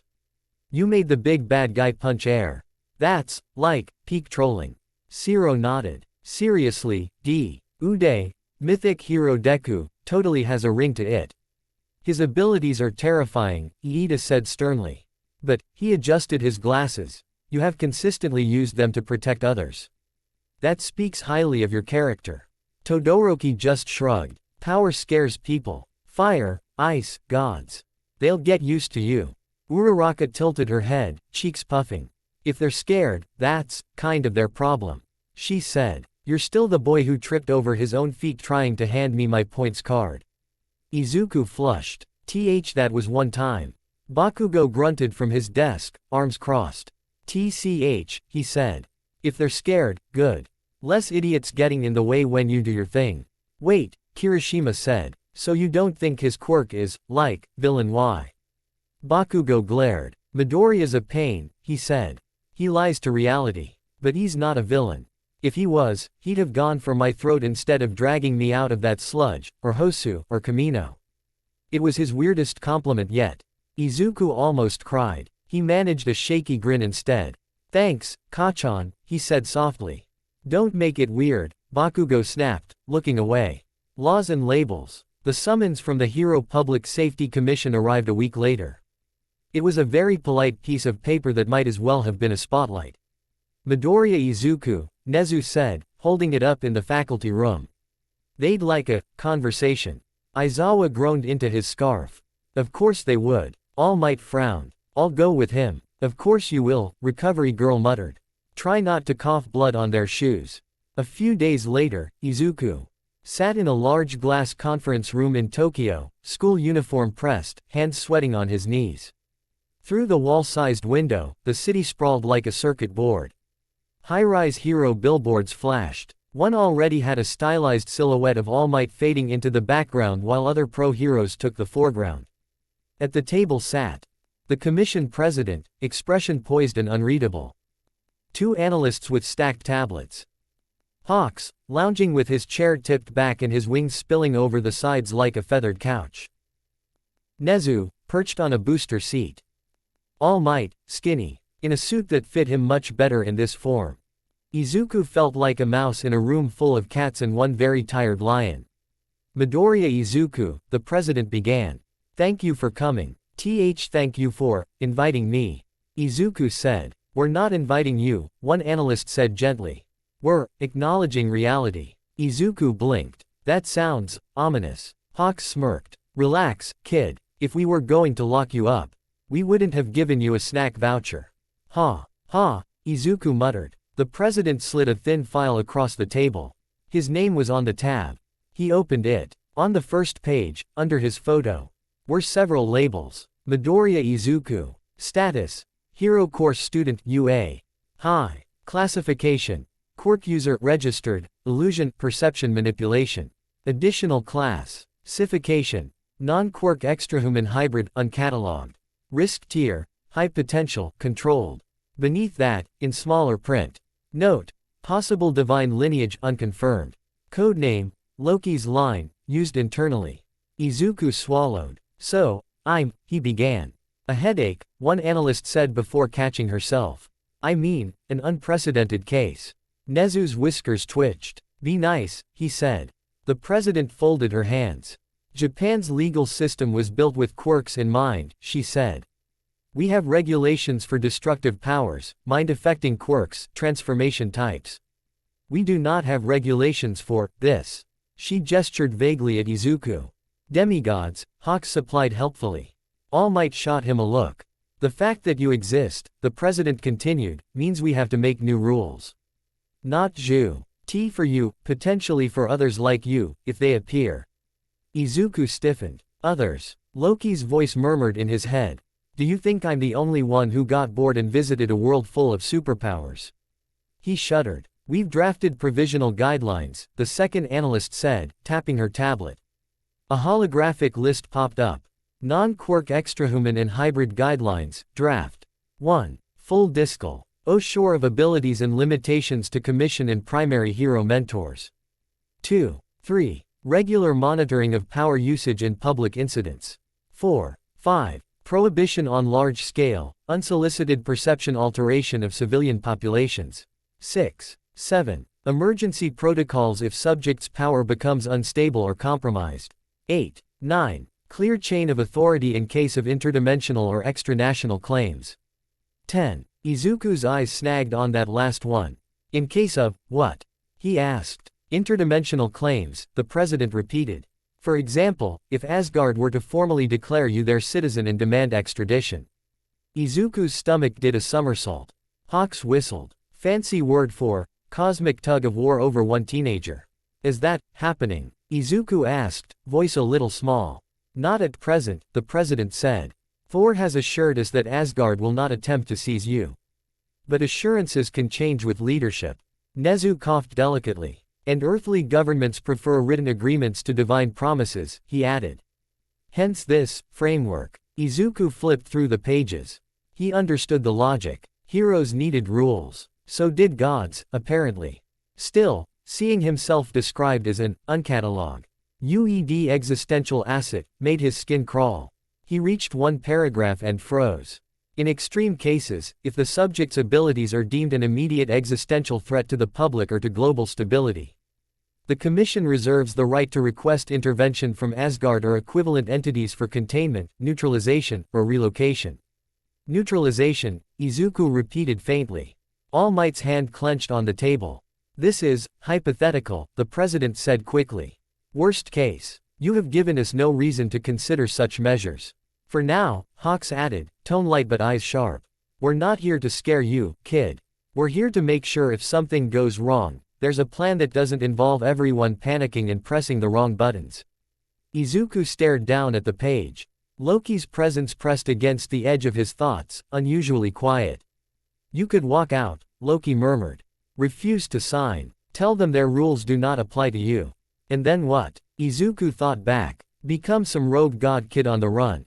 Drag mom into hiding. No. Aloud, he took a breath. Okay, he said. I get why you're scared. I'm a little scared of me, too. All Might's head turned sharply. But I'm not a bomb. Izuku said. I'm a student. A hero in training. I want to be held accountable. I want rules. He flipped to the page with there's a line here between, protecting people, and, owning, me. He said, between, guidelines, and, leash. I won't be, property.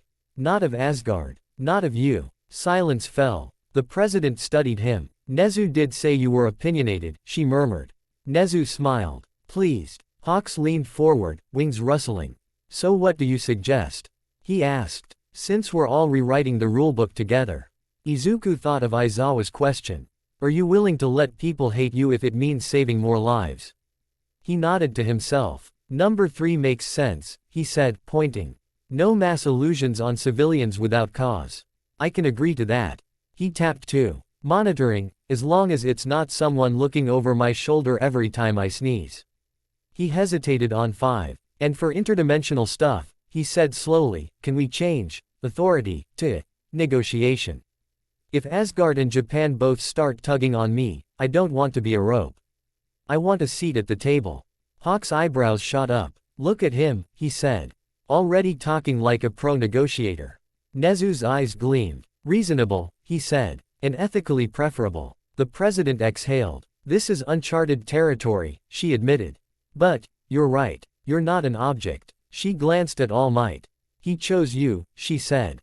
That carries weight. All Might straightened in his chair. I did not choose him to be a weapon for anyone, he said firmly. I chose him to be a hero. If you treat him like a bomb, you'll get a bomb. If you treat him like a partner, you'll get a symbol.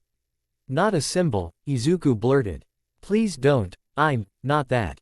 Hawks grinned. Too late. You saved All Might on live TV. You're already a symbol to some kids out there. Izuku's heart did a small, panic dance. The president tapped a few adjustments into her tablet. Very well, she said. We'll revise the language. You'll still be flagged as a high-risk, high-potential case, but with an advisory role whenever your unique circumstances come into play. She slid a pen across the table. Will you sign the current draft, she asked, with those modifications? Izuku stared at the pen. Once he signed, it would be real. His name on a list not just as a student, but as a new category of being. Take it, Loki murmured. Better to choose the terms than leave them to others. Izuku picked up the pen. His hand shook. But when he put it down, the signature was steady. Loki's final test. When the test came, it started with a sunrise that wasn't quite right. Izuku noticed it on the walk to UA, a faint shimmer at the horizon, like someone had taken the color of dawn and dialed it a bit too high. The sun seemed doubled. For a second, there were 2 disks, one in its usual spot, one slightly above, like a ghost. He blinked. It was normal again. Did you see that? He asked quietly. Loki's presence stirred. Yes, he said. Heimdall's gaze is focusing, and someone is tugging.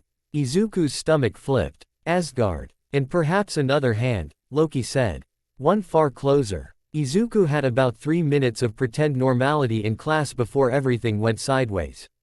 They were in homeroom when the first alarm sounded, a deep, thrumming tone that Izuku had only heard once before during a full-scale drill. Aizawa looked up from his attendance list, frown deepening. "Stay in your seats," he ordered, already moving toward the door. The world rippled. For an instant, the classroom walls turned transparent, showing open sky where concrete should be. The floor beneath their desks seemed to drop away into swirling green and gold light. Half the class screamed. Then it snapped back. Desks, chalkboard, windows. Aizawa's scarf flared. "Everyone down," he barked. That was not a drill. "Nezu." The intercom crackled to life. "Students and staff," Nezu's voice came, oddly subdued. "We appear to be experiencing an extra-dimensional event. Please calmly proceed to your designated shelter areas." Extra-dimensional. Zero repeated. "That's not calming, Principal." Uraraka grabbed Izuku's sleeve. "Is this, you?" she whispered urgently. Izuku shook his head, heart racing. "No, my illusions don't affect buildings. But they affect perceptions," Loki said. "And this is operating on story level. Not physical." Aizawa's eyes flashed red as he scanned the room. "Midoriya," he snapped. "Is this your doing?" "No, sir," Izuku said quickly. "I swear." Aizawa held his gaze a second longer. Then nodded once. "Everyone, move," he said. "We stick to protocol until we know what we're dealing with." They filed out into the hall. Other classes spilled into the corridors, voices hushed and jittery. Outside the windows, the sky was wrong. Clouds flowed in spirals instead of straight lines.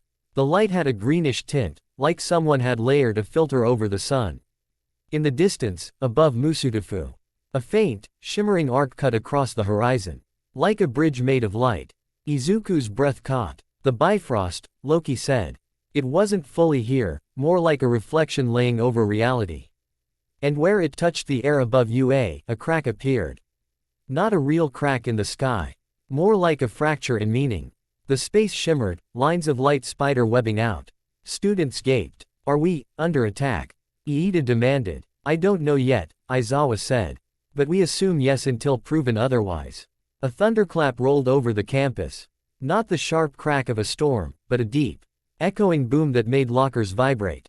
Something descended toward the training grounds. Izuku knew that presence before he saw the shape. He landed with a small shockwave, Mjolnir in hand, cape snapping dramatically. "UA. Hi," he shouted. "We need to talk." Aizawa muttered something under his breath that was probably not YouTube-friendly. Nezu appeared moments later, perched on a railing. Expression carefully neutral. "For Odin-san," he said. "To what do we owe this unscheduled visit, and reality shift?" Thor frowned up at the shimmering sky fracture. "That," he said, "is not my doing." Izuku's skin prickled. Loki's chuckle brushed his ear. "Test time," he said. The fracture widened. Not like glass breaking, more like a curtain being pulled back. Through it, for a dizzying heartbeat, Izuku saw layers. A golden city suspended over space. Another Earth, slightly different, quirks flickering in and out. A version of Musudafu where heroes wore different costumes. Where a different symbol stood on a different billboard. They overlapped like half-transparent slides. Students cried out. "This is getting out of control," Nezu said, voice still steady but eyes sharp. "Thor, can Asgard stabilize this?" Thor raised Mjolnir. Lightning sparked along the hammer's head. "Perhaps," he said. "But there is another's magic at work here." He glared upward. "Brother," he roared. "Enough tricks." The sky rippled. A figure appeared in the fracture, not fully solid, but more than a ghost. Loki, in full Asgardian armor, horned helm, cloak billowing, stood on the air as if it were solid ground. Looking down at UA with a theatrical expression. "Really, Thor," he called. "You always assume it's me."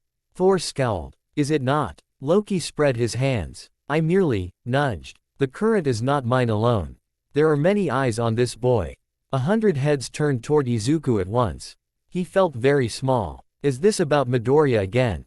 Kirishima whispered. "Dude's popular with gods." The fracture pulsed. For a sickening moment, the buildings around them flickered, UA intercut with foreign halls, other schools, even a glimpse of a vast arena full of unfamiliar heroes. People gasped, stumbled, clutched at walls. Izuku's instincts screamed an illusion overlay. This was a stress test on reality's storyline. Loki, Izuku said in his head, trying to keep his knees from shaking.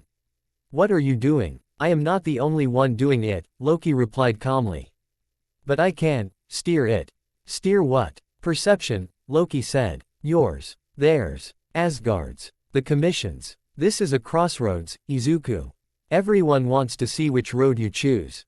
Nezu hopped down from the railing, landing near Izuku. Midoriya, he said quietly. Is your father behind this? Izuku swallowed. He's part of it, he admitted. But not all. I think others are pushing too. He glanced at Thor, Heimdall, Odin, maybe something watching from our side. The Commission, Nezu guessed. In an underground Tokyo control room, Commission analysts stared at their feeds, trying to make sense of overlapping realities. Is this a mass hallucination? One wondered aloud. No, Hawks said, staring intently. This feels like when two frequencies interfere. Two songs played at once. Someone's testing which one wins. The president pressed her lips together. Patch me through to UA, she said. Now. The fracture above the campus stabilized into a swirling portal, showing both Asgard's golden halls and the Musudafu skyline, flickering between them like a heartbeat. Loki walked down an invisible staircase until he stood level with the UA roofline. Students and teachers tensed. Aizawa's scarf floated, eyes glowing. Don't, Loki said mildly. Erasing me would be difficult. Thor's grip on Mjolnir tightened. End this, he said, before the realms tear. Oh, please, Loki said. It's barely fraying. I've done worse. His gaze slid to Izuku. Well, my boy, he called. Quite the stage, isn't it? Izuku's stomach flipped. Stage, he echoed. Loki spread his arms. Welcome to your final exam, he said. Not for UA, for me. Murmurs rippled through the students. You're what? Bakugo blurted. What kind of messed up parenting? Loki ignored him. You've danced between worlds long enough, he continued, eyes on Izuku. Between god and mortal, trickster and straightforward hero. Everyone has been very patient. Waiting to see which way you'll lean. He gestured at the portal. On one side, he said, Asgard's towers flaring brighter, a realm where your mischief would be celebrated. Where your magic would be honed without fear. Where you would not be a risk assessment, but a prince's kin, a court mage, a legend. On the other side, the image cut to Musudafu. Streets, people, heroes zipping by, kids with All Might shirts. On the other, Loki said, a world that writes laws about you. That debates whether you're too dangerous. That will always, on some level, fear you. He smiled. A simple choice, he said. Come to Asgard as my recognized son, and I will close the fracture. Or stay here, and watch the realms slowly rub each other raw until someone else steps in. Thor's eyes widened. Loki, he snapped. You cannot force such a choice on the realms. I am not forcing, Loki said. I am emphasizing. The instability is already there. This boy is a walking question mark. Governments, gods, villains, heroes, everyone wonders. I am merely saying, answer the question. He looked down at Izuku, eyes bright and unsettlingly vulnerable under the theatrics. Choose me, he said softly. Choose Asgard. Let them see you go. Let them fear your absence. Let them realize what they lost. Izuku felt every pair of eyes on him. His classmates, his teachers, the world, through a dozen broadcast feeds. He also felt something else. A faint tug behind the spectacle. Lines of light, like puppet strings, attached to the edges of the fracture. He reached with the part of him that had walked the Bifrost. There, not just Loki's magic, Heimdall's watchfulness, Odin's heavy, waiting presence. And thinner threads, lower down, Commission satellites, human data streams. The narrative engines of news and opinion, all swirling around this moment. This wasn't just a test from Loki. It was a test from the universe, in its own messy way. Midoriya, Nezu said quietly beside him. You don't have to answer now. We can stabilize this. Yes, he does, Loki said. That's the point. Thor took a step forward. If the boy does not wish to go, we will close it ourselves, he said. Father has no right. Odin isn't doing this, Loki snapped. I am. And you can't close a story that isn't finished.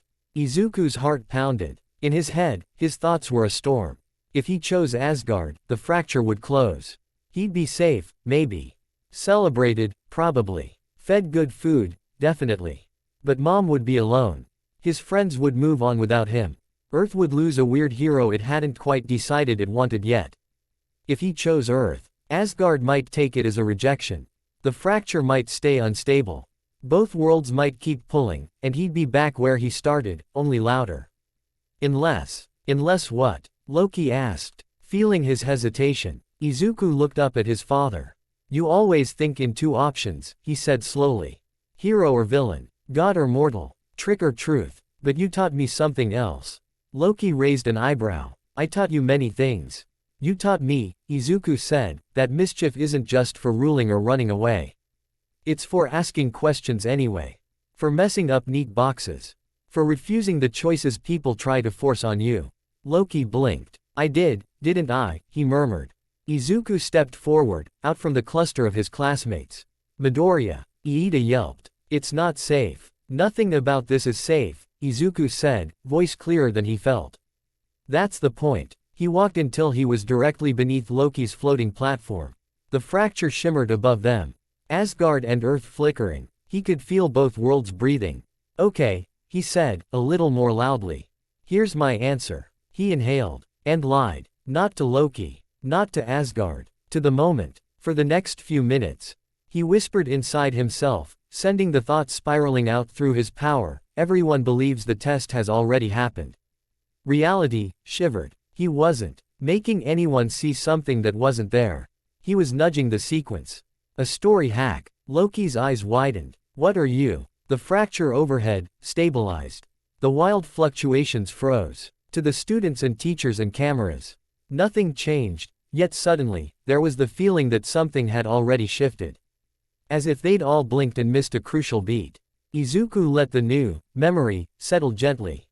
He had walked up the Bifrost step Loki offered. He had stood beside his father, looking down at Earth. He had felt Asgard's light on his face. And then, he had stepped back down. He didn't show them the debate. Just the choice. He projected that into the fracture, into the watchful eyes in Asgard, into the commission feeds, careful not to touch anyone's core memories, just the consensus of the scene. He was not rewriting people. He was editing the playback. Thor staggered back a step, blinking as memories realigned. What? He began, then stopped. He remembered seeing Izuku silhouetted on the bridge between realms. He remembered tension. And he remembered Izuku turning his back on Asgard, and choosing Earth. The commission president, watching from Tokyo, gas.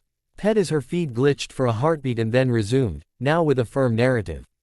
Midoriya Izuku declines Asgard's offer, stays on Earth. Nezu's whiskers twitched. He knew enough about illusions to recognize something had been massaged. But the outcome was clear. The story had a direction. Loki stared down at his son. You, he said slowly. You skipped, your own legs shook. This test wasn't about me going or not, he said. Loud enough for everyone to hear. It was about everyone watching to see which way I'd jump.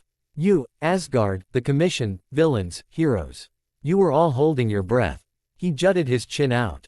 So I exhaled for you.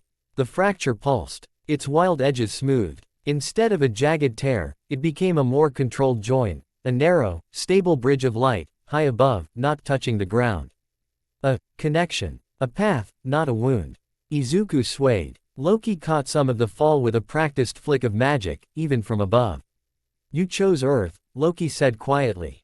I chose both, Izuku shot back. I chose to be from here, and still connected to there. You can't make me cut half of myself off to make everyone else less nervous. He gestured between Thor and UAB. Between the commission cameras and the Asgardian portal. You all want me in a neat category, he said. Asgardian or human, asset or citizen, god or student. I'm not. He smiled, small but fierce. I'm Izuku, he said. I'm a hero trainee. I'm your son. I'm All Might's successor. I'm a bridge. You can either learn to walk carefully, or fall off. The campus was utterly silent. Even Bakugo didn't have a comeback ready. Then, slowly, Nezu started to clap. Excellent, he said brightly. Well done, Midoriya-kun. Hawk's laugh came through the school monitors from the commission feed. Oh, I like this kid, he said. Did you see that clean narrative fix? PR teams are going to worship him. Thor looked from Loki to Izuku and back. You manipulated the story itself, he said, a little odd.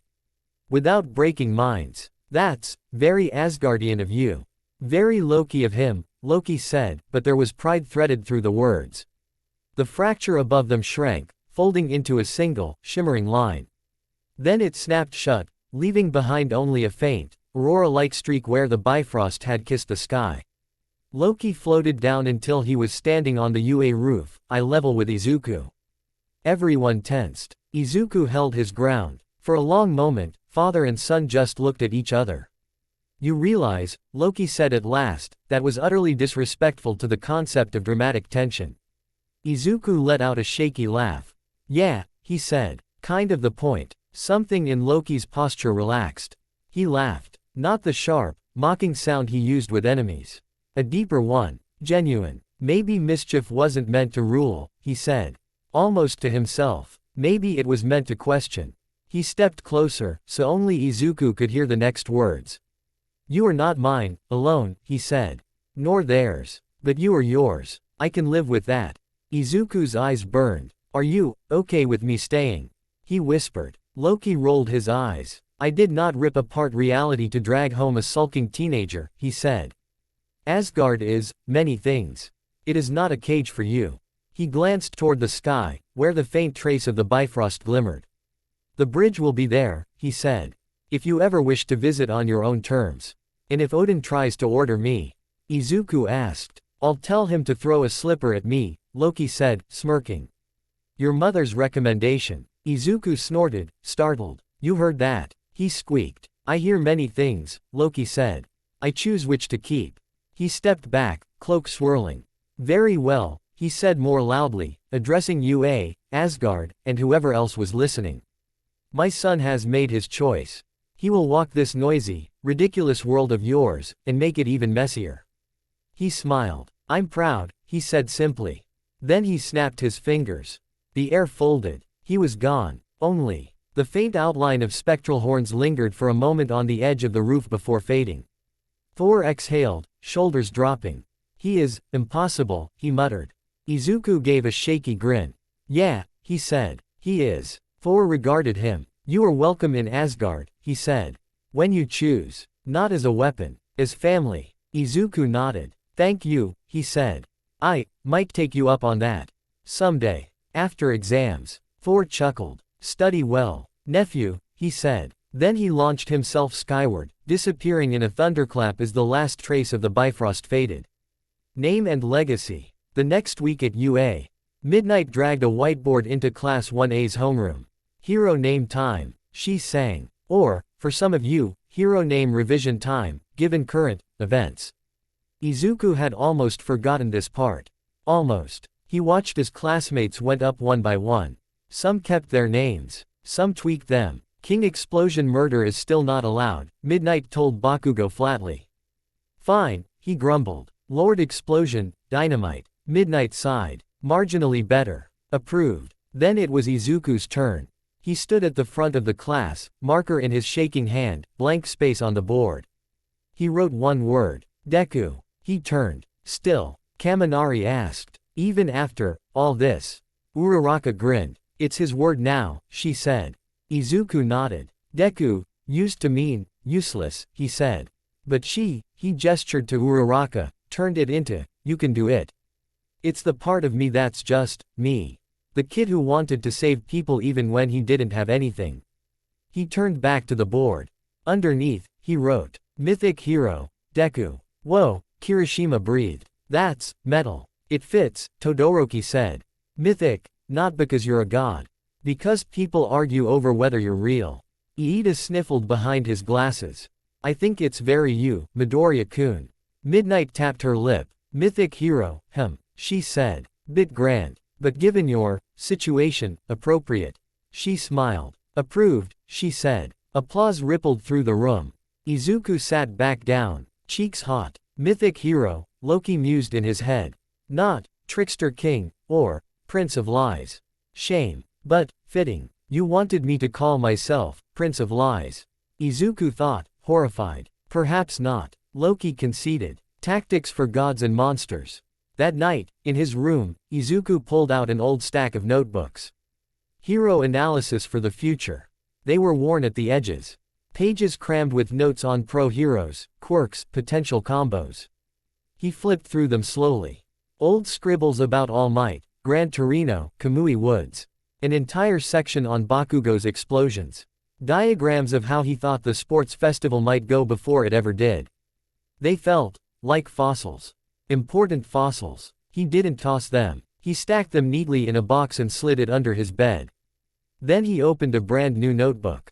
On the first page, in slightly better handwriting than when he'd been 10, he wrote, "Tactics for Gods and Monsters. Notes by Midoriya Izuku. Mythic Hero, Deku." He sat for a moment, pen hovering. Then he wrote his first entries. Illusions are not just lies, they are questions. What if reality looked like this instead? Use them to open possibilities, not close minds. Power that bends perception must have rules. Mine. 1. No permanent changes to someone's memories. 2. 3. No mind breaking, even for villains. 4. 5. Use fear as a shield, not a weapon. 6. He paused, added, "Remember I am still human. Sleep, eat, talk to mom, laugh with friends. Let people see the real me, not just the masks." A breeze fluttered the curtains. On the windowsill, for a heartbeat, a faint green silhouette with horned shadows appeared, legs pulled up, arms draped over knees. Loki's projection glanced at the page. "Rules," he said, tone teasing but warm. "How very mortal of you." "Structure," Izuku said, smiling crookedly. "How very teacherly of you." Loki scoffed. "I am no teacher. You taught me plenty," Izuku said. "You still are, even if you don't like the title." Loki tilted his head, considering. "Perhaps Mishbis," he admitted. "For the right student." He flicked his hand. For a moment, words shimmered under Izuku's notes, written in a looping, archaic script only he could see. "And remember, little myth. When the gods and monsters tell you, this is how it must be. Laugh, and ask, says who?" The letters faded, leaving only the impression behind.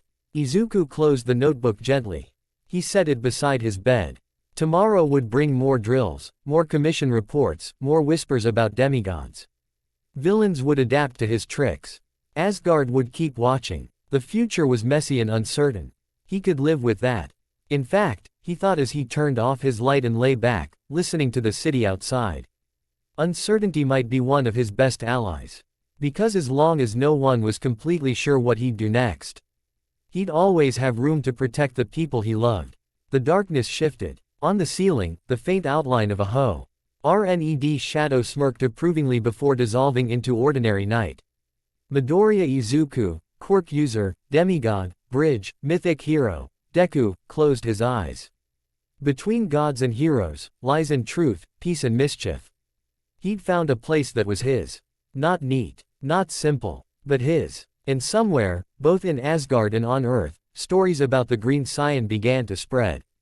Not as prophecy, not as fear, but as possibility. Thanks for watching, guys. Hope you all are enjoyed this video. So let's end this video here. Until then, see you in next video. Across from him.